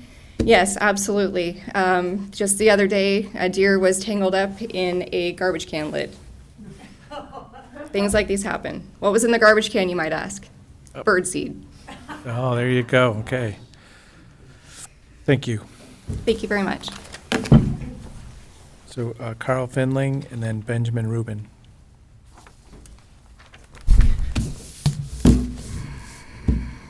Doing my best to squeeze this into 2 minutes, and thank you, Commissioners DeBone, Adair, and Chang. For the record, my name's Carl Finling. I live in Tumaloma, 33-year resident of Deschutes County. Purpose of the letter is to provide comments, again, of course, and express concerns relating to Goal 5, but most importantly, give perspective on things lost. This being the fourth in a series of testimonies related to our mule deer, others and I, such as Jamie, Emily, Michael O'Casey, have provided enough documents on the situation in 3 previous meetings, so I'll take the time allotted to talk briefly about what we could lose and where this type of thing we're addressing today has already been lost. Nearly every citizen in Deschutes County lives in the mule deer winter range. They were here first. And the 100+ years of growth, we must act now. Today we've heard from hunters, conservationists, the general public, that all feel compelled to speak up for our wildlife, and namely for our mule deer. And Patty, they are right out here again today. It's been mentioned recently by conservationists that mule deer could be listed on the ESA before our children are gone, leaving our grandchildren without a Western public lands icon, the mule deer. I recently ran across an article in the Mountain Journal published in Bozeman, Montana. As many of you know, Bozeman, Boulder, Bend have been compared as similar communities. It was written by a 30-year resident of Bozeman. The impacts in just 2 decades he's witnessed. It just may be too late for places like Bozeman, Missoula, and Whitefish. Maybe an omen, perhaps. Or is it a call to action for Bend, Saratoga, Lander, Pinedale, Wyoming, Marble, Colorado, or the Swan Valley, or our beloved McCall, Idaho, or maybe a dozen other towns in the West? Montana's general land use laws are very lax, and states such as Colorado, Utah, Wyoming, and Idaho are experiencing a very similar scenario. And as such, any one person in this room that's traveled to above listed states, they too can confirm the sprawl of development and homes where they shouldn't be. Sorry. A recent article in the Wyoming File dated January 10, just yesterday, cites the latest as a wind project adds to industrialization of rural Wyoming. The piecemeal approval of multiple wind projects in southern Wyoming fails to take cumulative impacts into account, the skeptics say. I want to add just a couple notes to what Suzanne has said about mule deer deaths, and Patty addressed it. She addressed 1,100 in a year in Deschutes County. Well, it's fact known by most every conservation in this room, it's 3 to 5 times as high, because many times those animals are in the borrow pit, ODOT, or the county's not there to pick up the animal. And also the elk versus deer comparison. Elk primarily have different diets than deer, and they don't tend to run each other off. Jamie and Emily both have new data sets to supply information in those overlaps. And lastly, we live in a state with a gold standard, or best practices, as Tony just said, for land use. Thank you, Tom McCall. Without it, we'd have development at Mount Bachelor and every single private inholding surrounding by National Forest or BLM lands such as the Cascade Lakes. We can continue the legacy of what makes Oregon great, leaving development where it belongs, not where it doesn't, providing wildlife that have no voice with corridors and open space. The data provided to complete this inventory should be looked at as an act of protecting the future of our state's wildlife for future generations. Your grandchildren will thank you. Thank you. We started off with trying to respect 2 minutes, and it didn't quite make it. And I'm just acknowledging it is noon now. We got another big topic after this, and we have about 7 or 8 more people. So I'm going to try to go through them a little bit more, but we may have to even adjust our schedule more here pretty quick. So Benjamin Rubin next, and then Steve. Steve Hagan. There we go. Good morning. My name is Ben. Thank you for taking the time, and I appreciate you having me here. Just wanted to say that I'm a resident of Bend, and it is really important to me that we prioritize wildlife. I love living here because I love the community, and I love being able to engage with the wildlife around here and engage with the natural world. Wildlife has always been my #1 passion, and so to know that the community that I love is having such a negative impact on the wildlife makes me sick. So all I ask is that we prioritize this and put it at the forefront. 50 years from now, when we look back on our community and say, look at this great community we've made, are we going to look back and say, but at what cost did we lose the wildlife? Is it still here? So all I ask is that we make it a priority and update the wildlife inventories. Because we have the data. There's no excuse not to use the latest data. So thank you for your time. Thank you. Thank you, Ben. And following Steve will be Mark Labhart.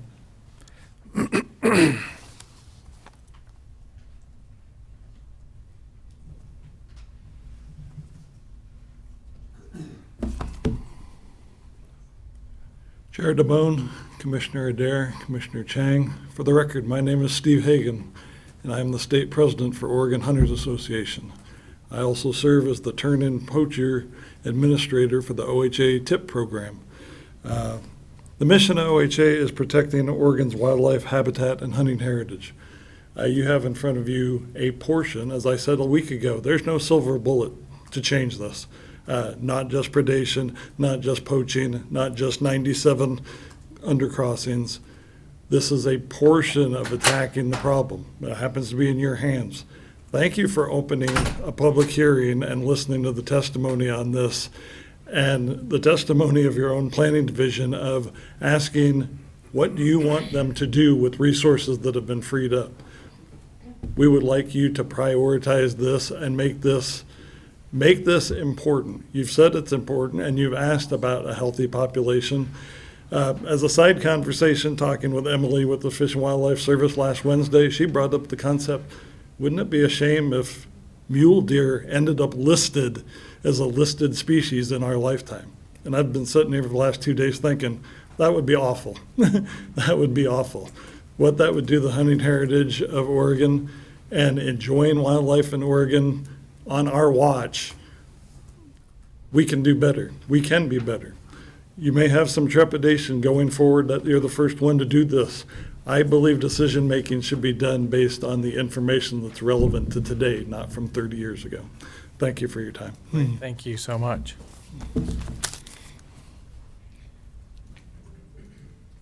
So, Mark Labhart, welcome. Thank you for joining us. We know each other from being previous county commissioner. Yes, good morning, commissioners. For the record, Mark Labhart. I live in Sisters, Oregon. I have the privilege of serving on the Fish and Wildlife Commission. I have been there 4 years, and also I have empathy for all of you. I served 12 years as a county commissioner, and to tell you how small a world it is, I was talking to Patty about several months ago and found out we went to grade school together in Heppner, so that shows you how small a world it is. Of course we did. Heppner. So I will be less than 2 minutes. I just want to, I don't know how to word this, so I'm just going to read just a quick sentence. I want to try to focus your decision point today. Staff has said that they have some capacity to move forward with the projects from the work plan that has been set aside to deal with psilocybin to possibly complete the wildlife inventory. That's your decision. That's your only decision today. All the stuff they were talking about before, that's kind of in my wheelhouse about on the commission with what are the reasons for everything. So the Department of Fish and Wildlife has directed staff to update our mule deer plan. You've heard all the reasons why. There's a lot of issues with our mule deer herds, and so we've directed that to be done. It is important that we have good information as we update that plan. You are one cog in the wheel of providing critical information in terms of an inventory as part of your local government process to do that. And so I think there was a talk about triaging. You have to triage today what is going to be done. I would implore you, that is very important, to triage this update of the wildlife inventory as part of the effort that will go into our update for the mule deer plan. And your information will be very valuable as we deal with all these issues that we're talking about today. So I hope that that triage would include you to prioritize that update. Thank you. Great, thank you very much for your testimony. Great to see you. So Kristen Mark? Sabo and then Steve Stropshire.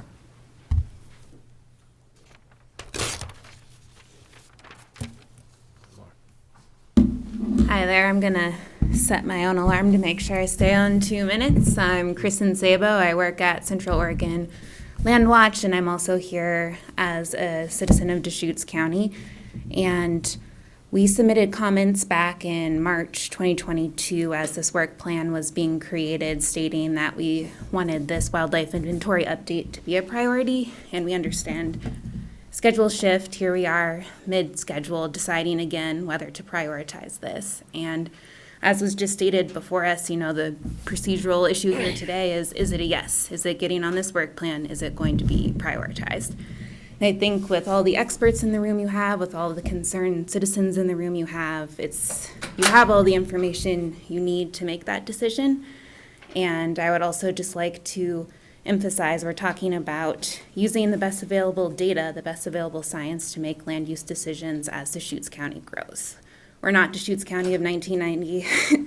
We're Deschutes County of 2023, and we're growing fast, and land use will impact these species greatly. We're already seeing it with mule deer, but we're going to see it with others as well. And I think the conversations, you know, Commissioner Adair and Commissioner DeBone that we're having with the people sitting here are about the finer grained details that will come with a wildlife inventory update process. And so we can hash those out with all relevant stakeholders, with everyone at the table. But today we just have to decide, are we going to do it? And with, you know, we have staff capacity, we have apparently no deficit, so it seems like it's the time to act. So that's all I have to say. Thanks. Thank you very much. Thank you very much for joining us, Steve Shropshire, and then Mark Stockman. Good afternoon, Commissioners. Steve Shropshire for the record. Here today on behalf of the Deschutes Basin Board of Control, which is the intergovernmental agency that is comprised of the Central Oregon irrigation districts. I'm shifting gears because I want to talk to you about one of the yet to be completed plan items that it appears, and specifically the potential text amendment to the code, development code pertaining to conduit hydroelectric. As you may recall from the Three Sisters Irrigation District matter that came before you last year, at that point in time, you indicated that this is something that we ought to fix, that makes a lot of sense. Conduit hydro, as you may recall, is the opportunity to generate hydroelectric power downstream from a point of diversion as irrigation districts pipe their canals. As you are well aware, there's a lot of activity on that front in the county today and in the coming years. So this issue will recur. It's a great opportunity to find win-wins for the environment and for the irrigation community, where we can develop green power without impacting the environment. And in fact, a lot of times those projects are combined with water savings that ultimately add flows back into our rivers. So as you may recall, the issue we ran into is the code was written in a way that really only contemplated the run-of-river projects or dams across rivers, and it just wasn't adaptable or applicable to a hydro project that was a conduit hydro that didn't involve those issues. So I realize that staff has indicated that this is probably a significant item.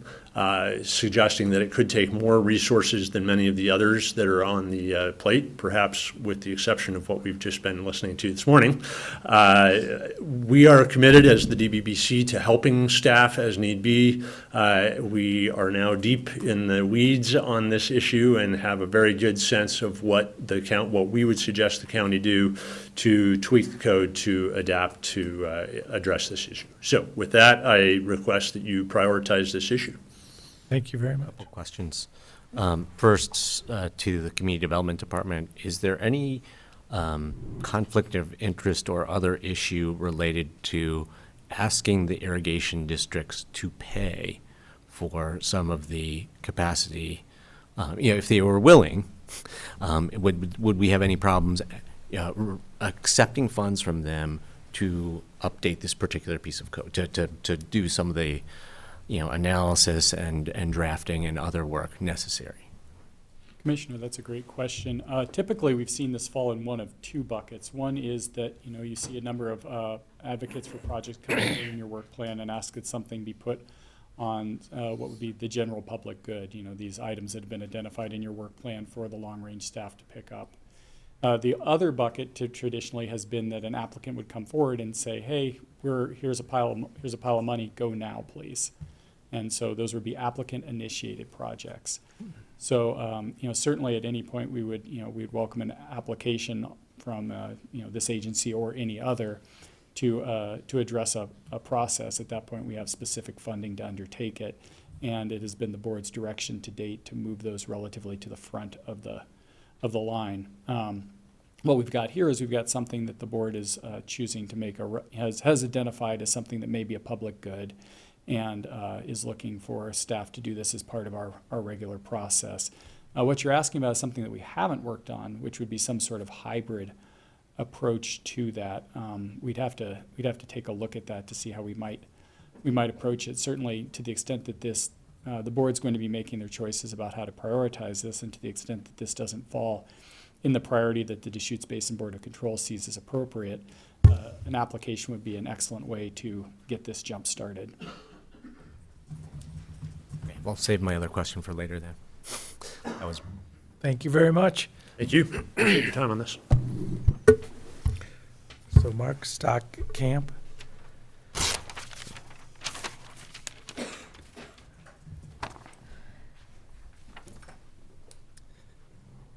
Good morning, Deschutes County Commissioners. Thank you for providing this opportunity today just for us to provide all our perspectives on this matter. My name is Mark Stockamp. I'm a Deschutes County resident, and I proudly live in Deschutes River Woods. I am here today to request the board either continues the pause of the proposed mule deer inventory update or remove it entirely from consideration. Simply, the ODFW has not provided enough compelling factual data to ensure Deschutes County residents this expanded mule deer winter range map will be an effective solution to the declining mule deer population. Instead of providing extensive data on various factors to the mule deer population decline, the ODFW has focused its attention on development, and Deschutes County being the primary factor, and is proposing overreaching restrictions on property owners, including farmers and ranchers, to fix it. Based on research from the Western Association of Fish and Wildlife Agencies and the U.S. Department of Agriculture and various other sources, there are many other important factors to consider for the fluctuation in mule deer populations we are seeing. Those are changes in habitat, environmental conditions, disease, predators, and harvest management. It seems risky for the ODFW to focus the decline and solution to a single factor when there are so many additional factors to consider within our county. 1, huge population growth of cougars. 2, the amount of mule deer hunting tags being sold. And 3, the expansion of juniper trees taking over Deschutes County's natural landscape, which reduce mule deer habitat and outcompete native bunch grasses they forage on. Deschutes County is in a substantial housing crisis, and approximately 80% of the land in Deschutes County is owned by federal, state, or local governments. If proposed mule deer winter range map is passed, it will create more red tape and restrictions to property owners and only worsen the housing crisis. The solution to mule deer decline should not solely rely on restrictions to property owners. I urge you to pause or reject the expanded mule deer winter range map and request the ODFW to provide more data regarding other important factors. It will be more valuable for all Deschutes County residents if the ODFW provides more data on potential improvements we could expect in the mule deer population through better predator control of Central Oregon's cougar population, limiting mule deer hunting tags sold, and prioritizing juniper thinning in current mule deer winter range. Thanks for your consideration. Thank you very much for your testimony. And then Douglas Stout. And that'll be the last request to speak that I have on this topic. Thank you. My name's Douglas Stout, as you know. I'm in a unique perspective. I'm the vice president of the Bend chapter of the Oregon Hunters Association. I'm also an agricultural landowner in Tumalo. So I recognize the Tumalo Irrigation District's concern in this, and I'm quite sure that compromise can be reached. I'd like to say that while predation, which was mentioned, and vehicle collisions are a significant problem, by far the largest threat to mule deer and our wildlife is the loss of wildlife habitat. It may seem an oversimplification, but if you have no wildlife habitat, you have no wildlife. We can't ask the deer to live in a condo.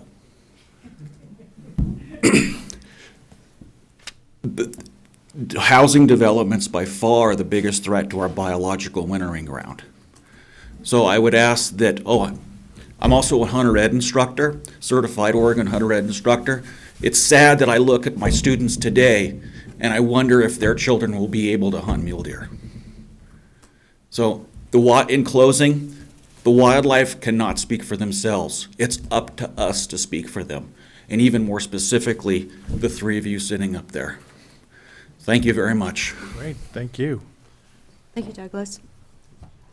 So that's it for the request to speak on this item here today.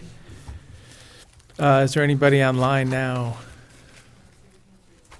Okay. So I'll close the public hearing on this matter. And I want to thank everybody for the input. This is an exciting topic, a lot of passion, a lot of care on this. So this was the opportunity to really provide input. We had everybody testify on one matter and then one testimony on one other item. So that was interesting to see. At this time, let's just get in the mode of giving direction. As I say, I'm sensitive to time now.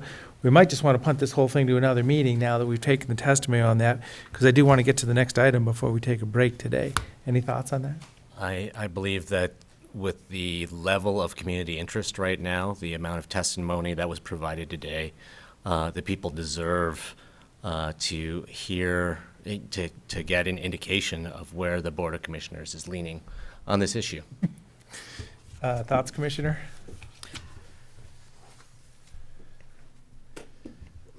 I know, I was just listening to the last gentleman, and he said that housing development was the biggest problem. And honestly, I'm thinking that, yes, it may be a problem, but I really feel like the cougars are a bigger problem. If you look at the history of I remember in 2014, we had a pair right by my house, and they called a hunter to come in, and that hunter received death threats. But when you look at what their population, the cougar population has done, it says it's 6,000. Is it really 6? Is it 8? I don't know. I worry about that map. Okay, so today they said, but I want to confirm it, that 100,000 of the 180,000 they wanted to add to the wildlife area was really federal land, but I want to confirm that. And then I did see a letter that said there's part of East or West Bend that's in the wildlife zone that really should be taken out. So I feel like I need more information in order to make a real, if we say yes today, does that mean we're approving the 180,000 additional acres into the zone? It does not. Just the project itself, given long-term planning staff the direction to start the project with this input, and we've acknowledged the passion on the subject also. Right. Well, it was really hard to get the actual numbers, and then I see that the numbers from Jamie, and I appreciate that, but they say estimate on it. So do we not really ever make a count? I want to know, do we not ever really make a count? We've had a lot of experts in the room, and do they really have a count? Well, so by starting this project, we can ask. Right. We'd be handing our staff to do this research, and we'd be routing through Planning Commission at some point, but we could get an update as this information comes online too. And previously, over the past year and a half, I have suggested a number of times that we have a work session with ODF&W where they give a more comprehensive presentation on the numbers and all of the factors that are contributing to the declines to put this particular decision in context. We haven't done that yet. It is something we could do at the same time that we proceed with the wildlife inventory update. So I'm supportive of proceeding with the wildlife inventory update. I'm, giving direction to staff to do this. This is one of the items, as I say, I don't think we're going to get to the other ones today, but for this one item, as I say, we put it on one time. We did postpone it for psilocybin. That was a reason we did that, and then bringing it back up again. A lot of great passion and direction from the community on this. There are two sides to this. It is integrated with the Oregon state land use system, and it's pretty shocking when an advocacy group says, hey, let's tell those folks over there not to develop on their private land. So I want to acknowledge that up front. That's the point that really gets my heart racing on this. We all want to see a happy, healthy deer population. But I'm not opposed to proceeding at all. But I think the other one that we should, the one that Mr. Shropshire testified on, I think that's something that we should be considering too. I mean, his was the testimony, and that wasn't a property, that you all made a decision on. But I do believe that we should put that into the top of our agenda too. And we heard from Will about ways to structure moving forward on that item, where essentially our existing long-range planning workforce is not a capacity constraint on doing that project at the same time.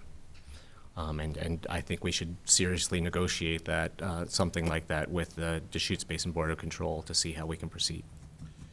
Well, I support that project, and I don't like the idea of, trying to do half and half with an applicant supported in a legislative matter, because, you could end up in a conflict where it really gets odd. So, if we're going to do it, let's do it.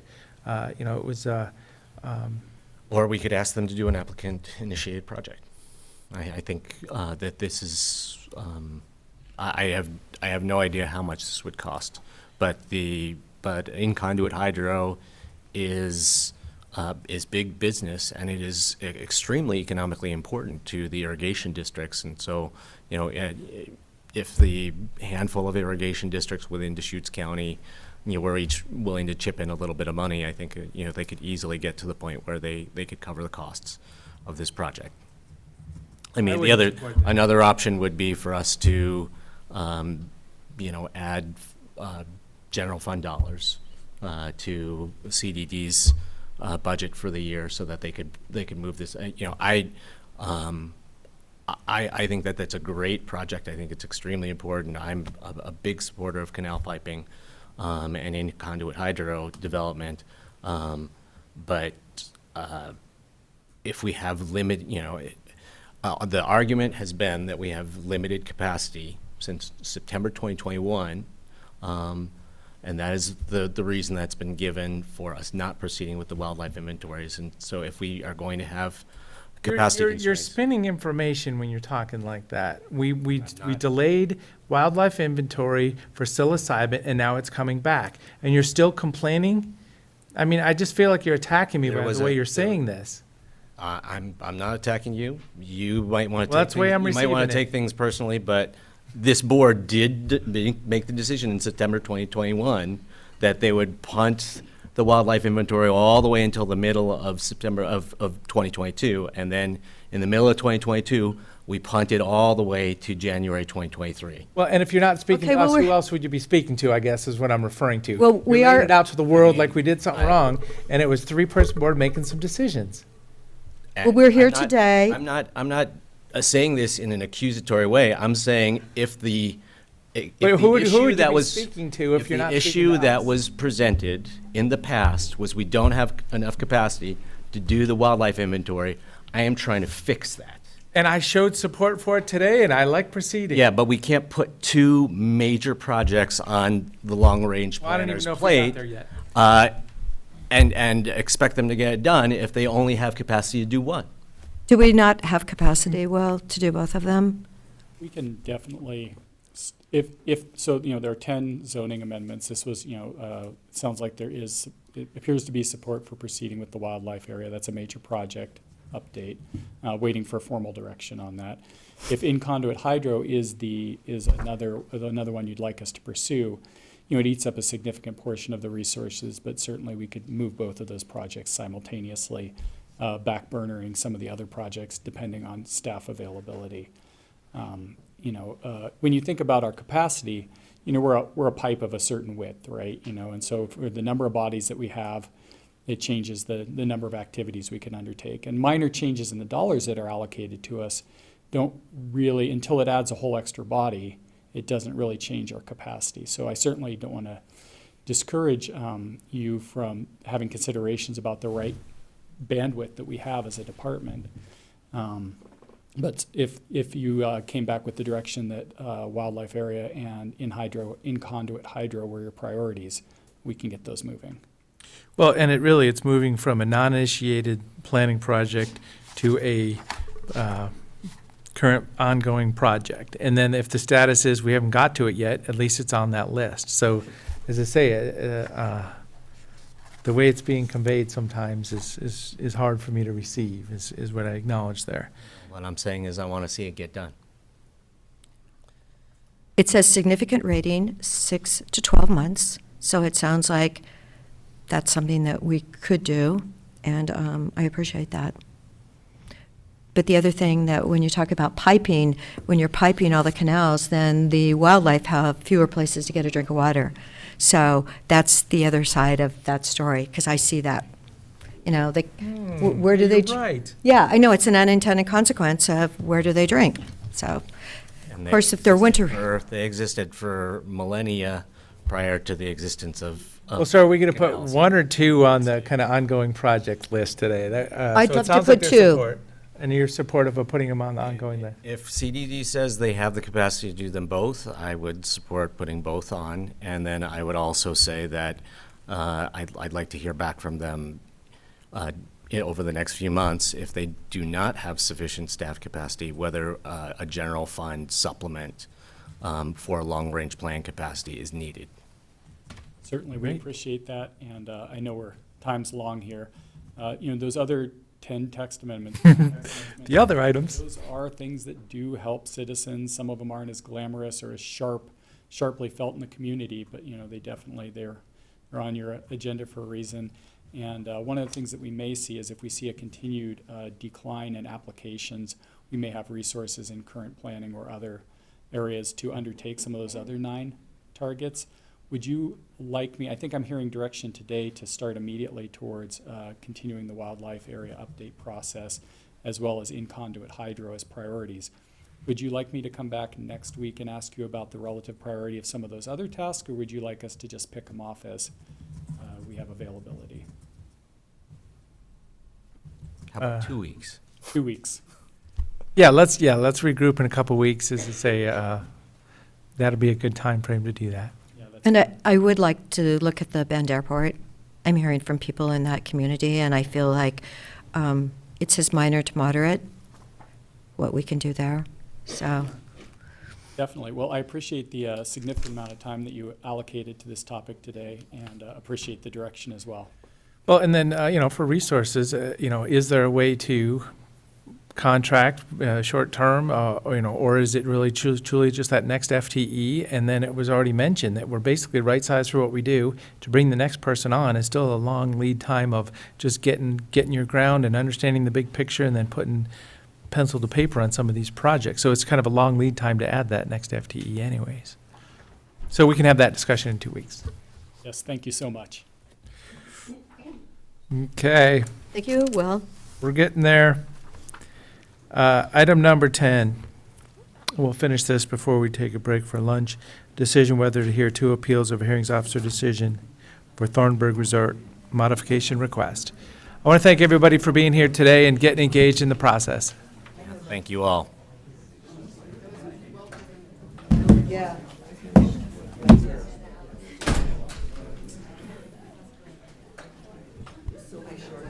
One moment. Oh, boy. What day is it? Oh, it's still Wednesday, isn't it? It was, no, it's still. It's still Wednesday. Getting dark. Oh, snow, right?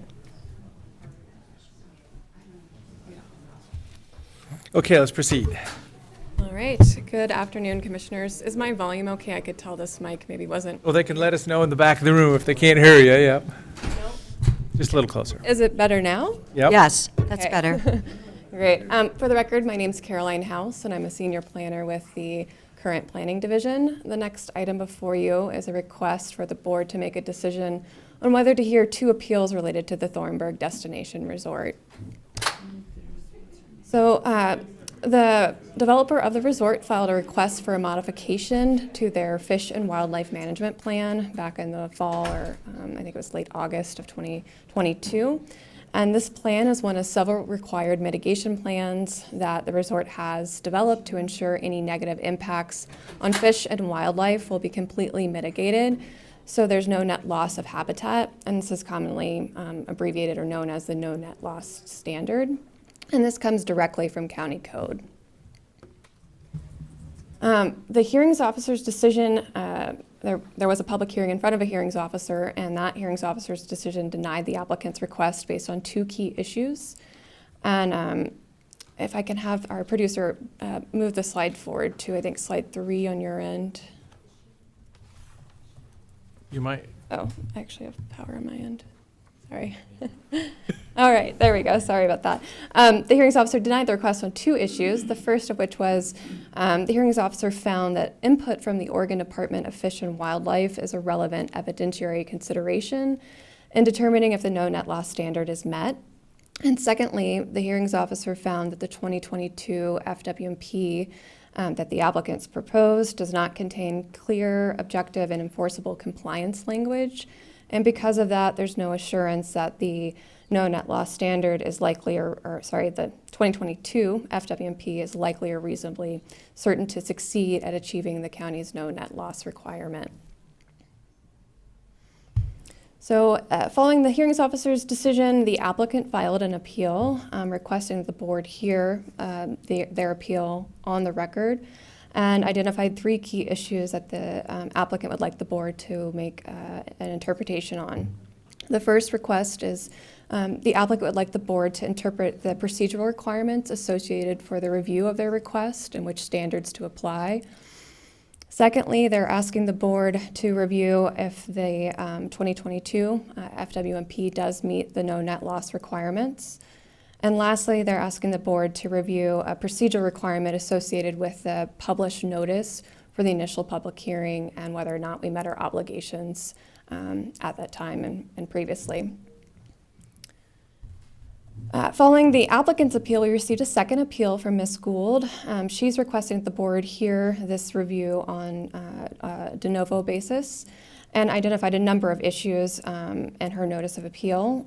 For this presentation today, I've just elected to highlight 7 key issues that this appellant would like the board to weigh in on. The first is the appellant's arguing that the applicant's request necessitates a new conceptual master plan and a new final master plan. Additionally, the appellant argues that the applicant's piecemeal approach for reviews is resulting in significant changes to the approved CMP and FMP. Additionally, the appellant is arguing that the applicant's request materially affects the findings of facts of the conceptual master plan. And the appellant also raised a number of procedural issues with the hearings officer's review and also with the county's processing of the application that they believe should be addressed as part of another hearings process in front of the board. The appellant's also arguing that both the Oregon Department of Fish and Wildlife and the Bureau of Land Management must agree that the applicant's proposal meets the no net loss standard. And the appellant's arguing that the hearings officer's findings for the surrounding properties impacted by the proposed modification was too narrow. And lastly, the appellant argues that their evidence undermines the applicant's arguments on the no net loss requirements. So that brings us to today. So at this meeting, staff is asking for the board to make a decision on whether to hear the 2 appeals. And if the board elects not to hear the appeals, the hearings officer's decision will become the final decision of the county. And I did want to take some time to walk through the scope of the review today as well, because we do have different requests. Again, the applicants asked for an on-the-record review. The appellant, Ms. Gould, has asked for a de novo review, and staff's recommendation is a de novo review as well. But if the board decides to hear the appeals, there's kind of 3 additional steps we'll need to walk through today. The first is that decision whether to hear the appeals on the record, and that would limit your hearings process to parties that participated in the hearings officer process could submit written legal arguments only, but there would be no oral testimony and no new evidence or anything else submitted into the record for your consideration as part of your decision. A de novo review would be a full hearing, new evidence can be presented, testimony can be presented, and members of the public can also provide their testimony. Once you make that decision, you then have the option, if you want to, you can complete a full review, or if you want to limit the issues that you'll review on as part of the appeals process, you have that option. And lastly, you'll be asked to set a hearing date and time. And for a de novo hearing, you may also wish to establish time limits. And that's everything I have for today, at least as part of my presentation, but I'm obviously available for questions.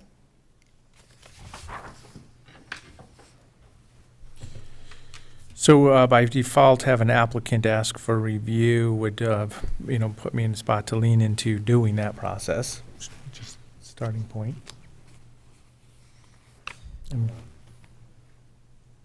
I feel like the hearings officer raised some significant legitimate concerns in their decision, and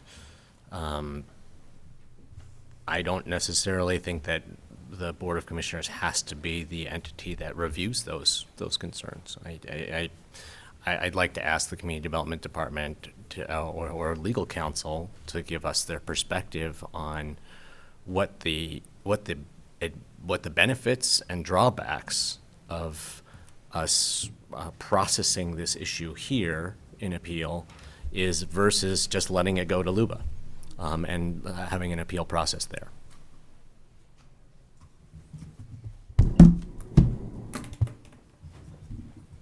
Good afternoon, Commissioners. Stephanie Marshall, Assistant Legal Counsel, primarily working with the CDD. Those are great questions. There are 2 appeals. The applicant has filed an appeal, and Ms. Gould has filed an appeal. And as the board is probably aware, there have been a number of appeals that have run up through LUBA, the Court of Appeals, and even up to the Supreme Court, the Oregon Supreme Court.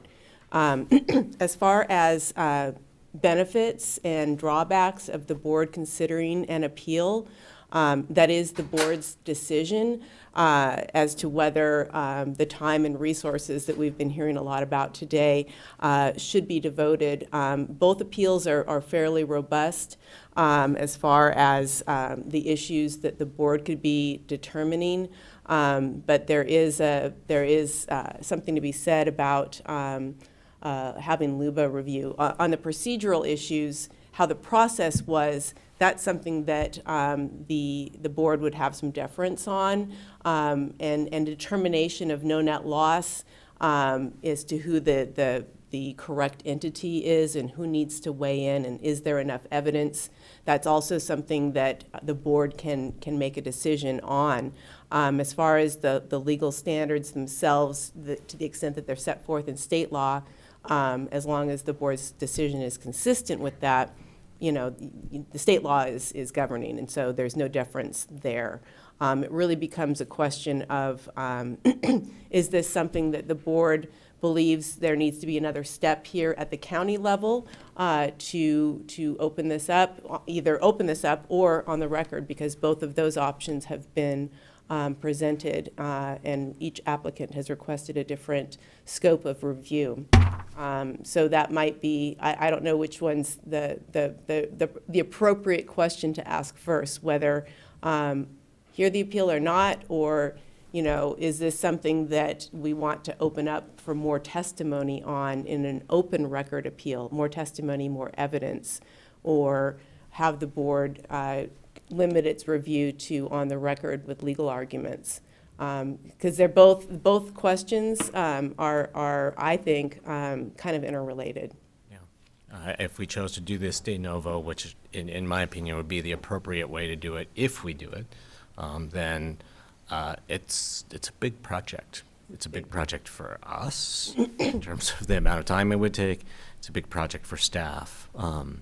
And I mean, if the process will essentially just repeat itself at LUPA, then I have a lot of questions about whether that makes sense for us to undertake.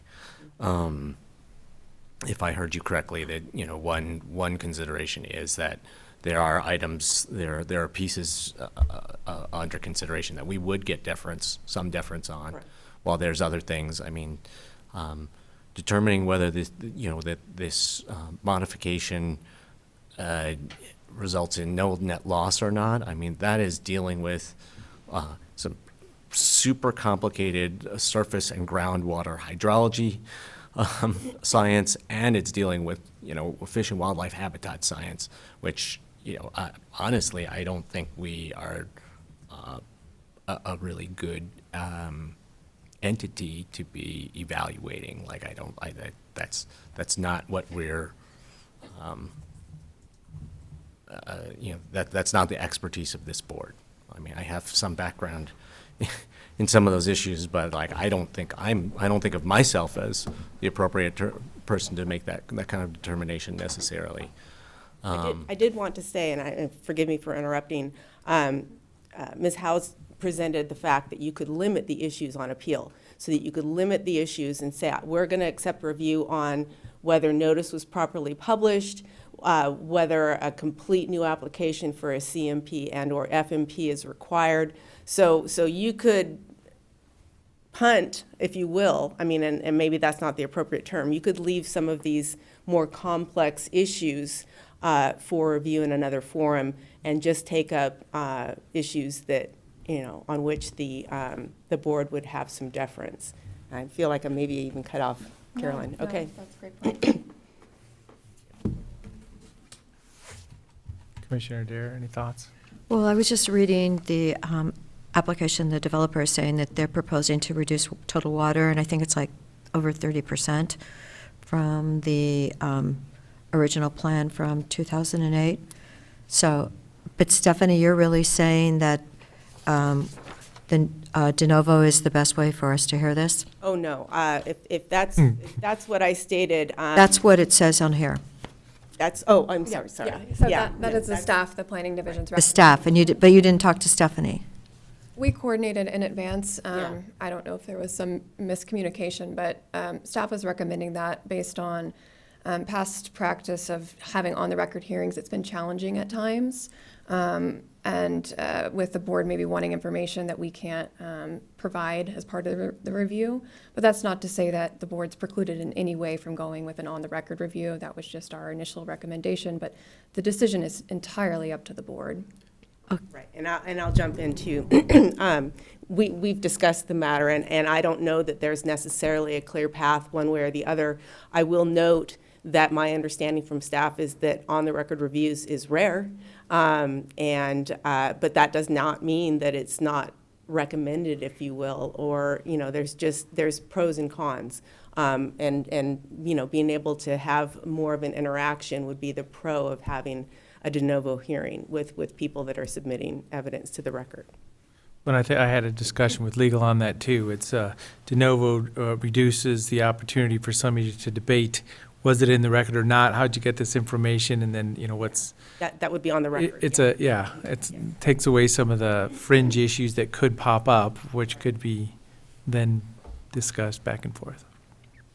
Right. And to kind of circle back to the previous point that I was making, if the board decides to accept review of not all issues raised in the appeals, that also would potentially drive a decision if it would be on the record or de novo. If we're going to be talking about no net loss, there might be a stronger argument for opening it up for more evidence, although it's already overwhelming. I would comment as a side note. And procedural questions, it might, the board might decide that, gosh, we don't need to open this up for more testimony, testimony and evidence on this. We'll just have the parties brief that and make a decision on the record on these procedural issues. So it's not really one size fits all. I think that was kind of my reaction, is for some of these issues, it might lean more towards, open record, although the risk there also is that there's already a vast amount of evidence in the record. And so if you're going to accept review of those issues, there's going to be quite a bit of work that, and then the question becomes, whether you feel that that's a decision that, you'd rather leave up to a higher reviewing body. Well, I didn't prepare to just select which issues we would hear today, so I mean, that really kind of changes everything for me. So I'm hesitant to think that I'd be ready to do that. I'm not necessarily ready to do that either. Yeah. And where are we with the clock on this? Do we have to make a decision today? Is it 150 days or something? Yeah, so you're not required to make a decision today, but depending on if you decide to hear the appeals, we'll be losing some time on the clock. We do have some wiggle room, so I could come back next week and, we might have a shortened time period for deliberations. I will acknowledge that the applicant has agreed to waive 14 days of the 150-day clock, or extend, I should say, 14 days of the clock if the board hears the review on the record. So if that's the direction you go, but they did not make the same extension offering for a de novo review. So just acknowledging where I would be at on this, as I say, I started off the concept if the applicant's asking for us to do it, that's the message, the applicant wants us to do it. So I would offer that. De novo, in my experience, lets everything be dropped, on the table instead of having to debate what's in the record or not on the record, or I wish we had a little bit more information on the record. So that would put me leaning towards de novo hearing, just in support of getting the cleanest decision we could make locally. And I'm just trying to put direction, maybe we can make a decision today. No, I think that's okay. So you would support that also? Mhm. So there's, two of us supporting that at this time. Any thoughts? I would lean towards just sending the hearings officer decision to Luba and not hearing this, but Okay. I'm along for the ride. Yeah. If there's two Yep. two votes to hear, then working it out. I'm Okay. here. So if we want to make a motion, Commissioner. Okay.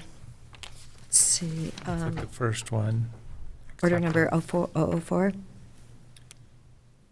So the first motion, accepting and then defining de novo. Okay, so, yes. Here's right there. Oh, yes, where's the front page? Yeah, I know. It's Back to the back front there page. somewhere. Okay, yes. Making a motion, order number 2023-004, accepting the review of the hearings officer decision in file number 247-22-000678 MC, and establishing the review will be heard de novo. And I'll second it. Any other discussion? Seeing none, Commissioner Adair? Yes. Commissioner Chang? Yes. And chair votes yes. Okay, thank you very much. So 2 follow-ups, because I'll need to. Oh, there we go. Okay, not quite done. I'll need to send out a notice of public hearing for de novo Oh, hearing. yeah, so we need to find a date. Yeah, so I've worked out some different dates and looking at your schedule, but I don't know what your complete schedule is. We'll likely want to have at least one work session, I'm assuming, to go through the issues. But I have the first hearing date that's potentially available, would be having a work session on January 23rd, and then the actual hearing would be on February 1st. And then the alternative would be to have the hearing scheduled on February 8th. The only issue with the 8th is the applicant's attorney has notified me that he would not be available in the afternoon. But he said the morning would work, but obviously, your agenda's not. We usually do public hearings in the morning. I mean, normally. Okay. Well, I mean, but the first is fine. Or 1 o'clock too. I mean, even if we had a short agenda, we could set a 1 o'clock time. Is that what's the January 23rd? Is that a Monday or a So Wednesday? the work session would be on a Monday, the Okay. 23rd. So the, So we're going to start meeting upstairs for work sessions. It's an open public meeting, and it'll be available online.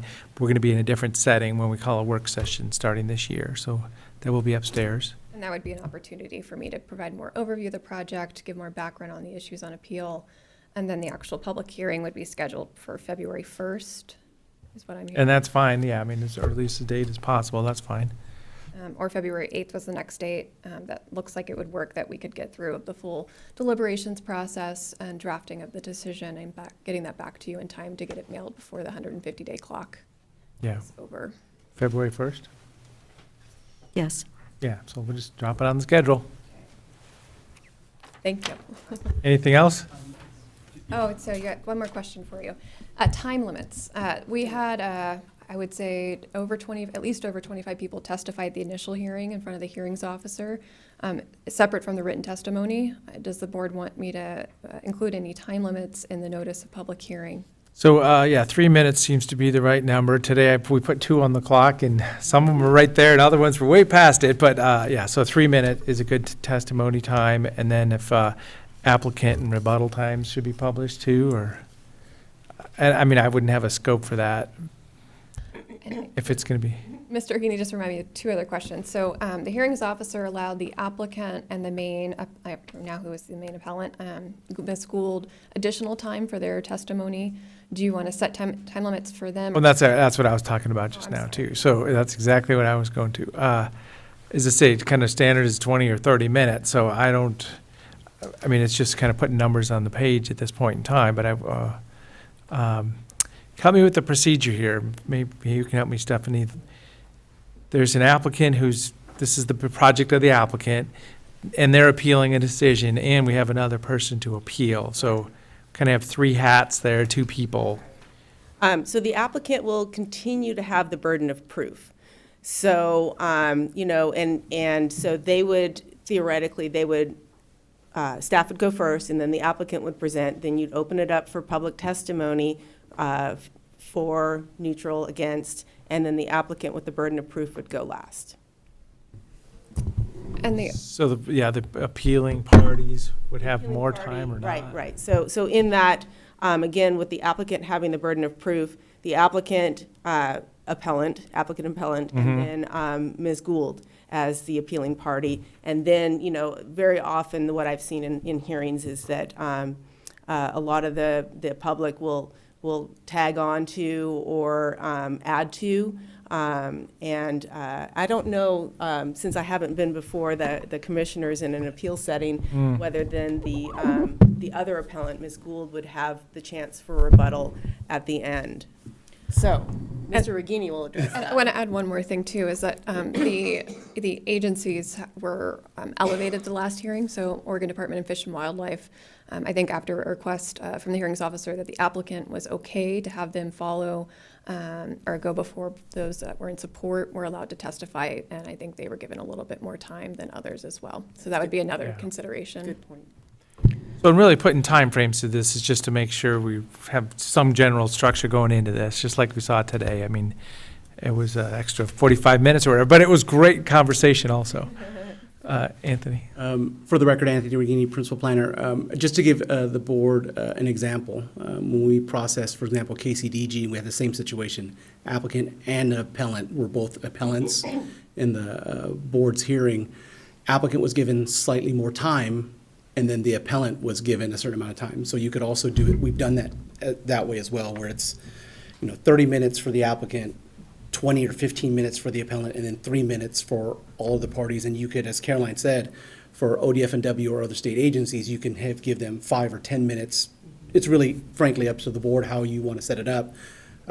I know I prefer for those time limits to be in the notice. That way everyone is aware before we get to the hearing, and it allows everyone to prepare for their time. Well, yeah, I think I've had the experience of somebody come in and ready to talk for like an hour, and we're like, oh, we didn't expect that. So yeah, that's really what we're trying to set up here. Right. So, I mean, I would support 30 minutes for the applicant appellant, 20 minutes for the appellant and 10-minute for agency. So there's a 3-2-1 plan right there. And then 3 minutes for testimony. Any thoughts or? That sounds fine. Yeah. Excellent. So that puts structure to it right now. Great. I think that covers everything, everybody. Okay. Thank you again for your time. Great, thank you. So at this time, we did postpone the item 11 till the end of the agenda, and we'll take a break for lunch. How about we come back at 1:15? So we're going to slip a little bit today, but we can do 20 minutes. Sorry about I that. have a hard stop at 3:40 today. Oh, yeah, I think we're going to be okay. Oh, we got like 10 other items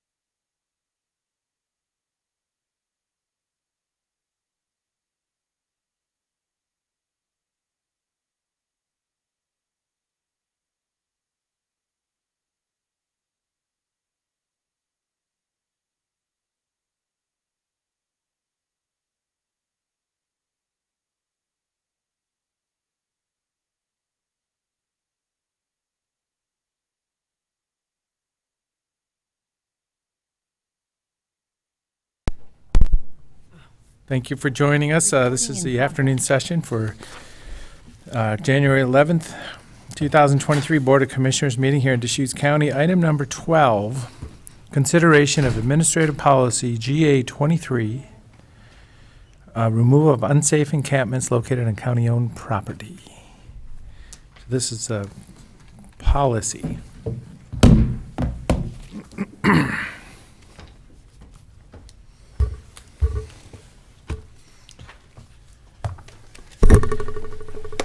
Good afternoon, Commissioners. For the record, Christy Bollinger, Deschutes County Property Management. We may have Cheyenne Purrington online virtually, I'm not sure. And we also have Captain William Bailey with the Deschutes County Sheriff's Office in our gallery in case the board has any questions for him. So staff is here today. We're recommending approval of board approval of the county administrator's signature of Administrative Policy GA-23, which is the removal of unsafe encampments located on county-owned property. So at first, I just wanted to provide some context of this policy before you. So late last winter, early spring of 2022, we had a series of fires, smaller fires up in sort of the North Juniper Ridge area on county-owned property. And as a property manager, I was contacted by Bend Fire with concerns of those fires, and I forwarded that information to the board. And just as kind of time went on and realizing that we needed to potentially address these encampments, the board directed staff to put a work group together, and we did that, and that included staff from Sheriff's Office, County Council, and also Property Management. So over the next several months, we drafted a policy. We reviewed a number of policies within the state of Oregon at municipal and county level, and kind of just took the best of all and drafted the policy before you today. And this policy is also in accordance with Oregon Revised Statute 195.500 through 195.530.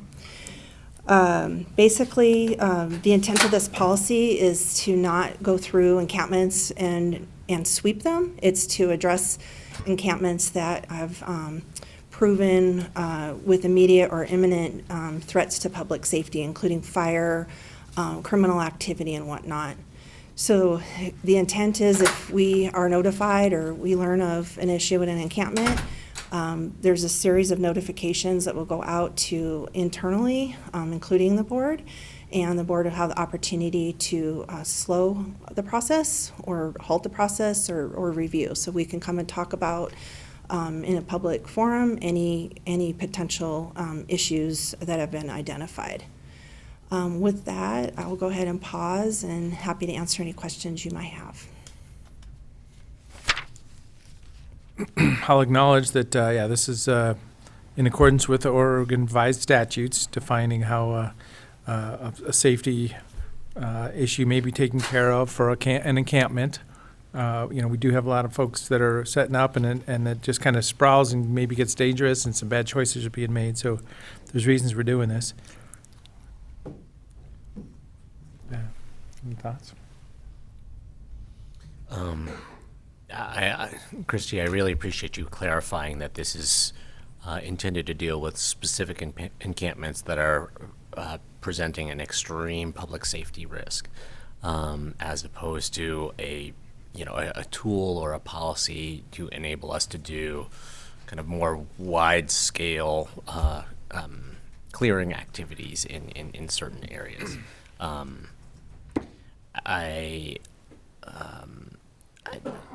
So I mean, in intent and in scope, this is a different thing than the City of Bend's recently passed camping code. But I'm wondering if, and maybe if Cheyenne is with us virtually, she could respond to this as well.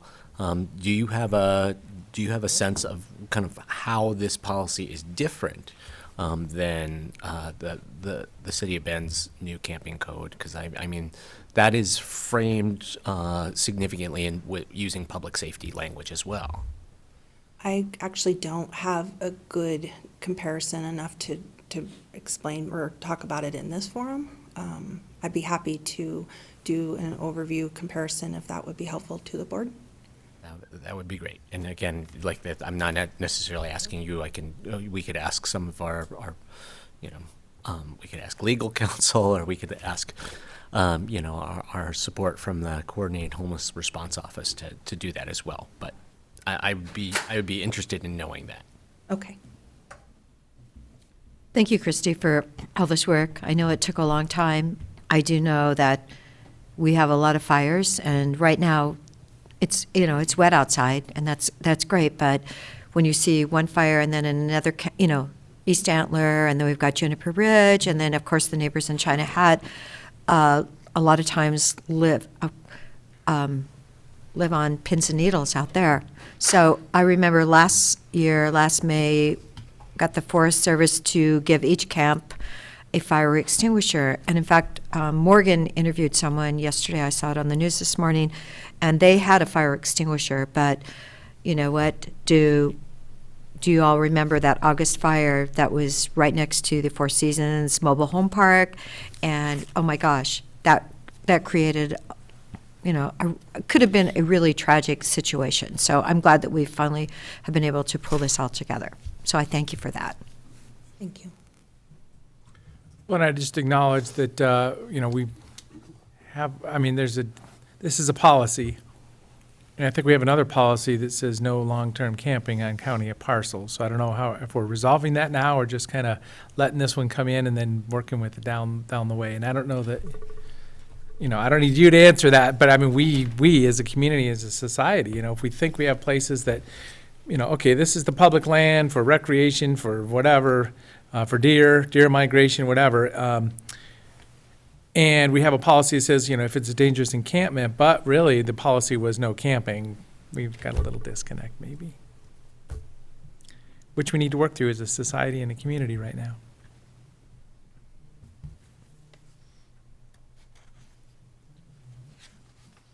Thanks for not answering, because that's a sticky one.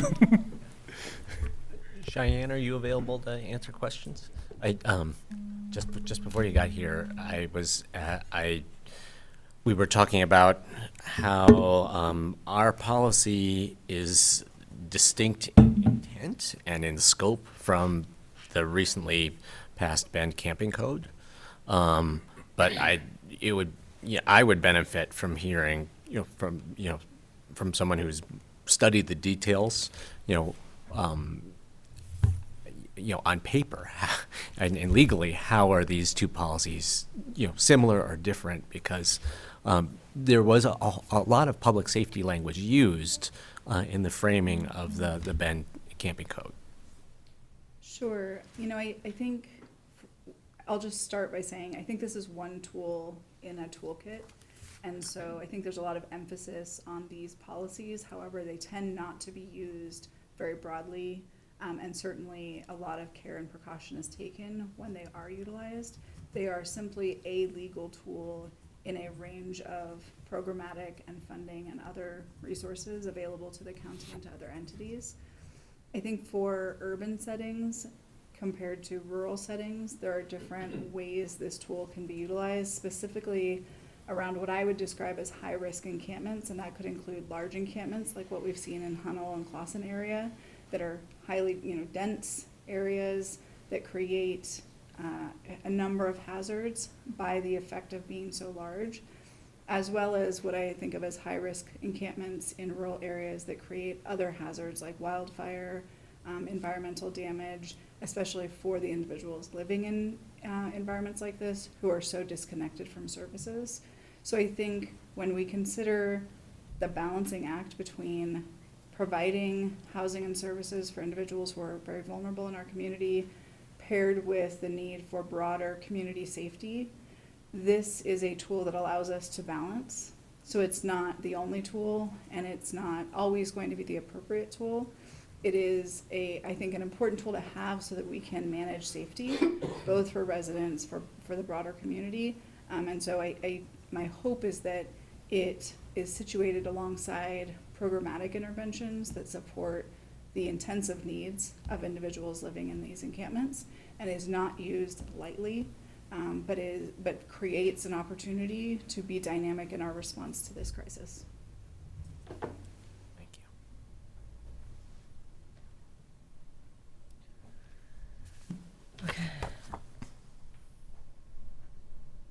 So do we need a motion then? Are we ready? Did you have any I comments? guess.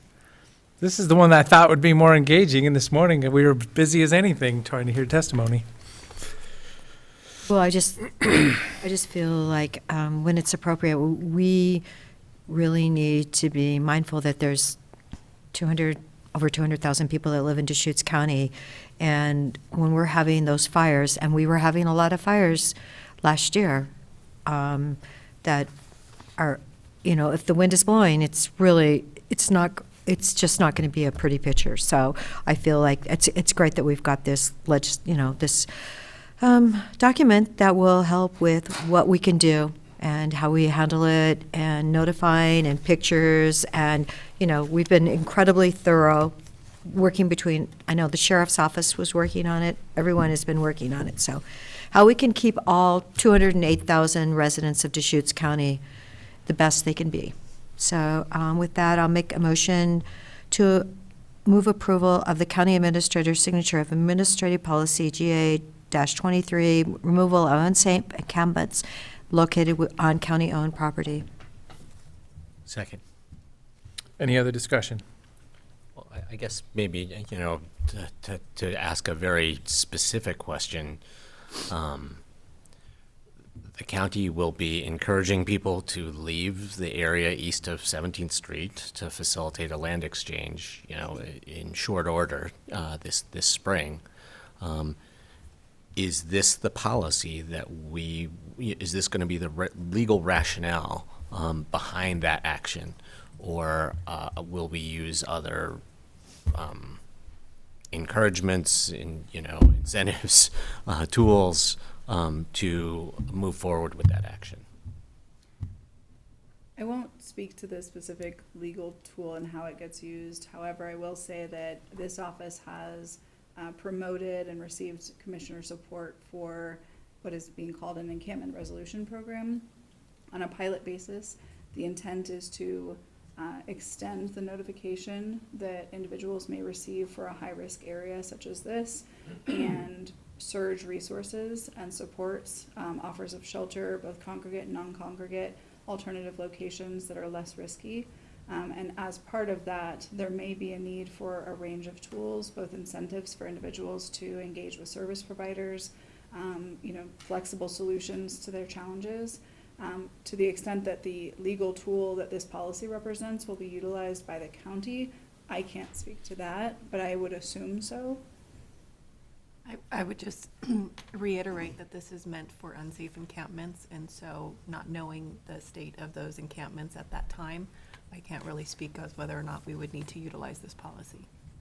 But we would not be going into, east of 17th with the idea that, this was the rationale to move all of those people out of there. It would be the tool that we would use to deal with specific encampments that posed a public safety risk. That's correct. Okay, thank you. I can also share anecdotally that from our understanding and talks with local law enforcement, including the sheriff's office, as well service providers who are familiar with that area, there are significant concerns both around criminal behavior, fire risk, significant incidents around violence, gun use. So I won't speak to the specifics, specific calls for service, but I know that they are significant, and there have been even concerns raised by service providers around their personal safety going out to conduct outreach in these areas. And so we are taking a multidisciplinary team approach, including law enforcement, to ensure that any staff going out into these rural areas feel safe and comfortable and conduct, services that are needed by individuals who may be experiencing what I would say are pretty significant behavioral health concerns, mental health challenges. It will help everyone if they have connections to services and opportunities to engage in rehab and recovery facilities, access to shelter. Experiencing homelessness exacerbates any challenge someone's facing. So I think this is a good opportunity to balance incentives and address the level of risk in this area for everyone. There's been a motion and a second. Anything else? Seeing nothing, Commissioner Dare? Yes. Commissioner Chang? Yes. And Chair votes yes. So as I stated at the beginning here, now we have a policy that says we're going to do something for somebody that might be living in a place that the policy says it's no camping zone. Just acknowledging it, this has been the situation we've been in for a long time. Private property owners get to call code enforcement and say, hey, they're not doing something right over there, but it's just not resolving real well. So it's a long path. Let's work together on this. Thank you. Oh, we're almost on schedule. Don't say anything. I know. Item number 13, courthouse expansion, scope of work. So this was a comment during a meeting a couple weeks ago. I said, we made a decision, and, thanks for legal reminding we voted on something. But I maybe area change of mind here, so now's the time we're bringing it back. Yes, thank you, Commissioner DeBone. For the record, Whitney Hale, Deputy County Administrator. And Lee Randall, Facilities Director. As Commissioner DeBone articulated, the board considered programming options for the courthouse expansion in December, and staff provided information specific to two options. Option 1, which included a 3rd floor shell, and option 2, which included a 4th floor shell. In December, the board expressed a desire to revisit the conversation and the scope of the project, and so Lee and I are here today to help answer any questions that you may have, but to provide space for you to have that expanded conversation. So as I mentioned during the meeting previously, right after the decision was made, we had our mid-year budget discussion, and interest rates are changing, and just the scope of the project. I'm going to ask the legislature for some dollars. Got to see Chief Justice Walters in Portland, and she said, the reason we get to the judges because you're going to pay for it. So all these things just happened right after we made our decision. But the reality is that putting a 4th floor on and taking on another $4.5 million of debt it may not be utilized for 20 years. Remember, the governor commuted a bunch of sentences and, death row and parking tickets. So it's just such a dynamic environment. All of a sudden, I'm like, why would we build such a big addition in such a dynamic environment? Let's be a little bit more constrained about what we're doing. And we're already building an extra floor with 2 courtrooms that we don't even have judges for. So I'm just saying I am supportive of going back to 3 floors and even leaning into building out maybe some services on that 3rd floor as part of the project. So I don't know. I'm sure you could probably spend $4.5 million on that. So we got to be careful about what we're saying there too. But that's what got us here today. Right. And I agree with that because, yes, people have been let out of prison, and we seem like we need to really be careful with our courthouse. It's a lot of money. It's $40 million. And I would actually hope that we could perhaps get something done with the 3rd floor without the way it looks now. It's like, $1,000 a square foot. And I'm thinking let's get that down a bit. So I know we have our facilities review committee tomorrow, and they will hopefully have clear direction from us today that if we are going to go with the 3 floors, 20 years is a long time to think ahead. And I feel like I'm glad you had that thought and you brought it back to the board. I think that building the 4th floor now is an opportunity to, at a relatively modest cost, all things considered, create capacity that we will need in the future and that we can utilize for all sorts of partner activities in the near term. So I'm still supportive of the original 4-floor, shelling out the 4th and 3rd floor concept. But I'm just one vote, so.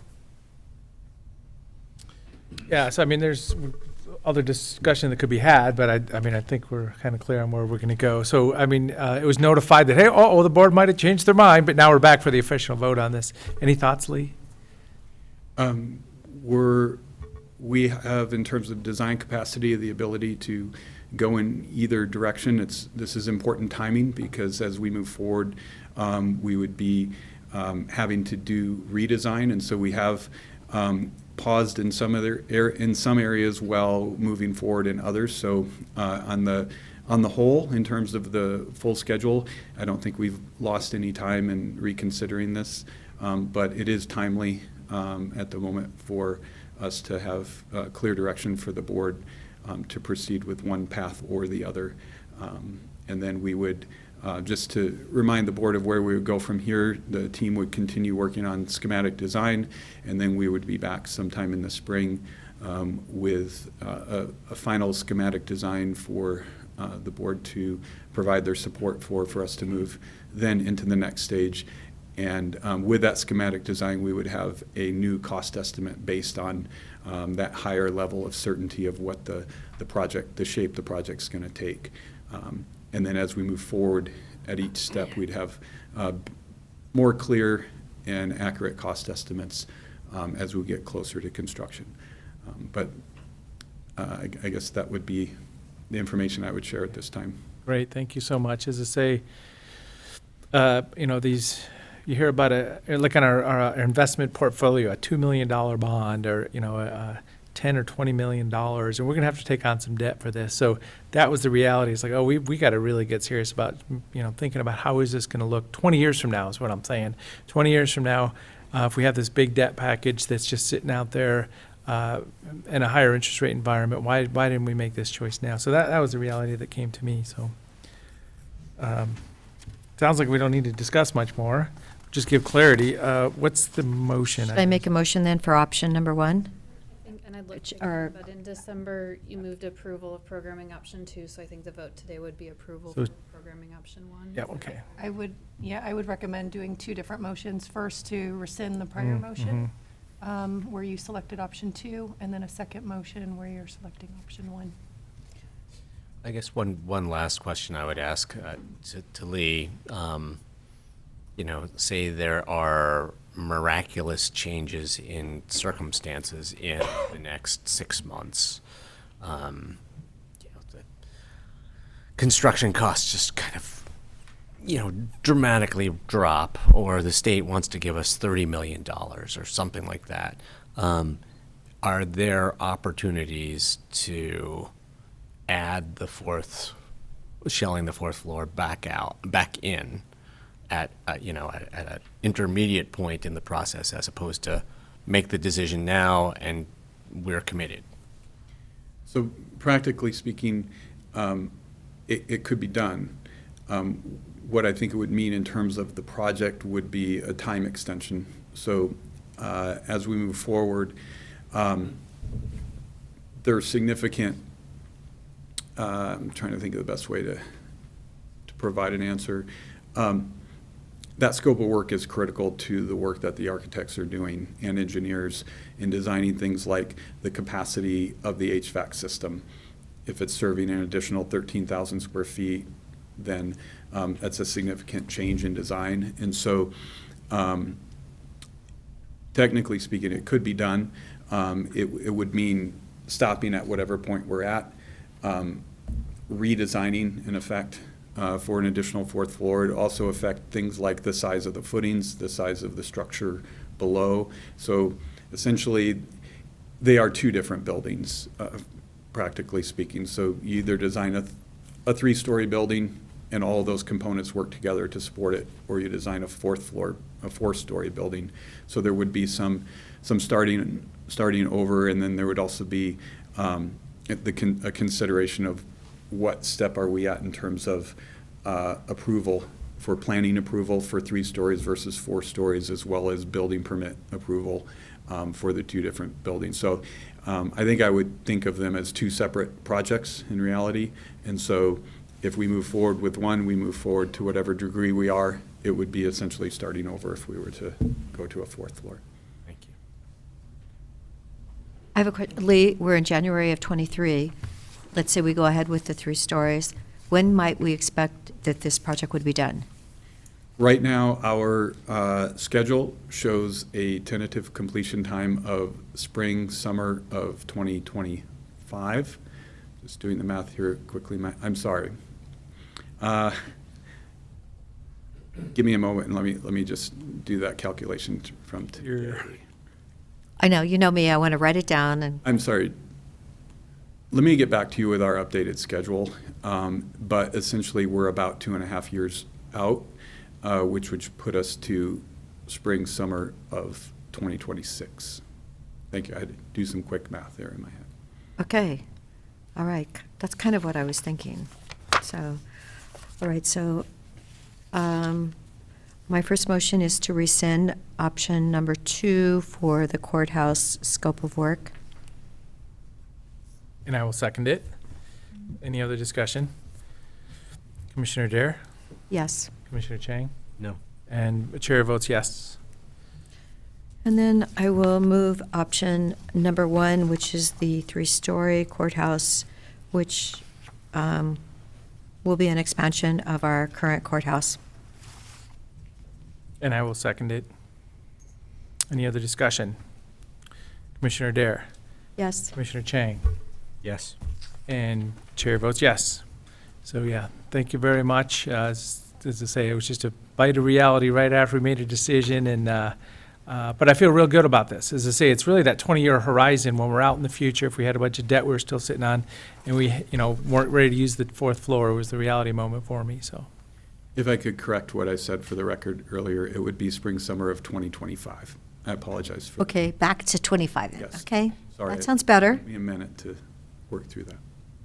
And Commissioners, last week we briefly discussed under other items the potential of a fiscal ask related to the courthouse project. And Oh, yeah. we discussed bringing that back this week. And so just wanted to engage with you while we're here on this topic and see if you've had additional thoughts about the scope of a potential ask and where you may be comfortable placing that.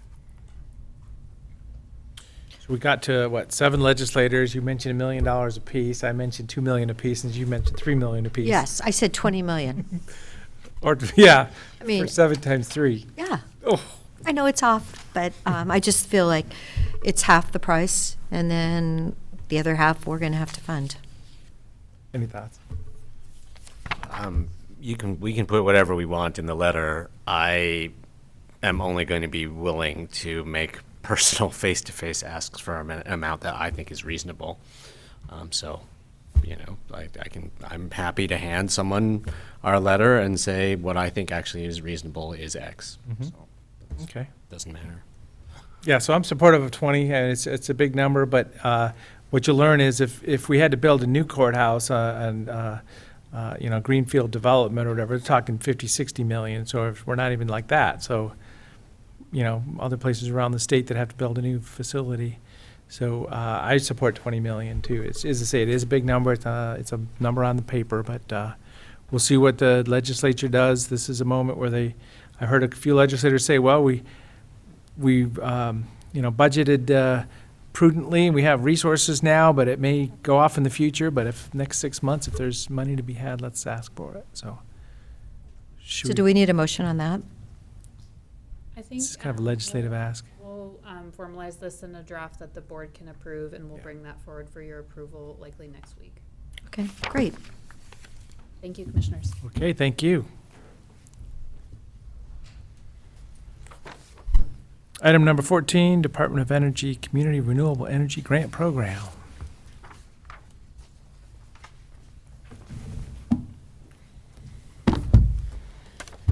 Afternoon, Commissioners. Jen Patterson for the record, Strategic Initiatives Manager. And Lee Randall, Facilities Director.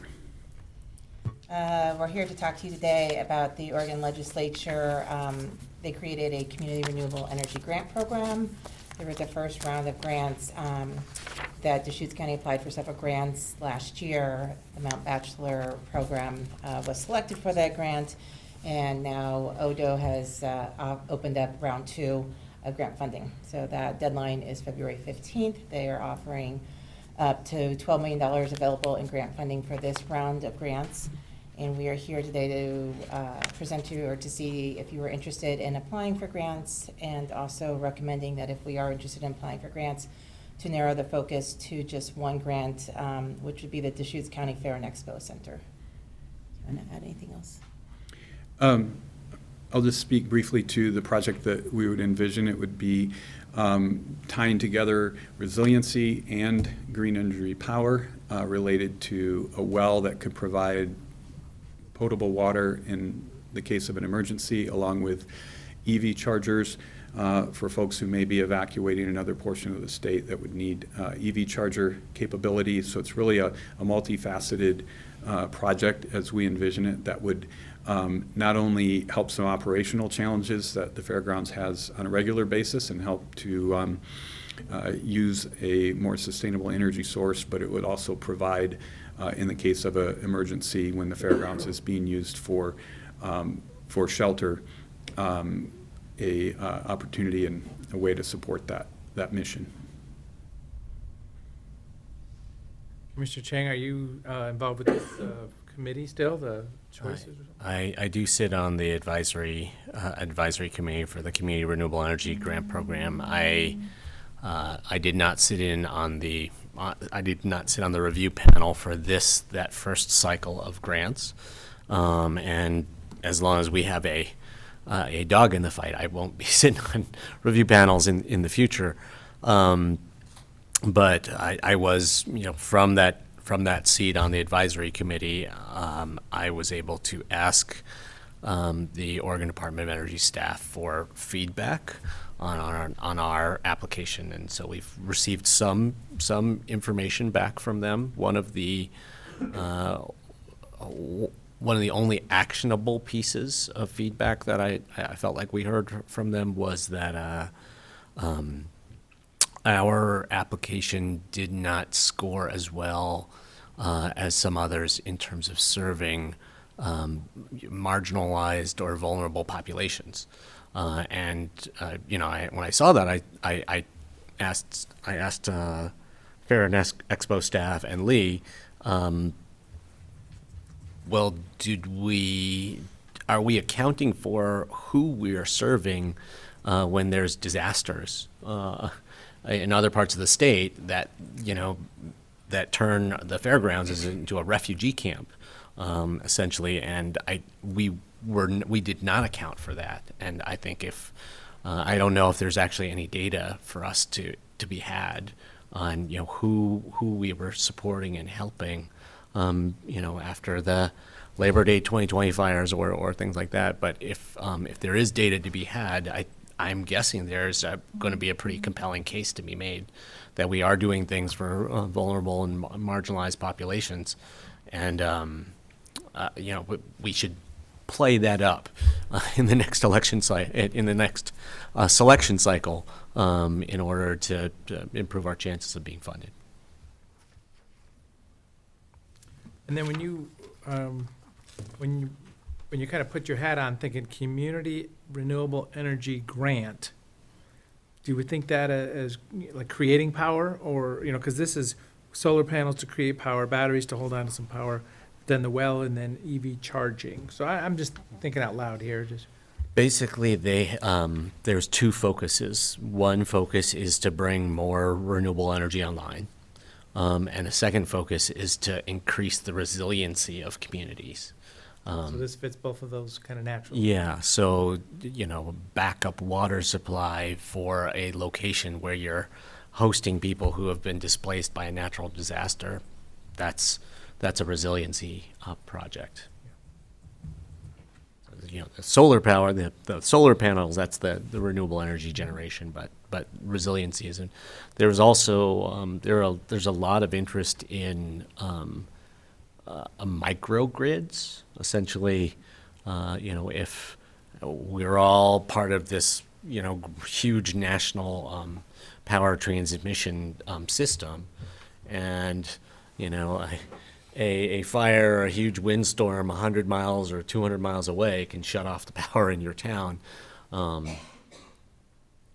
There's a real interest in establishing these microgrids where essentially if there is local renewable generation happening, you could just sort of create a small loop where that locally generated power is helping the community in which it's being generated, to keep the refrigerators on and keep the lights on at the hospital and all those kinds of things. Great. So for this solar project, is that on existing roof, or is that a field of panels, or what's the vision there? This project envisions it in a field not connected to the existing systems. We have currently 2 existing systems at the fairgrounds. This would be a third one, as well as possibly with a microgrid, kind of a very small, it would be a microgrid related specifically to the well and to the charging. And in terms of bolstering our application, Jen has done a lot of work in looking at how we might go about doing that and gathering some of the data and seeing what data we have access to. Given that the deadline is coming up very quickly, we would have quite a bit of outreach to do in the next month to reach out to various groups to be able to include their feedback in our application. But we think we have a path forward to be able to gather some of that information to bolster the application for this second time around. Yeah, and it's possible that just it's possible that they just didn't want to give 2 projects to the same entity in the last cycle. I mean, that there's the geographic spread, the diversity of applicants who were awarded in the first cycle. I mean, it's they touched a lot of different kinds of public entities in a lot of places, and you know, the 2 projects going to Deschutes County probably would have looked, as an advisory committee member, I think, you know, our county getting 2 projects would have looked inappropriate. So is a motion to submit? We don't have a recommended motion. I don't see it. Yes. We didn't put a recommended motion on there. We just wanted to have a discussion to see if it was something you guys would be interested in going forward with. Oh, yeah. If you are, then we would love. Then you'll come back with it. Good. Okay.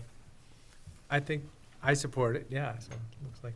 I mean, one other piece of homework that you could do would be to look at some of the projects that did receive awards and see, you know, per dollar how much energy generation are they getting.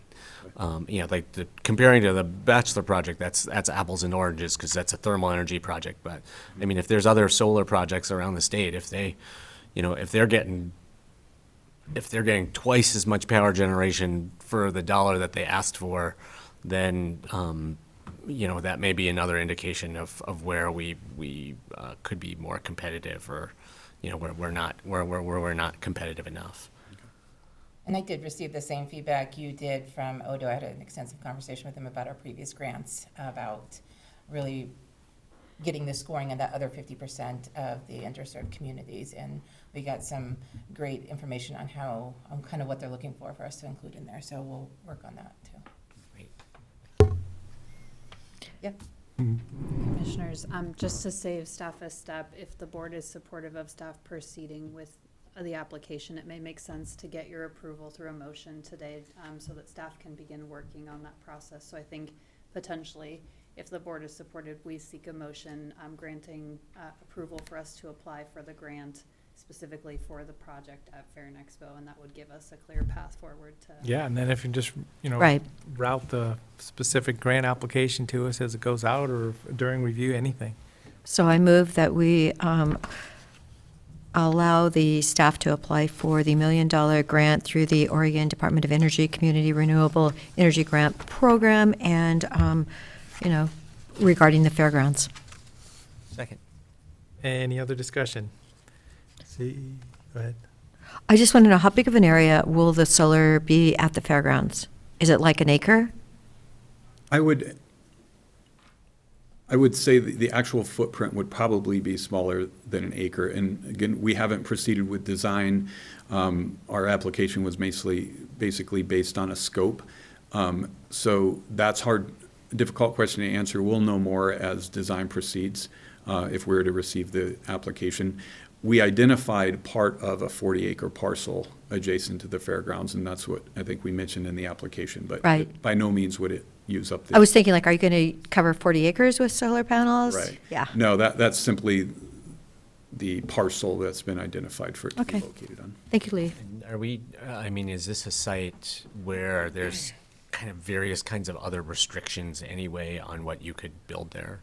What I'm looking for is there's all that area under the flight path that you're not allowed to build.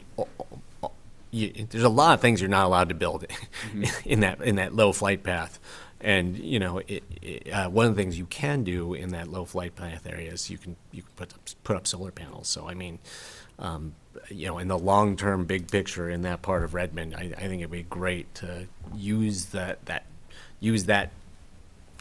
flight strip area for what it can be used for. Yeah, and I agree. And we hadn't gotten that far into the details of the siting, but as part of the siting process, we would look at what areas are most favorable to that type of use and make sure we're not excluding future uses and higher and better uses in the future, and make sure we're siting it appropriately. I'll build it nice and tall so you can park an RV under there in the wintertime. Yeah.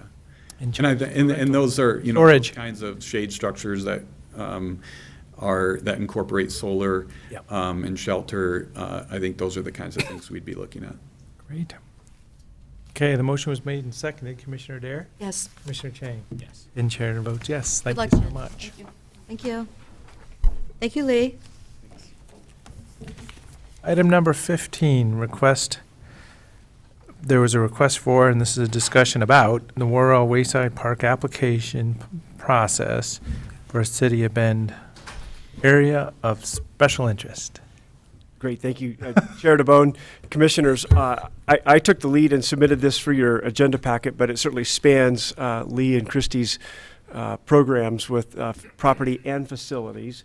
A couple of weeks ago, Donna Owens, a community member who's been actively involved and engaged in Worrell Park related issues, submitted a request to the Board of Commissioners for 3 items. One was to ask the Deschutes County to be to authorize a group of residents to apply for designation in the City of Bend's area of special interest, or a new upland area of special interest.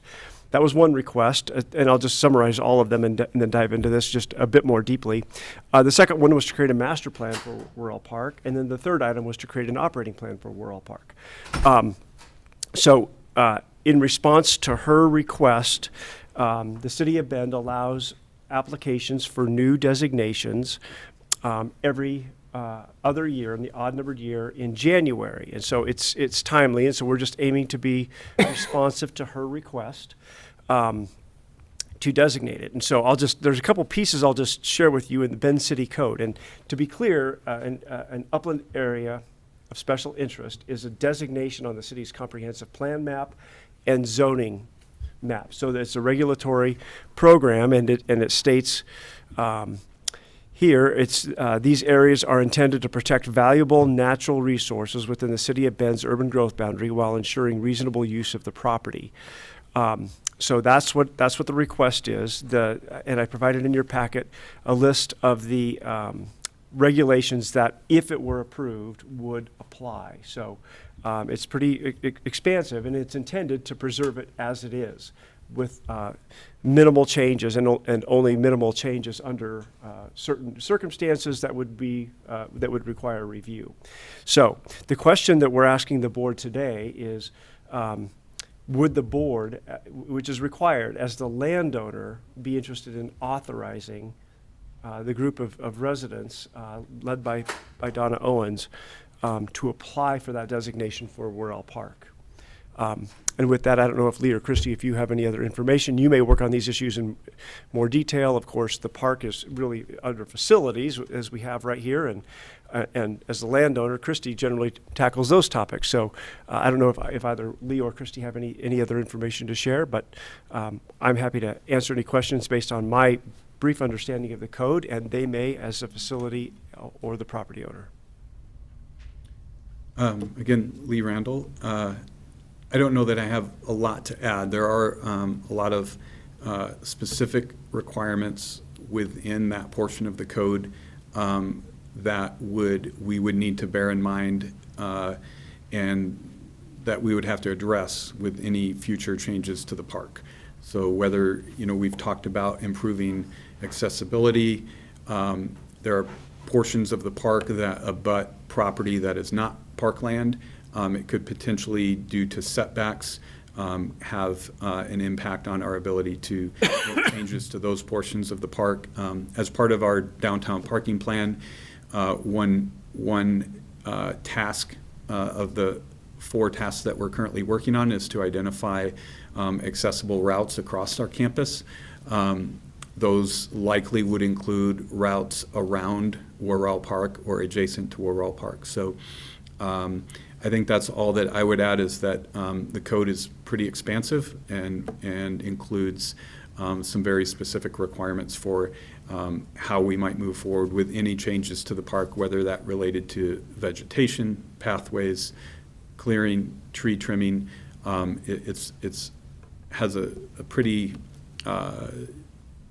inclusive set of specifications. And Lee, if I could just add one other topic. One is, and you covered a lot of what's in the code, which is very helpful. One of them, the items here, is no permanent irrigation shall be installed. And unless I'm mistaken, irrigation is already installed, in at least part of it. In parts of the, yes. Parts of it, yeah. So Not there certainly is- not correct. across, but in parts of it. And you know, parts of the park are already developed, and there's irrigation in portions of the park. So there are some things I think to consider within the requirements of not only the application, but if it were to be included by the city with that designation, there'd be some ongoing, very specific considerations. And I'm just Christy Bollinger, Property Management, for the record. I think in hearing Nick kind of explain the situation, the first thing that really popped into my mind is just, if this designation was to occur, what would it take to potentially undo that in the future if future boards or the county wanted to utilize that property for something different? So that's just the first thing that really popped into my mind, and I wanted to just share that. Probably a one-way street. Any thoughts? Commissioner, yeah, so. Well, we did see a whole bunch of deer out there today. Yeah. It was, I think, the most I've seen. No, and Donna Owen was I think she had a career in Forest Service, and she definitely was the woman behind saving the park. And when I did see her application. So legally, we don't know what it would take to remove it if we needed to, Christy. We don't know that answer yet. Is that something, what is it? She has a deadline that this has to be applied for, what, by the end of this month or something? Is that her deadline? For the City of Bend code, it's the January and the odd-numbered year, so there would be just a few weeks before. Okay. Window, yeah. So is it possible for someone to look up and see if we did need to rescind it, if that was possible, and let us know next week? We certainly Oh, can sure, we could, yeah. look into that. I want to express a kind of slightly higher level concern about these 3 requests, and that's what kind of impact this will have on county staff. You know, developing a management plan, developing an operating plan, that sounds like a significant project for someone, and since parks isn't really our business yet,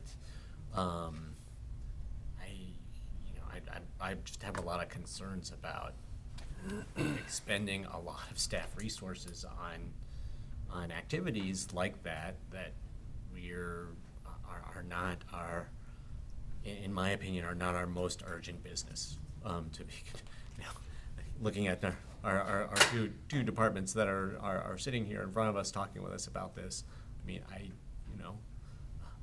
property and facilities, there are a lot of things we need you to be working on, and this, developing an operating plan and a management plan, like, that's not at the top of my list. I actually have park-related things that are on my list. That with the interest in exploring parks, new county parks anchored by campgrounds out,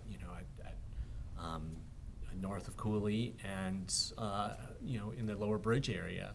But if we're going to be putting some staff time into park stuff, that's where I want to put the staff energy. So I'm pretty lukewarm about this package of requests. I greatly appreciate the community concern for Worrell Park, and it motivated us to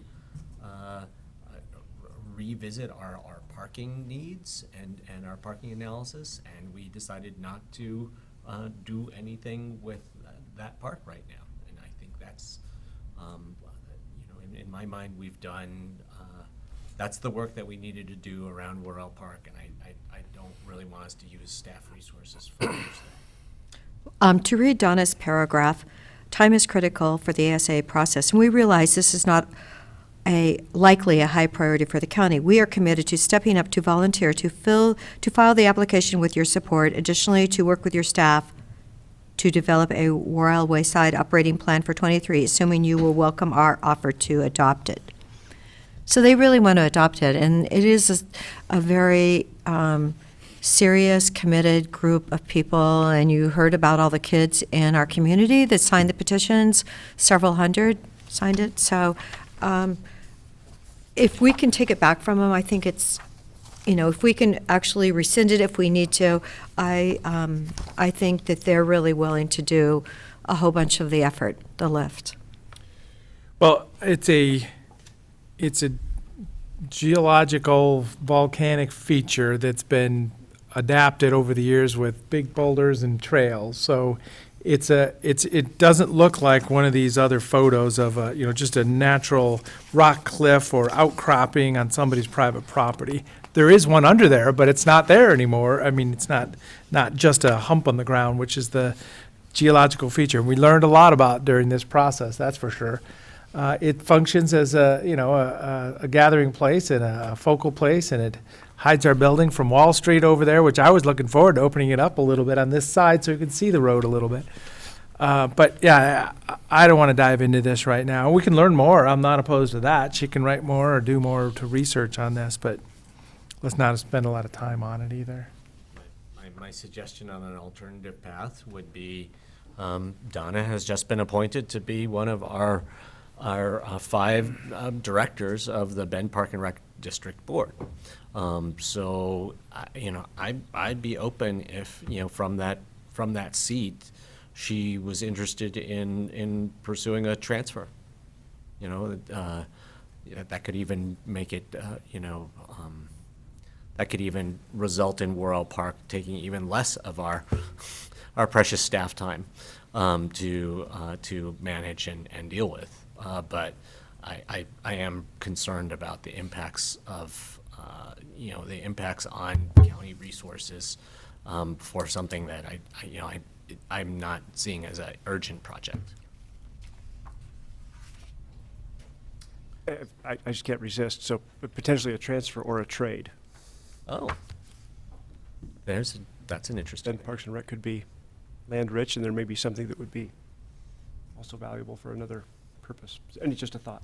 Do you know? Just building on. I don't. I just was. That's a very interesting idea. Yeah.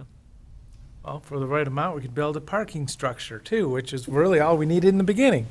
But I don't. I mean, somebody can propose something. I'm not pursuing anything like that at this time. Yeah. No. I mean, that would be initiated. That's basically another thing that Donna could explore doing. Their side.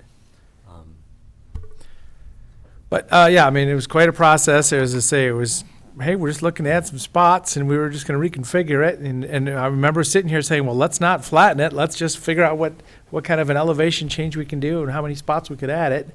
And that got spun up pretty big, which is fine. It was exciting to see that happen. Okay, so I'm not hearing support at this point to authorize anybody as a representative for the county to submit the application. We can share this with her if she has not seen it, and Commissioner Dare will still get the response to you, because this is something that could come up again in the future about what if it's designated, what an undesignation or removal of the designation might look like. So we'll still research that information.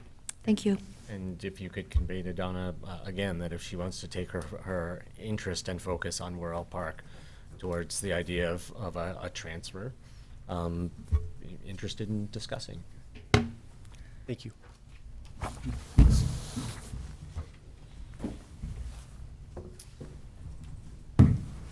Okay, switching to a couple health items now. So item number 16, amending agreement with Pacific Source for healthcare coordination services. Thank you for Hi. joining us, Kara. Good morning, Kara Cronin, Program Manager for Deschutes County Behavioral Health for Health Services. It's afternoon. Afternoon, I think it's that's good right. morning, I've never right? been here in the afternoon. It's so strange. Yeah. Sorry. Yeah, so go ahead, proceed. I mean, we just got stepping into the next item here. Yeah, so this is a contract extension for 6 months. The state, OHA really did this for all of its contracts. They're not a real reorganization in place, it seems. So this is a contract that OHA has with Pacific Source that they contract with us to provide the services. These services we use for our ACT team, our assertive community treatment. It's our highest level outpatient care for adults. So we have some money for like client stabilization, but the bulk of it goes to staff who are serving this clients. So big picture, it's just adding the next 6 months to this. Is it, can you tell me how that fits into the legislative fiscal? I mean, because, you know, the biennium is what you think of. So what do you think's happening up? There's just a lot of energy at the state. You know, the Oregon Health Authority leader is new governor. I think they are just trying to, they've had a lot of lawsuits, that sort of thing. I think they're just trying to reorganize, and they're just buying a little time. Yep. No changes, flat funding. Yeah. I know what it looks like. Okay. Yeah. Kara, do you know when the overdose numbers from 22 will be available? I noticed that we had the 21 numbers in the paper the other day, but I'm just wondering, is that anywhere in what you deal with? We're keeping data on that constantly, so I don't know that they've compiled it quite yet for 2022, but I will ask them to reach out to the board if you're interested. I just think it's really important because, you know, talking to people, a lot of people, you know, the overdose death have been frightening. Just frightening, and they're going up, and we've got to do something differently. So I really would, I just thought it was interesting that that number for 22 wasn't available, and I think it has to be on some spreadsheet somewhere that they total it. We'll get it totaled and out. Right. I know, because I think people need to really know that we've all got to step up. Yeah, I think we're working on like a format for a press release when we hit like an emergency level of overdoses. We had quite a few, as you probably are aware of, in the last month. So I will get the numbers totaled and out to this group. Thank you. Yeah, you bet. So do we need a motion for this? Do we have any other Okay. If we're ready. Move approval of chair's signature of document number 2022-939, amending the agreement with Pacific Source for coordination of care for adults with mental illness. I'll second it. Any other discussion? Seeing none, Commissioner Chang? Yes. Commissioner Dare? Yes. And chair votes yes. Thank you so much. Thank you so much. Have a good afternoon. Thank you for coming over. Yeah, it's good to see you. Item number 17, request to repurpose existing mediation position to support the school-based health center.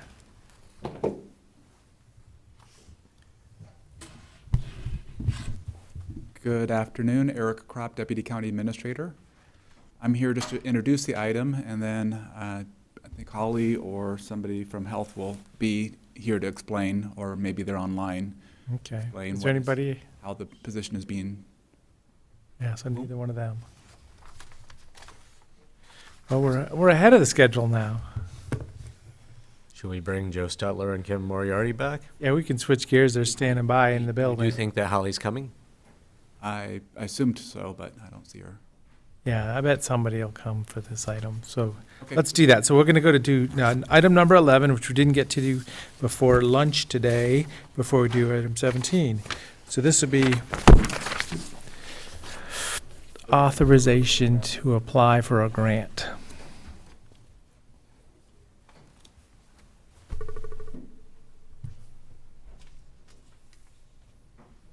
Sure was exciting this morning. It's going to be A lot of land use in 2023. Oh, yeah, there'll be some exciting times.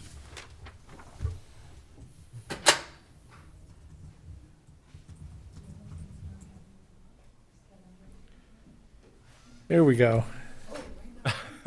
We just happened to get ahead of it here. But it's all good. We're just taking a deep breath for a moment. So this is item 17 again, request a repurposed mediation position to support school-based health center. Good afternoon, Commissioners. As I mentioned, I was going to kick off the item. In November, we came before the board to talk about the parental mediation program. The board approved an IGA with the circuit court to transfer the funds from Deschutes County to the circuit court to provide the service. As background, that service used to be provided by a position in the Health Services Department. When the court decided to instead go out to the community to provide that service, we came to the board with an IGA that transferred the money. Instead of going to Health Services to fund that position, that money is now going straight to the circuit court. That FTE is now vacant, and Health would like to talk about how to repurpose that position, or there a proposal to repurpose the position. Since it's a fundamental change in what that position did, I asked Health that they come before the board and explain what their proposal is. So even though technically the health department didn't need to come back to repurpose the position, I thought it was appropriate since years ago the board at the time approved one FTE to provide parental mediation services. That service is no longer being provided by Health. The position was not eliminated at that time when the board transferred the funds to the circuit court, and they would now like to repurpose that position, but I wanted the board to approve that since it's a fundamental change of that position. So with that, I'll turn it over to Shannon. So funds were transferred out, but we didn't take the position eliminate the away. So position. where's the money coming from is the first question. That's the first question. Yeah, so the money is coming from increase in capitation payments that we'll receive. So it's expected, it's a part of our new Pacific Source agreement, so we're not asking for additional funds to cover that. We'll be able to cover that out of capitation increases. So this is going to be school-based health center FTE. Yes, right now we have a 0.5, so a half a position in Sisters and a half a position in Redmond High. When I took this position 2 years ago, as one of the biggest needs when I did my team's needs assessment, and they said, we don't have the capacity, particularly in Sisters, and then the Redmond High. There are two in Redmond, one at Lynch and then one at Redmond High.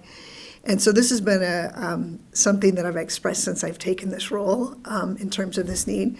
We looked at needs across the board, and this one rose to the top. And so we're asking to make both of those positions, instead of a 0.5, make them a 1.0.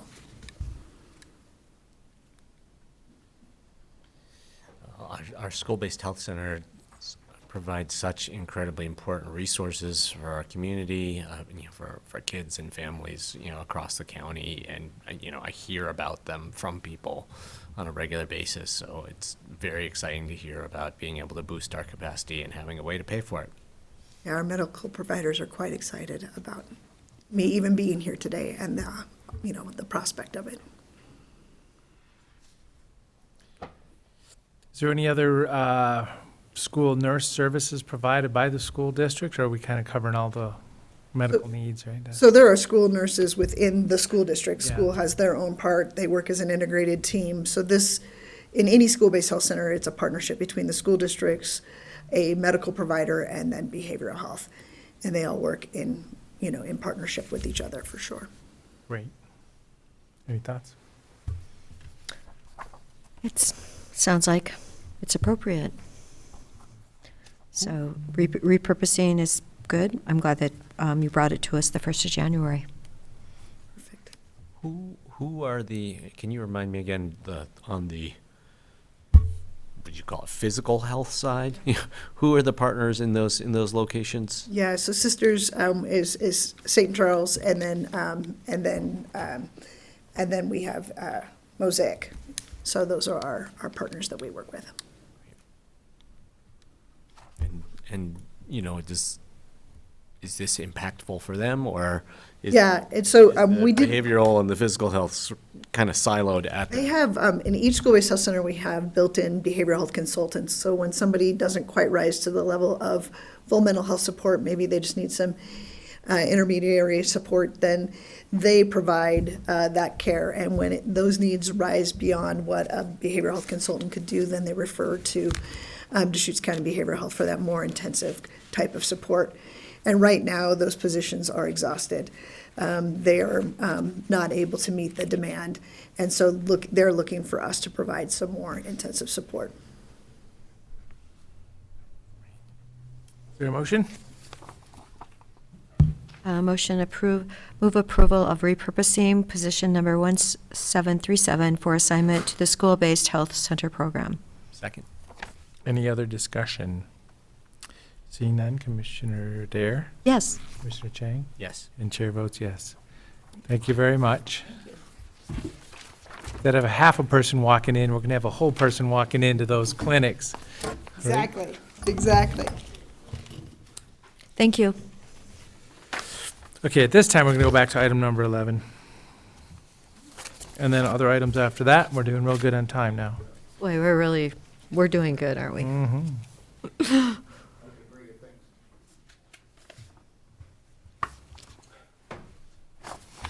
Okay. We bumped you this morning, now we're pulling you up this afternoon. Thanks for joining us. That was a phone call from Kevin. He is at his office, so he is about 15 to 20 minutes away, depending on driving time. Do we Okay. proceed and wait for Kevin, or what would you? I'd like to do it with Kevin. Do you want to have him zoom in? Oh, he's going to though, right? That's what you're saying? Driving right now. Yeah, so he's going to zoom in a few minutes. He literally, he's in driving. the car now. Yeah. Okay. Yeah, so we got other items for a good while. So yeah, you can just hang out there and we'll get back to it We're good. when he's available. Okay. Go ahead, Nick. I have several items, but I don't know if other commissioners want to go. I can dive right in, if you prefer. Go ahead. Don't dive, though. You have to make sure there aren't any rocks in the pond. But So I'll just pass these down. So commissioners, the first item is the Federal Advisory Committee for National Forests within the Northwest Forest Plan area of Northern California, Oregon, and Washington. So I provided this handout sheet to commissioners. They're in the process of creating a 20-member advisory committee. We received the request or the information last month, and they would like applications by, and it's stated mid-January, so it sounds somewhat general. I can provide more information. I have it up on my screen, or just turn it over to the board. I think you may have familiarity with it. Do you have any insight into this one, Commissioner? The little sliver of the Northwest Forest Plan area that lies in Deschutes County is made up a lot of wilderness. A big chunk of that is the Bend Municipal Watershed. I mean, the amount of area covered by the Northwest Forest Plan that's actually, subject to management activity is extremely small. We're on the fringe of the Northwest Forest Plan area. So in my mind, this is really peripheral to our interests. But then, that doesn't preclude if any other commissioner is interested in this. You can throw your hat in the ring for that. Just, so you're saying the Northwest Forest Plan sliver, isn't the Deschutes National Forest right at the edge of town here? It is, but only a portion of the Deschutes National Forest is covered under the Northwest Forest Plan. Basically, at the point where the forest transitions to ponderosa pine, dry mixed conifer forest, that's where the Northwest Forest Plan ends. So the stuff that we are most interested in, that's closest to our communities, that's that we are trying to manage most actively for community wildfire protection, is not part of the Northwest Forest Plan, and I don't think it's. Is it under some kind of planning? It's under the land allocation that it's under is what's called the East Side Screens. So and that's much of what you see spanning from here all the way across eastern Oregon. So, Ochoco National Forest has nothing in the Northwest Forest Plan. Malheur National Forest has nothing in the Northwest Forest Plan. We got like a little bit, and the Northwest Forest Plan is built around spotted owls. So, they deal with the spotted owl habitat that's east of the Cascade Crest is different. It's a little bit different. I mean, the owls that live, the northern spotted owls that actually live on the Deschutes National Forest, to a significant degree, people would say, they're slumming it, like in not kind of classic northern spotted owl habitat. In the same way, when I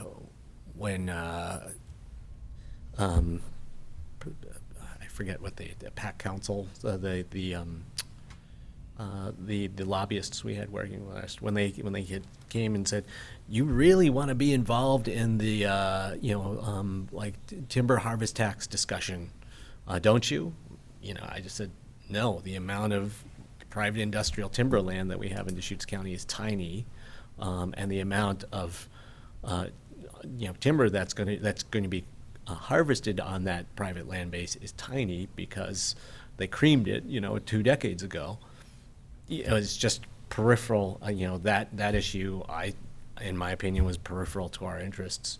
And not a high priority. And this, I would classify this in a similar way. It's just there's not enough of the Northwest Forest Plan that's subject to area that's subject to active management and serious consideration within Deschutes County that that I think it rises to it being a priority. So just acknowledging, I've heard and known about East Side Screens. I would have had no indication ever that there's a transition west of us in the Deschutes National Forest. I always figured it was other forests and not here. Just the East Side. When you hear that term, I've never seen a map of it. I haven't followed it that close, but I always think of it as the Deschutes is one management. So, but we don't need to go any farther today. I don't want to go any. The raging debate in Eastern Oregon around the 21-inch rule that was set aside within the East Side Screen area, that has been that is a significant area of interest for our community, and in my opinion, what we're working under since the 21-inch rule was set aside is better. And so if we're going to get involved in anything, then I think all of the kind of policy focus around that 21-inch rule and litigation by conservationists and things like that on that topic, that would be a more appropriate place for us to put some policy interest. Although, I don't. It's federal. Nobody out there is advocating for a position that exactly I would support. So, on either side of this. You respect yourself. I was going to do a bit more research. It's due next Tuesday, so Okay. I thought. Yep. So good discussion, if you're interested. Yeah, it's due. Yeah. I mean, if you want to talk about owls, the person from the U.S. Fish and Wildlife Service who specializes in the drier forest types that still support northern spotted owl is right here in our Bend field office for the U.S. Fish and Wildlife Service. Her name is Jennifer O'Reilly. So she might be an interesting person to talk to about what could be accomplished by participating on this advisory committee. Okay, thank you. Thank you. So I see Jeff Hines got on the video here. That might have been for an item that we already completed. Or it could be for item number 3. 3. On our other items for the Fair Board. Oh, okay. Sorry. Yep. Okay. I didn't know. Yeah. I was just acknowledging that maybe it was for the last one. Okay. I can, you want me to jump for number 3? Sure, let's do that with Let's Jeff just here, jump to yeah. number 3. Thanks, Jeff, for joining us. The Fair Board of Directors Interview Committee, Commissioner Adair, 4 board members, Libby Ritchie and Bill Kuhn, conducted interviews and unanimously recommend 2 people to the Board of Commissioners for the appointment to serve 2 open 3-year terms on the Fair and Expo Board. And so specifically, they recommend reappointing Carrie Novick and appointing Wendy Every. And so this is for the board's consideration. If the board's supportive, then we would put these on consent agenda and bring them back next week. Great job, Commissioner. It was great. We had some excellent candidates, and the really important thing is there are a couple people that we actually interviewed that I'm going to call and see if they'll be part of our association. And you know that next Monday night, the association dinner is. And just for the public record, the reason why it is held on Martin Luther King Day is because it's in the bylaws. And they are actually updating the bylaws, and so that event will probably move next year. Oh, wow. But that's why it was, that's why it is next Monday. So it was kind of good to know the reason why, because I kept thinking, wow, why are we doing this on March? But that day was determined a long time ago. Anyway, 100 years ago. Carrie and Wendy are outstanding, and I think they'll bring a great balance to the group. I'm really glad to see Carrie re-upping, and Wendy Every, I also can picture doing great things for the Fair Board. And I'm supportive also, so that's really good. Great. Thank you. We'll bring these back next week. Thank you. Okay. I'll Jeff. just.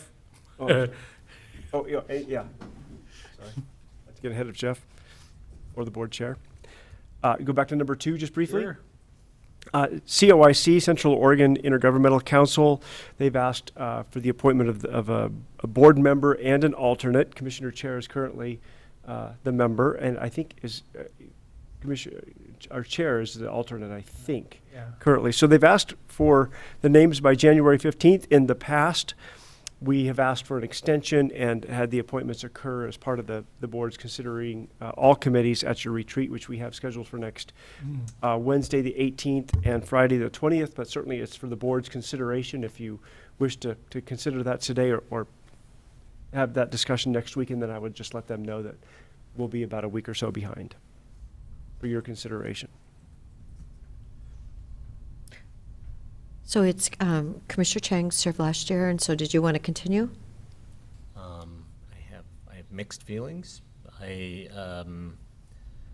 Those Thursday nights are important parenting time with my kid, but also the consideration of forming a transit district is going to be is a major focus for COIC in the next year or two, and it's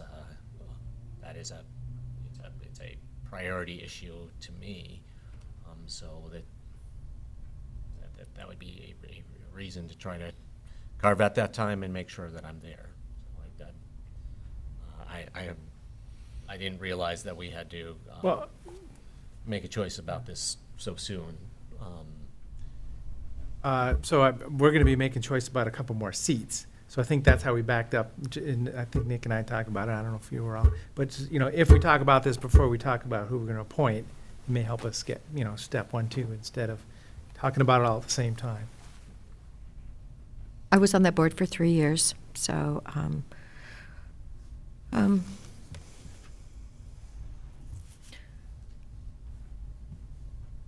think Alan always did it for many years, and then I only did it for like 1 year at one point or something. Maybe 2. Well, yeah, any thoughts on what? Well, so I the mean, transit district is an interesting also, topic, Yeah, go ahead. Is it tri-county, so a 3-county transit district? I think that remains to be Yeah, so just decided. generically, okay. I would also say that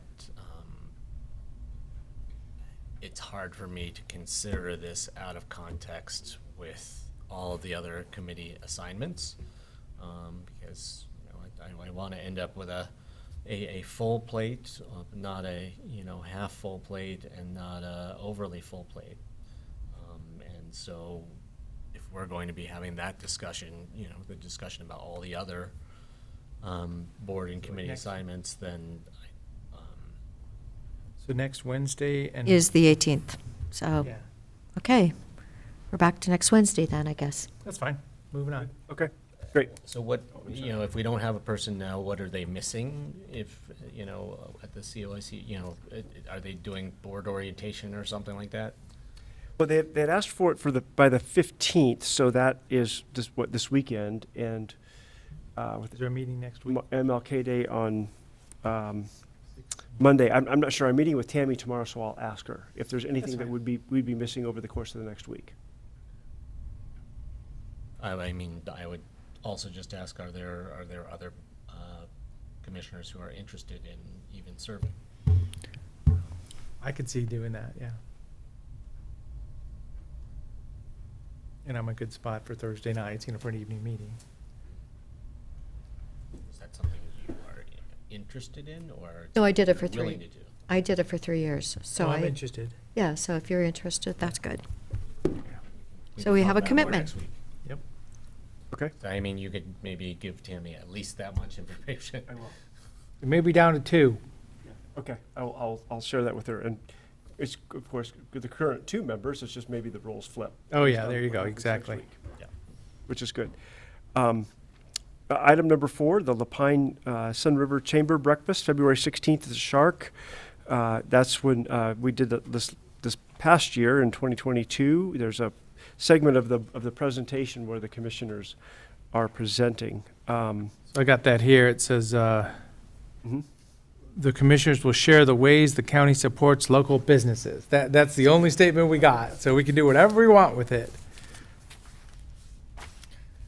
Okay. But yeah, I mean, if we're all invited to come to that chamber breakfast a month from now or so. Right. Have you made a decision about going to NACO?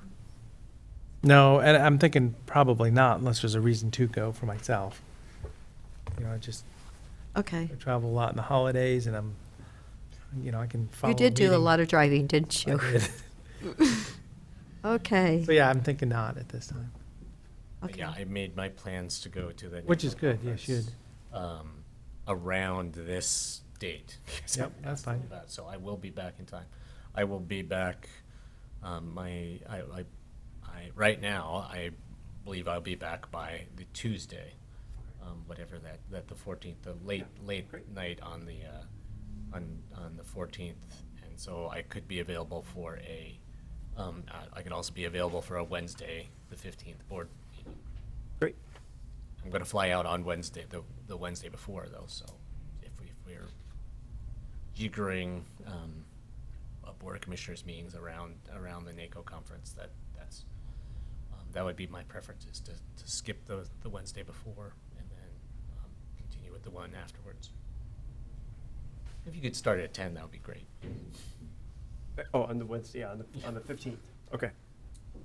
So we'll coordinate with the board chair on the timeline. So this, having a little bit of support, figuring out what we're going to present, and it sounds like since there's, as I see, there was multiple presenters that day.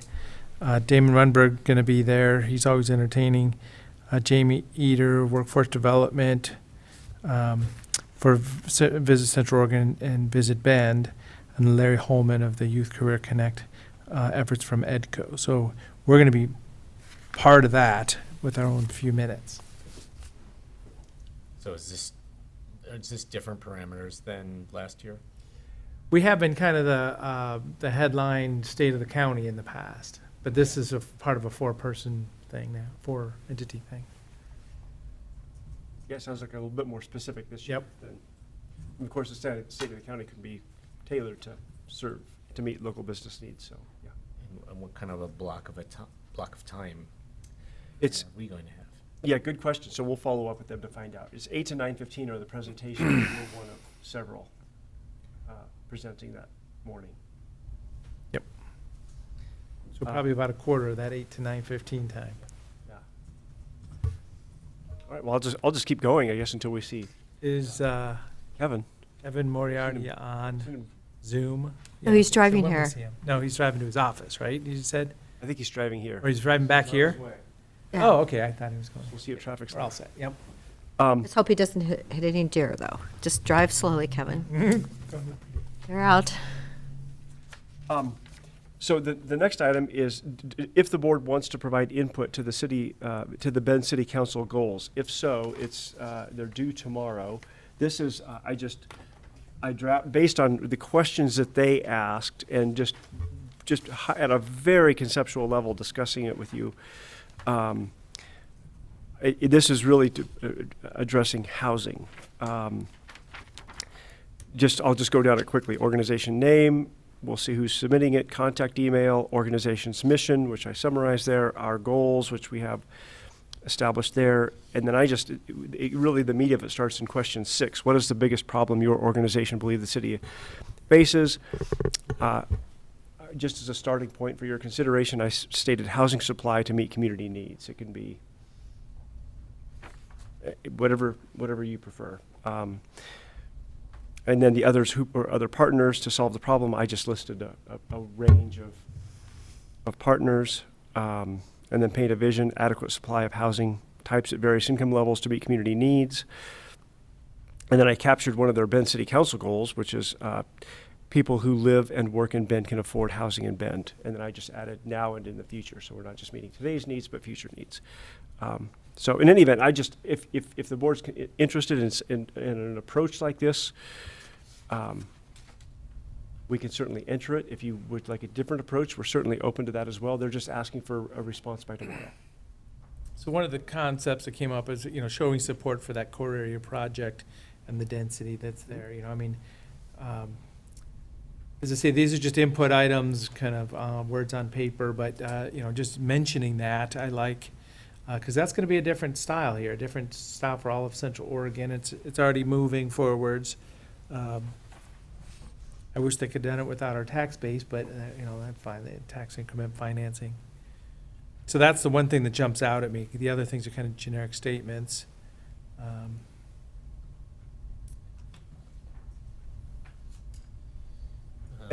sorry. Yeah, I don't know how to, this is not an existing plan, but there's a whole lot of questions swirling around the southeast part of Bend. We're getting all of these comp plan amendment and rezone applications at the county level, right on the other side of the urban growth boundary, and I think that the focus, or the availability of lands, significant amounts of lands in southeast Bend, the potential availability of these additional lands that are now rural residential zoned, or will be rural residential zoned after these rezones. I think that is the basis for having a discussion about an urban area reserve.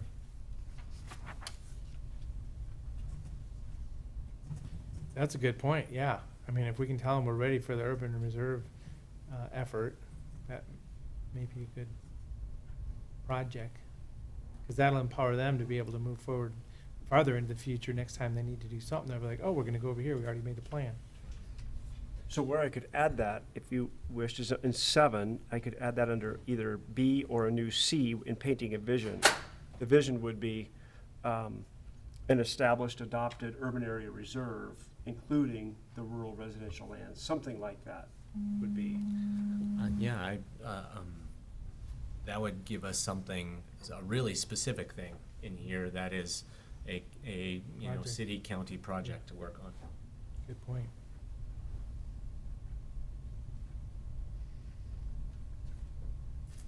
And then obviously send all the deer back out to wilderness so we don't have to get so worried about it.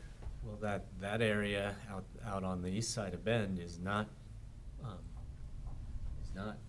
Winter deer, important, winter range. Quite possibly it has been in long way in the past, but. I was referring to those guys, the ones that we saw at lunchtime. So Right, they're we not out could there put a now, halter on them and take them. I just, yeah. Or maybe, what do they follow, salt? Is But that that, I mean, we don't need to have a ton of content here. In fact, thanks for putting this out, but maybe even just get it way down, because Deschutes County Urban Reserve, maybe it's as simple as that. And support for the core. I actually You would don't like, have a lot of reading. Nick, second line in B, on 7B, I would highlight it. Can afford to, can afford housing in Bend now and in the future. So I would maybe highlight something. I mean, I like what you've done because this was your expertise. And this is what we listen to all the time. So I just would think like maybe doing a couple appropriate highlights in bold. So it just kind of, okay, this is what we're really thinking about. Because we hear it from everyone. If you live here, you want to be able, if you work here, you want to be able to live here. So there's some content, get it tightened up and we can send it off. Sounds great. Does everybody support that? Yes. Yeah, okay, good. Thank you. Thank you. Thank you. I will suspend my other items and Yep. turn it back over to you. So we've kind of gone around and around on our agenda today, but now we're down to the last published item, item number 11, authorization to apply for a grant for resiliency. Please join us.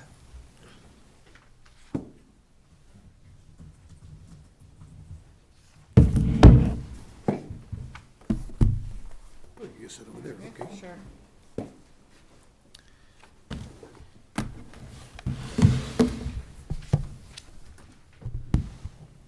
They're all on. They're two different mics, so one's red and one's green, but they're both on.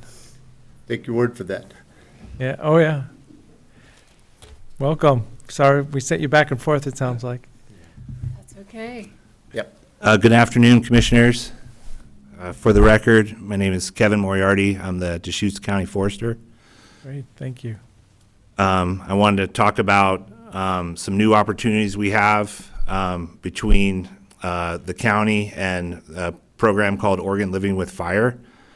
We have 2 grant opportunities that we would like to get a decision on, and also explain how Oregon Living with Fire collaborates with Deschutes County.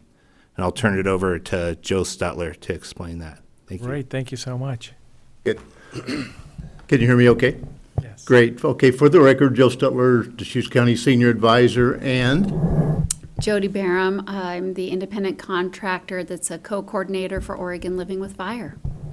thank you. Our board member, congratulations. Yes, thank you. Thank you. Well, listen, thank you for the opportunity today. Good afternoon again for the record, Joe Stutler. So today, several things, in part requests from Commissioner DeBone.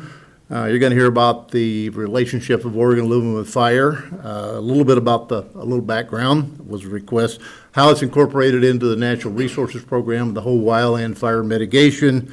Then, as Kevin mentioned, asking for permission to proceed with the application for 2 grants that we think would certainly benefit the county and the programs here in Central Oregon. So let's start with just a high level on Oregon Living with Fire. It's approaching 5 years now. We've had funding from 4 counties and the Forest Service for about $110,000 a year. The whole purpose of Oregon Living with Fire is the implementation of the cohesive strategy. We've got about a 12-person steering committee, of which Commissioner DeBone is on that steering committee. We've added a new commissioner from Jefferson County. We're pretty excited. Our next board meeting is the 13th, this Friday, 10 o'clock, as I recall. But the whole notion of Oregon Living with Fire is to be the convener of all the efforts, the collaboratives, the stewardships, Project Wildfire, across 4 counties with the Forest Service, ODF, the other federal agencies, state agencies. The whole notion is how we effectively implement the cohesive strategy, which is a strategy for the next 100 years, and how we deal with the nation's wildland fire problems.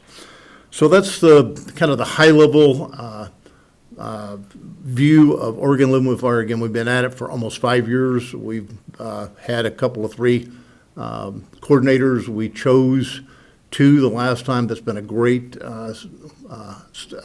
selection in my view. Each have unique skill sets that we've added capacity, significant capacity to many of the organizations that previously mentioned. We have applied for no less than a dozen grants, actually doing the grant writing for those organizations just in the last 6 months. So I've been very, very active with that.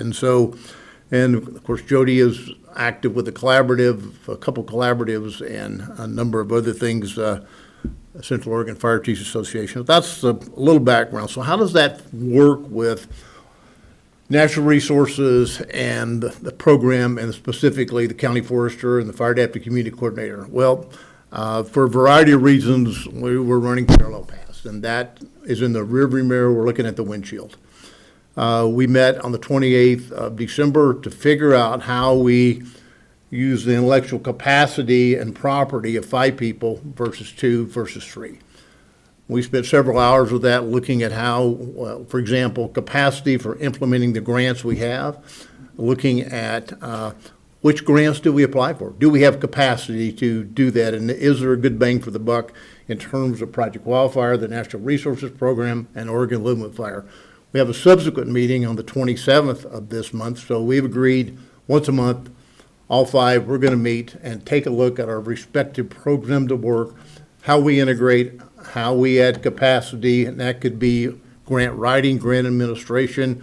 For example, the lottery grant awards that were given out, there's 27 of them. It's going to take more than 2 people to get out and be sure the work was completed. So we'll be doing that in conjunction with Kevin and Corinne, and looking forward to that. It's frankly something that I've dreamed of for a couple of years, and I'm glad to see that is working, and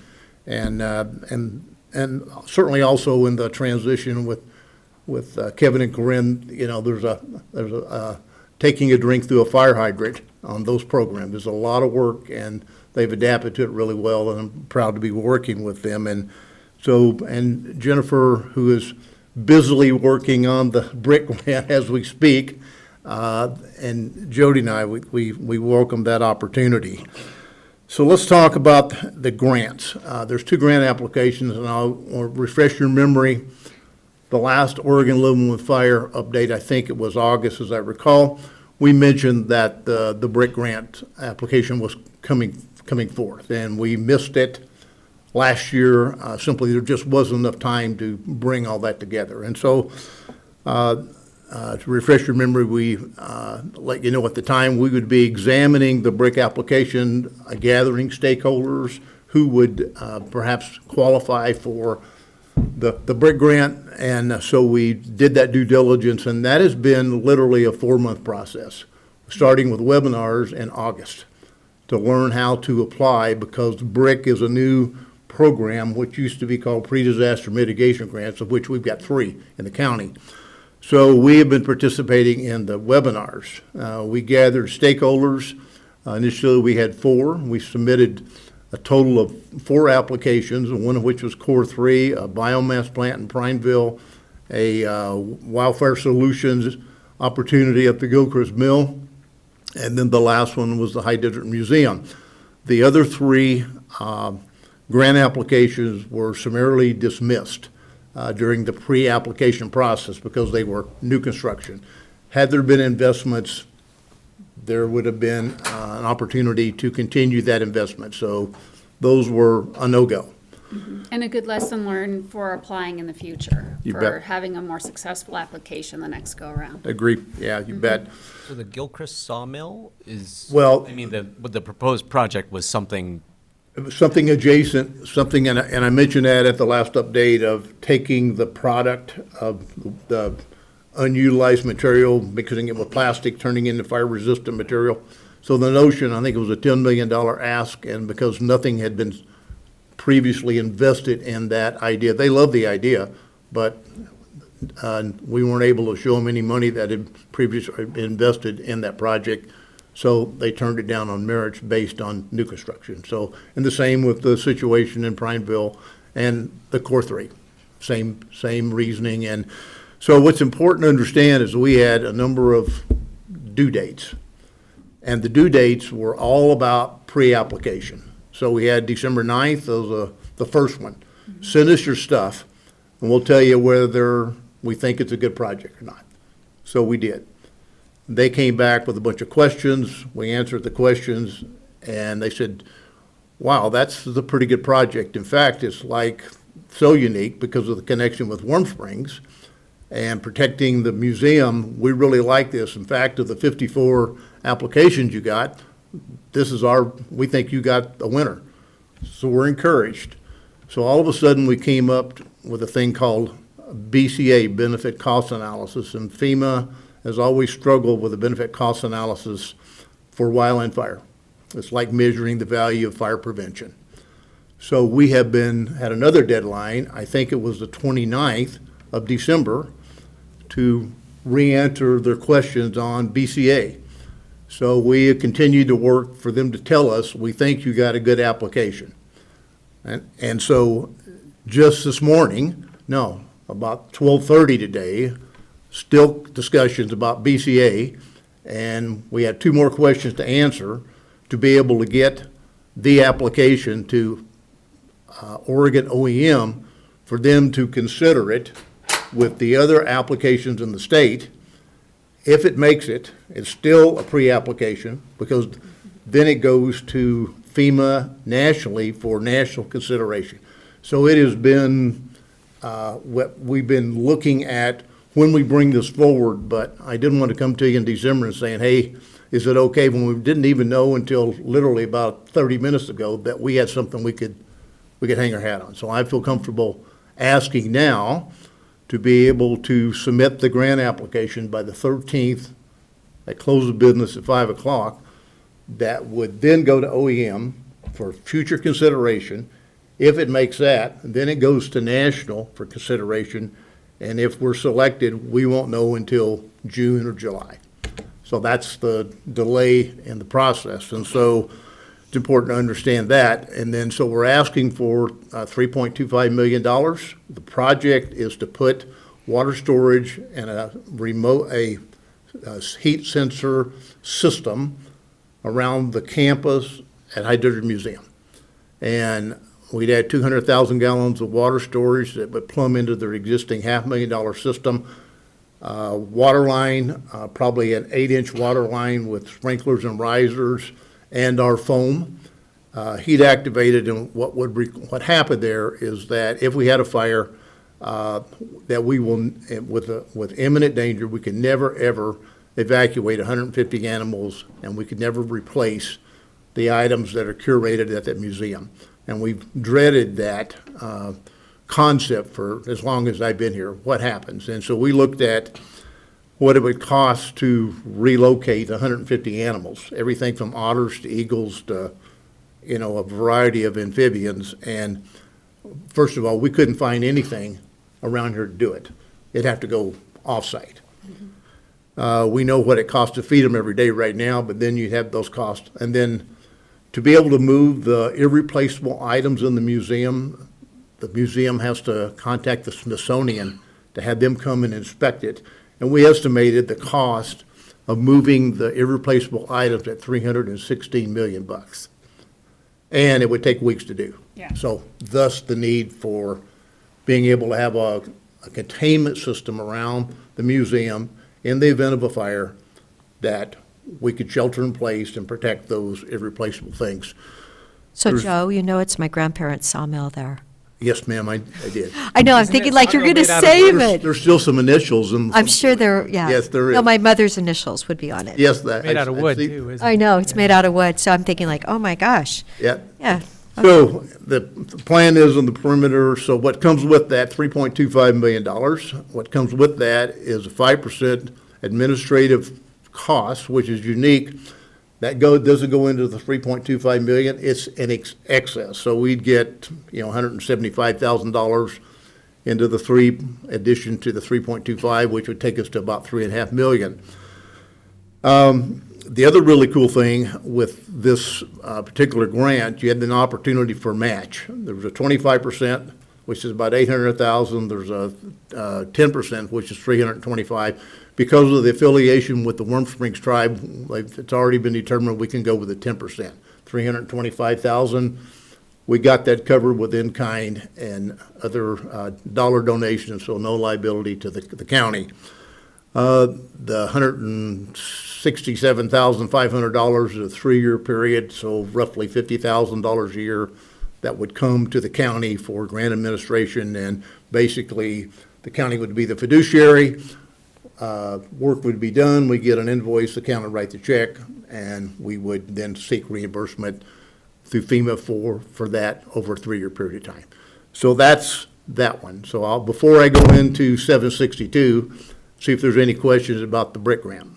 So seek reimbursement means we're floating the dollars back and forth between that and the reimbursement. So we Correct. should understand that up front. For $167,000. Yeah. It's a little bit more streamlined than some of the other processes. If you've done other FEMA grants, you know that they can be a little onerous. Yeah, but still, I mean, just acknowledging that it's a check out reimbursement later. And the county would cash flow that, or? That's, Yes. yeah. Any more questions on brick? I mean, Jody, you're kind of saying now that you expect it to be a real clear process, not debated in the back end. Correct. And Nick and Eric and I've talked about this a couple times, and so I mean, it was my recommendation, hey, let's not drive too far ahead of our headlights on this. Let's be sure that we had a shot at this. And so I'm really sure we got a shot at this, and I'm reasonably certain it's going national.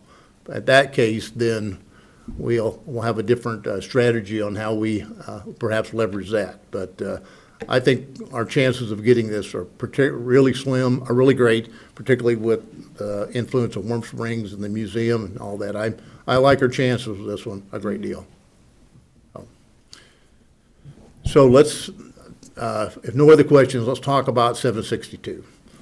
So this is part of 762, Senate Bill 762. So what's different with this is an award, not a grant, which is really cool. And there are several different categories. There's $16 million to spread across the state, and they're divided up in categories. One is certainly counties, the other is municipalities, fire departments, nonprofits. There's a cap in each one. For counties to apply, it's $5 million, as I recall. So, which means that if everybody, and the cap on that one is 500,000, which means if everybody got $500,000, there's only 10 counties in the state that could compete, which means that our intention is to apply for $500,000. Our intentions is to ask for a 10% administrative fee, which is included in the $500,000. I'm not going to be surprised if we are asked, can you accept less? But so they can spread it out a little more. So here's what we know to be the truth.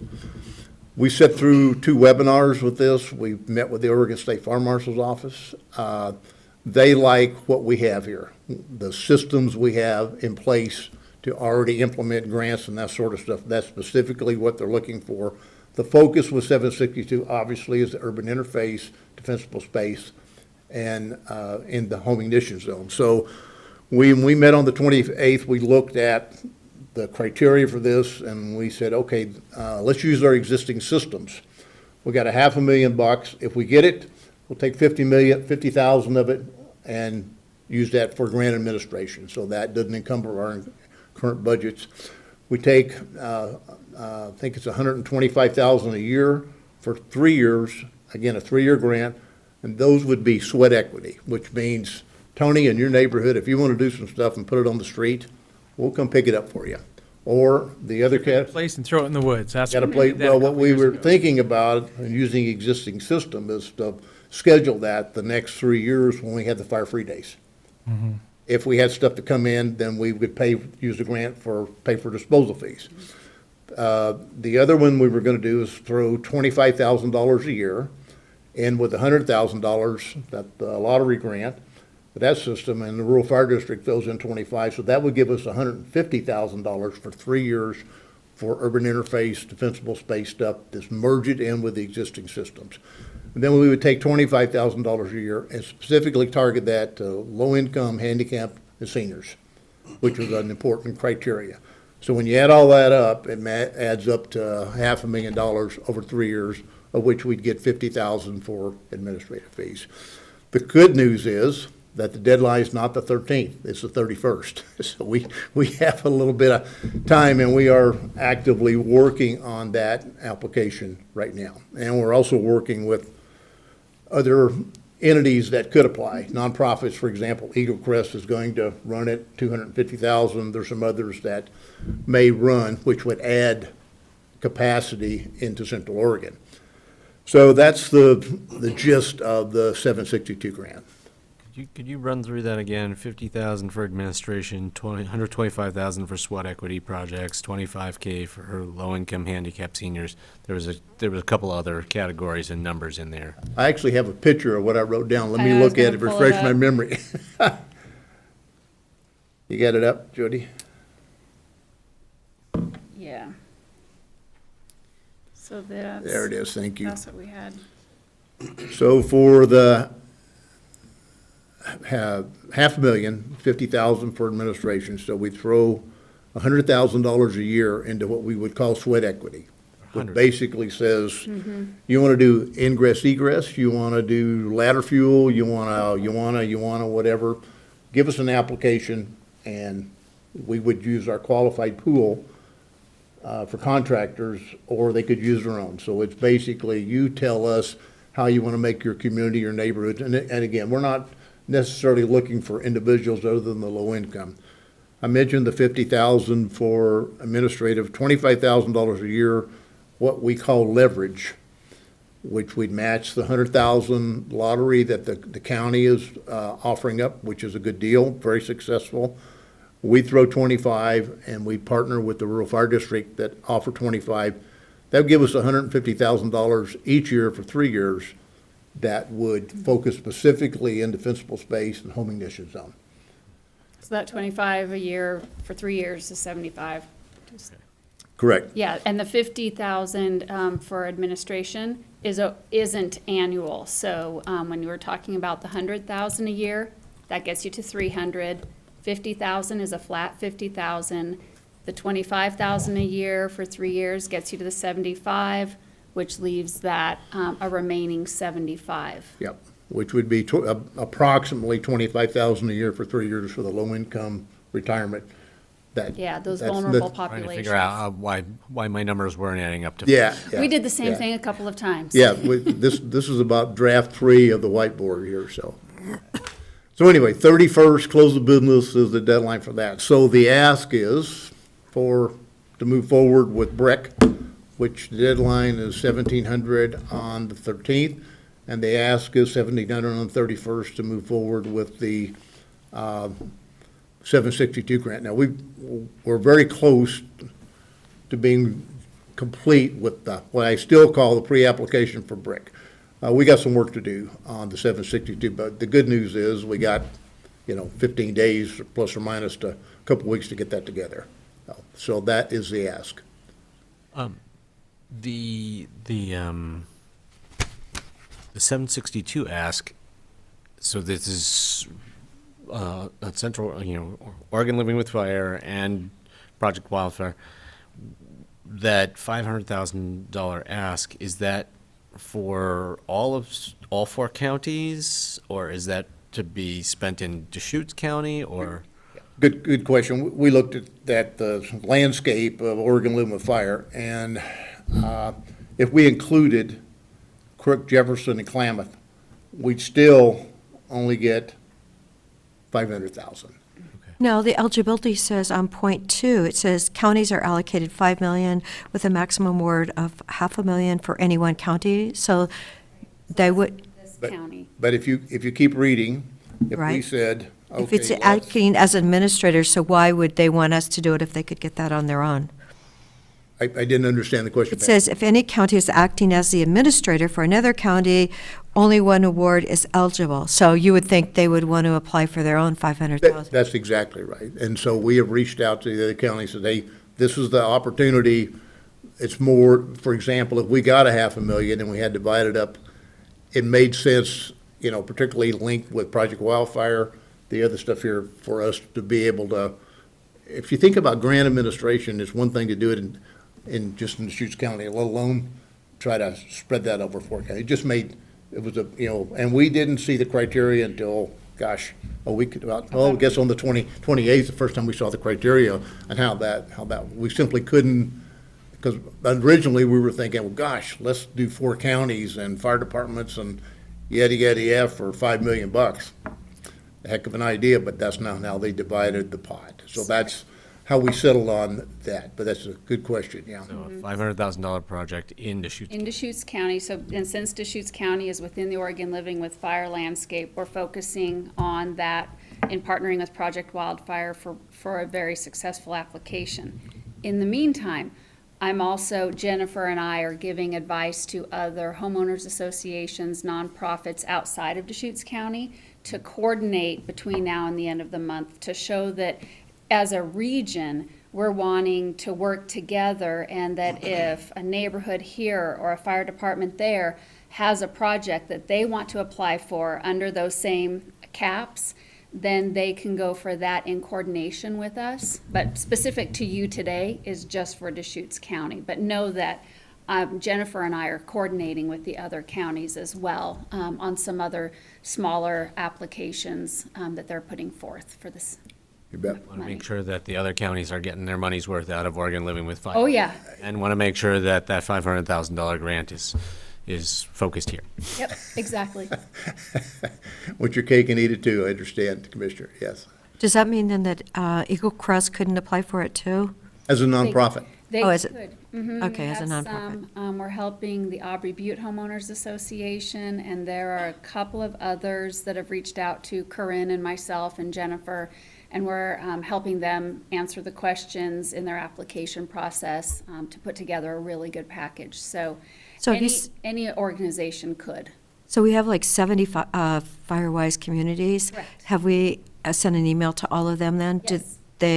So they might all be following up. Yeah, so they're all connecting with either Corinne or Jennifer or myself. Maybe, I don't think they've reached out to either of you No, yet. not but yet. have they? We've reached out through Project Wildfire Yeah. and our newsletters to get to most of those Firewise communities, and then through the help of Oregon Living with Fire, that hopefully we're reaching all of them. Yeah, yep. Well, and from experience, it's, exciting. There might be money available. The neighbors talk about it. They make a plan. Any day that they say, let's go out and work together, all of a sudden it just builds on itself, and it can be so exciting. So long history of doing that with Project Wildfire, as we know.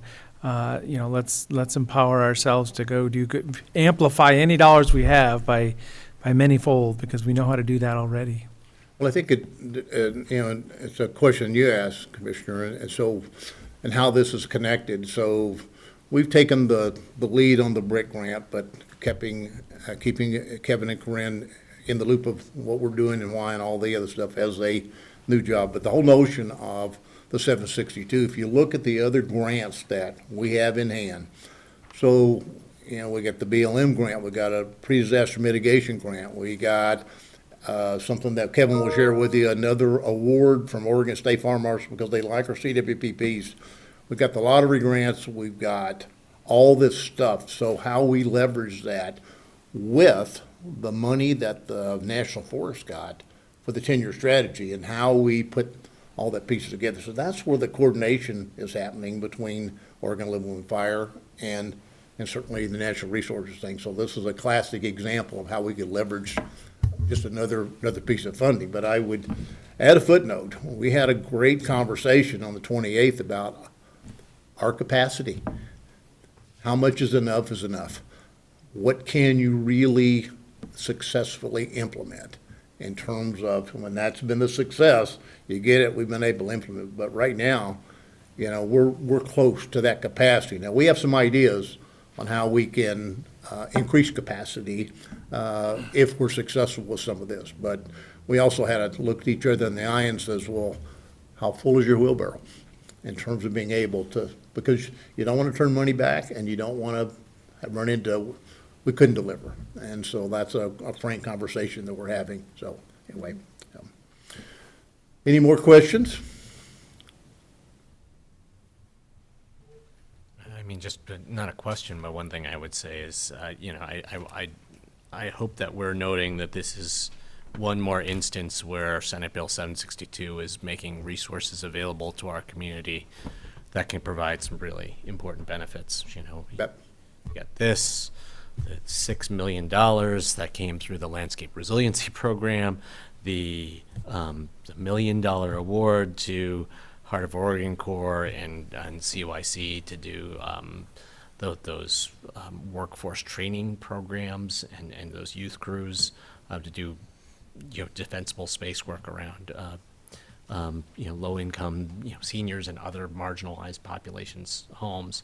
The impacts of the investments that are coming through SB 762 are really significant for our community.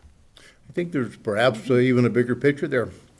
Once we resolve the issue with the risk map, and State Farm Marshal, in fact, puts together the WUI code, rather than a cookie cutter one-size-fits-all, I think they'll be able to recognize the systems and mitigation we have in place here that would have significant understanding of why, in fact, we even have it, and understand the risks. And I think that's the goal ring for all of this. Obviously, it's a huge investment, but the reason it's been successful here, people understand why. And I think that's where the linkage is, and that's the messaging that Project Wildfire, the County Forester, Oregon Living, that's the messaging we need to do to understand the risk. You can look at a map and see one thing, but what's it really mean, and why are we doing this, and how that's being supported, obviously, by the county with grants and organizations like this. I think that's the goal ring. No, there's a whole lot of understanding. There's a whole lot of organizational capacity. There's a whole lot of relationships that are in place here that make it a great place to invest in community resiliency, essentially. I sure like our chances on the 762 grant. Yeah, really do. Well, I think that's why it's out there. It's just if they ask us to take less than that, what we ask. Is there a motion? Good discussion. Thank you very much for joining us. As I was asking, making sure Kevin's involved, this is that next generation of everybody. So let's all work together, make sure we're supporting each other, promoting the good things that we do. Long history of Project Wildfire, in-county code, outreach to the community, neighborhood associations, best practices, just all that we've been practicing for many years. So, but yeah. I move to authorize staff to apply for a grant. Should this be two motions or one? You could do it either way. It's your preference. I move to authorize staff to apply for a grant in the amount of $3.25 million from FEMA, Building Resiliency in Communities program, and to also apply for a grant in the amount of $500,000 from the Oregon State Fire Marshal based on SB 762 legislation. No, second it. Any other discussion? Seeing none, Commissioner Chang? Yes. Commissioner Adair? Yes. And chair votes yes. Thank you very much. Thank you for your time. We'll keep you updated as we know more. Wonderful. And I'll see you on Friday at the meeting. Yeah. Yes, see you on Friday. Thank you. Thanks for your time. Thank you. Okay, back to other items. Thanks, Kevin, for coming in. Yes, thank you.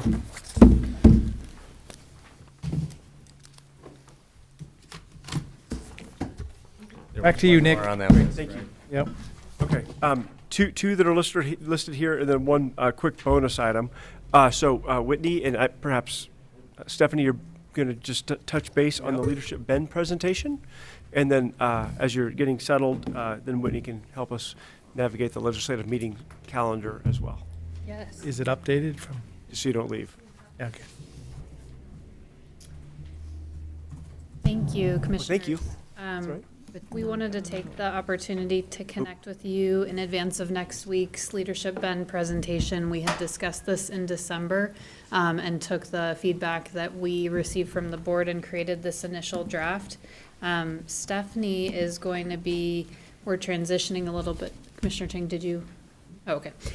Stephanie is going to be assisting with presentation development for the board, and so we're kind of transitioning that, but I figured that we would walk through the draft today, if that's helpful to the board, and talk about next week and any feedback that you may have so that Stephanie's able to make those updates for the board. Would the board like for me to just do a brief overview of the presentation? Let's flip it page by page real quick. Okay, let's do it. So we tried to keep this brief, based on feedback from the board that you wanted to allow time for questions and interactions with the class. So this is a short deck. You've got your traditional introductory slide where that provides the opportunity for commissioners to introduce themselves individually. And then inserted a question slide early in the deck, and that was based on feedback from the board in our original discussion. So kind of an opportunity to engage with the class at the beginning of the presentation as well as the end. So that's reflected there in slide. It's kind of a hard stop and say, okay, anybody have any questions? And that's, again, based on staff's interpretation of the discussion the board was having, but we're happy to adjust slide 3 as Maybe needed. as far as we go, if it really gets exciting. Okay, so moving on, based on that initial discussion, we have the org chart, which should provide an opportunity for the board to talk about the county structure and county services. Slide 5 is the Oregon County's video from AOC. And then we have a hot topics slide on slide 6, talking about a variety of current and future initiatives. So I'm going to go ahead and pause there, as this is probably potentially a place where we may have thoughts and feedback. So this is kind of like that other slide of what are your questions. This is what we have to start with. We can go back and forth and maybe just go down rotating amongst ourselves who wants to talk on each topic. Because the next two are kind of closing up the whole session then. Get engaged and thanks. Yep. So this could be the conversation time. I mean, I'm super happy that we have this second slide of what questions do you have. I almost feel like it's too soon. Okay. Like, maybe, the AOC video. Okay. Might be, we have a really quick, first slide introduction, then we, just, this is what counties do, and then go to, what questions do you have, and then we can get into the more detailed stuff if there is not questions. I feel like people have questions, but if we ask them like right at the beginning, they might be a little bit deer in the headlights. Does that work for the board? So we would introduce AOC video, connect with questions, and then move into the org chart? Sure, I'm just wondering if we could get a picture with a deer out at Worrell Park, like I'm tomorrow happy or to. something, if they like pop in again. I think, weren't there like 5 out there or something? Yeah, staff. I mean, it is pretty amazing. It is something that we can definitely see if we can catch. I noticed we have alpacas on the front page, so.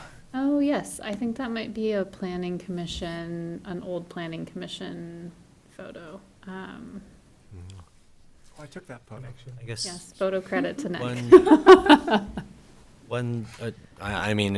I'm sure each of us has plenty of things that we could think of just to add to the hot topics list, but I do think there's some really big behavioral health items that are going to be dealt with at the state level that are extremely relevant to us, that I hope, legislatively we're tracking pretty closely, and otherwise,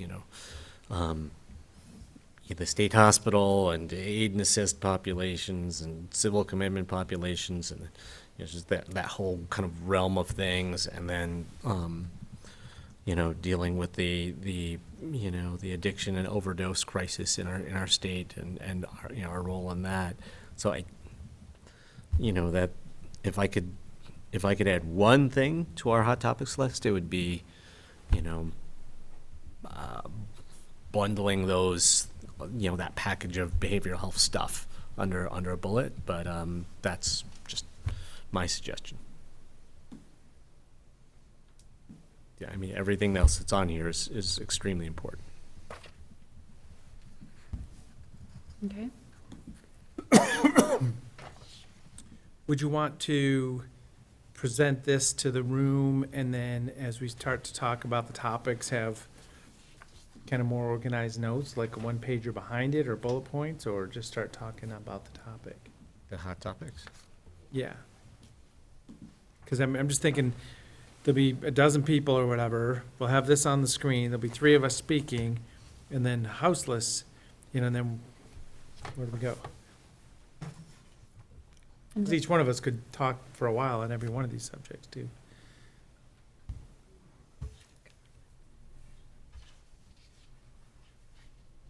I mean, another way to approach it, again, to try and get that more interactive, kind of responsive to people's interests would be to,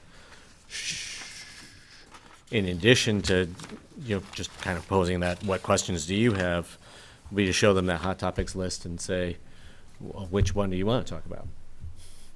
And instead of us just kind of going through in laundry list fashion. Not that, these are all very important topics, but it is possible that that people won't be interested in some of them. Remind me, this is 45 minutes?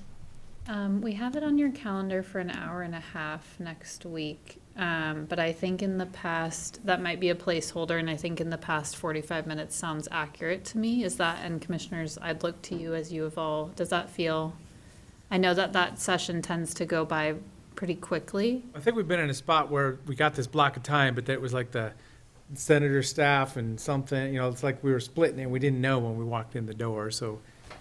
But yeah, I think it was something like that, 45 minutes. Probably be good for us to plan for 45 minutes.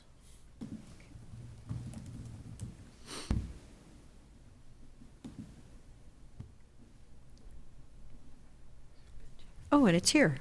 It Aren't is we lucky? here.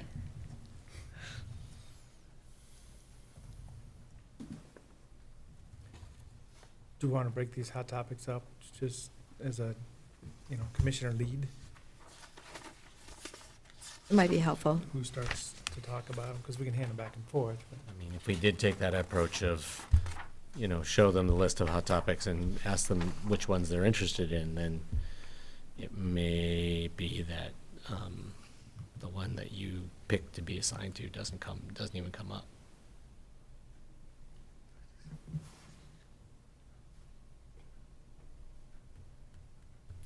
I mean, if we did it that way, which of these are you interested in, then each of us could talk about the topic that people actually want to learn about, as opposed to trying to split it up. That would be just another way of. Okay, well, so then, and I don't mind, kind of just freewheeling it as we start it, see what they want to hear from, and then I guess I would just advocate for, wanting to say something about solid waste and, the comp plan update, Deschutes 2040, just to, put some words around ones we didn't talk about, because these are hot topics and big things going on in the county. So as I said, just kind of clean up. If we're there for 45 minutes and we've been just going through all this, take 5 minutes at the end to say, okay, we didn't talk about this, this, and this, and here's a little bit more information about it. Okay, do you want to split those up then? In case we need to clean up. Well, who does what? So then I'd go the other way. I'd just say, let's take a moment, and then as soon as we, we have to get to that wind-up time, just take turns with the last few items. And I can leave it, I don't mind leaving it open. Right. There you go, yeah. Civility. So that's a structure and not too much definition. Good.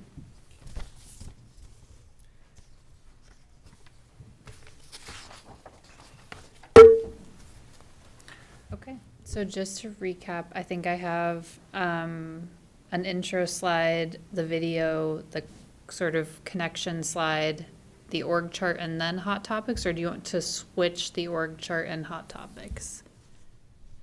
So the org chart is going to help put people in perspective and remind them the scope of what we do, and then they can ask. Okay. And then, to your point earlier, Commissioner DeBonne, would it be helpful to have staff put together brief paragraphs or bullets for each of the items in the hot topics slide? I know they're all initiatives that the board is familiar with, but is there any other background information that we can provide in advance of the presentation? Well, I'm just thinking, what brought me to that is, if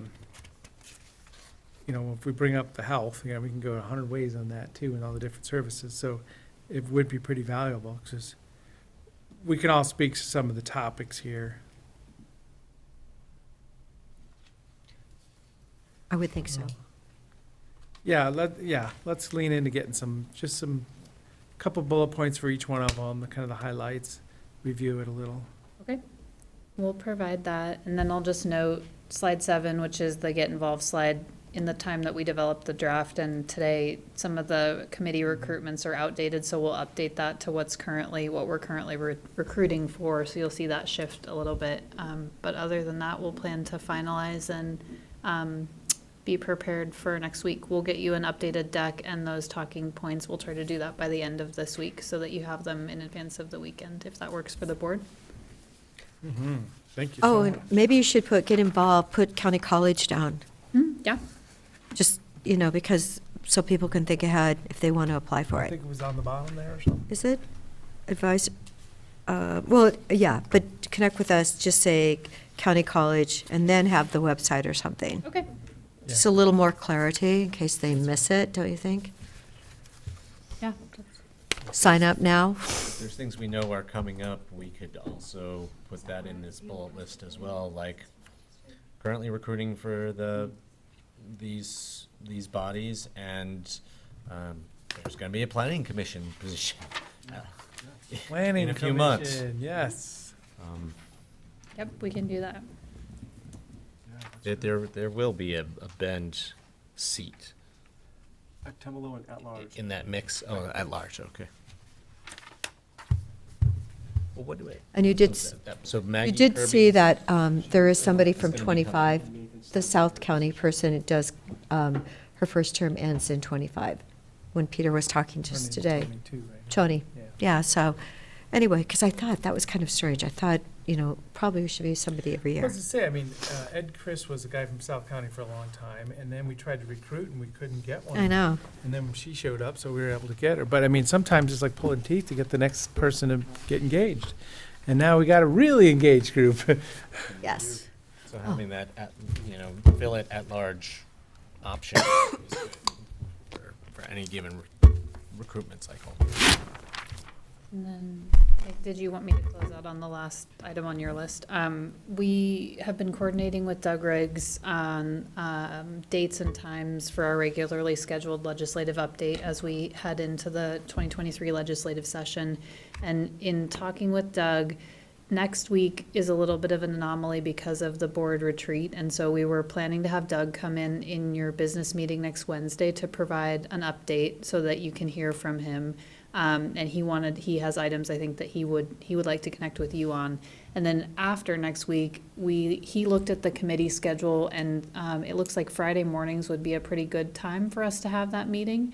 And so potentially looking at Fridays maybe at 8:30, and wanted to connect. not at 7? Maybe not at 7. At 7 a.m. Fit it We in, did. fit it in. We did, but just wanted to connect with the board and see if that feels like a time that may work, or not. And if not, we can definitely look at other options. Apparently committees start later in the morning, which is why he thought 8:30 would be. Committees start at 9:30 or 10 is what he said, so we We thought. could start as early as 7:30 or 8, but. We could. but, Yeah, it's really the board's choice. 8:30 sounds really civilized. But I'm really good for 7, too. Horses fed and get back in. Yeah. Yeah, if 8:30 would be wonderful if it's possible, because, you start off at that business-like time and then you find out it didn't work, so let's start with that if possible. Right now, the regularly scheduled, so I'm chairing the Deschutes Collaborative Forest Project, and my regularly scheduled weekly meeting with the staff is at 9 on Okay. Fridays. So maybe we adjust up a little bit to allow for a full hour. Friday, could not to get to 7, but would 8 a.m. 8 to 9 be a? Yeah, I think we definitely could do that, and we had thrown that out as a possibility too.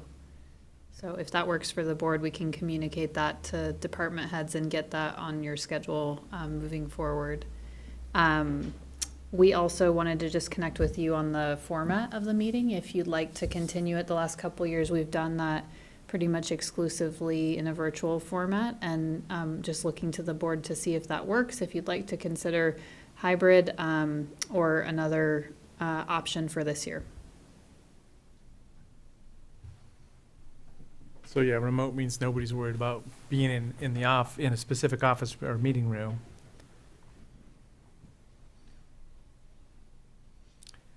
The technology seems pretty mature these days. I mean, I'd say let's start there unless there's a reason not to. That works for me. Okay. The bandwidth is staying up. Great. Okay. Yeah.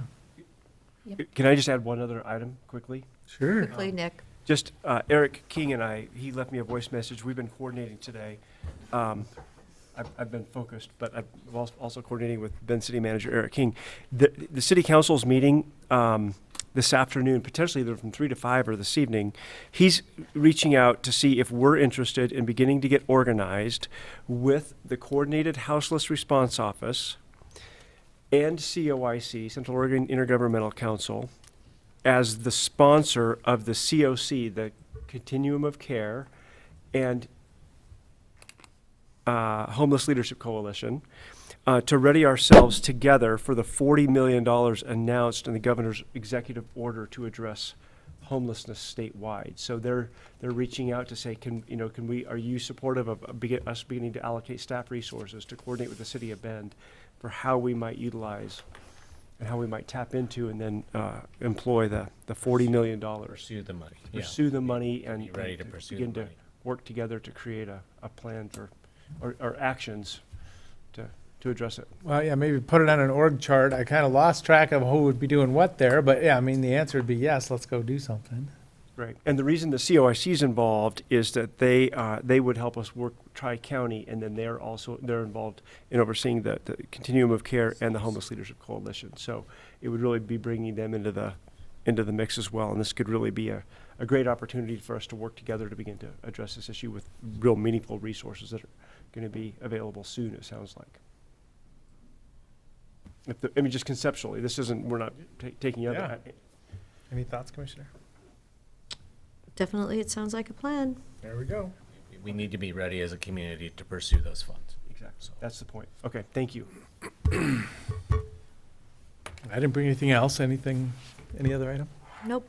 Anything else? I don't think so. You were trying to roll. Okay. I got to run. 3:40, but, you said, right? I mean, I will just let you know that the AOC Legislative Committee met on Monday, and you could look through your packet that I'm sure we all got in our email, and there were basically 3 items that got sent back to the respective steering committees. The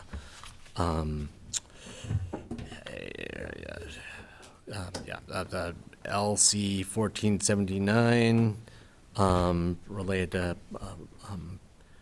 district attorneys and PERS, and then LCs 1956 and 2810 related to investments in behavioral health. Otherwise, everything else that was put forward to the AOC Legislative Committee was moved ahead with support. I thought that the board actually, Chris Doty said that they went away with what ODOT wanted to do, and the board of directors went away with that. It went. There's a bill to fix local fund exchange, and the legislative committee supported. I know, but then he told me, in my meeting with him, I thought he said that they rejected it. They didn't want to go the way that ODOT was suggesting. So maybe we should check with him again. I know, because I was surprised, because I was on the legislative meeting. ODOT probably doesn't like what. Right. what's They coming wanted to the bill. flip it down. They wanted to keep more money, and yeah. So I thought that's what he said. There's more wrangling to be had there. Yep. On that particular issue, definitely. Okay, anything else? Seeing nothing, meeting adjourned. What a day.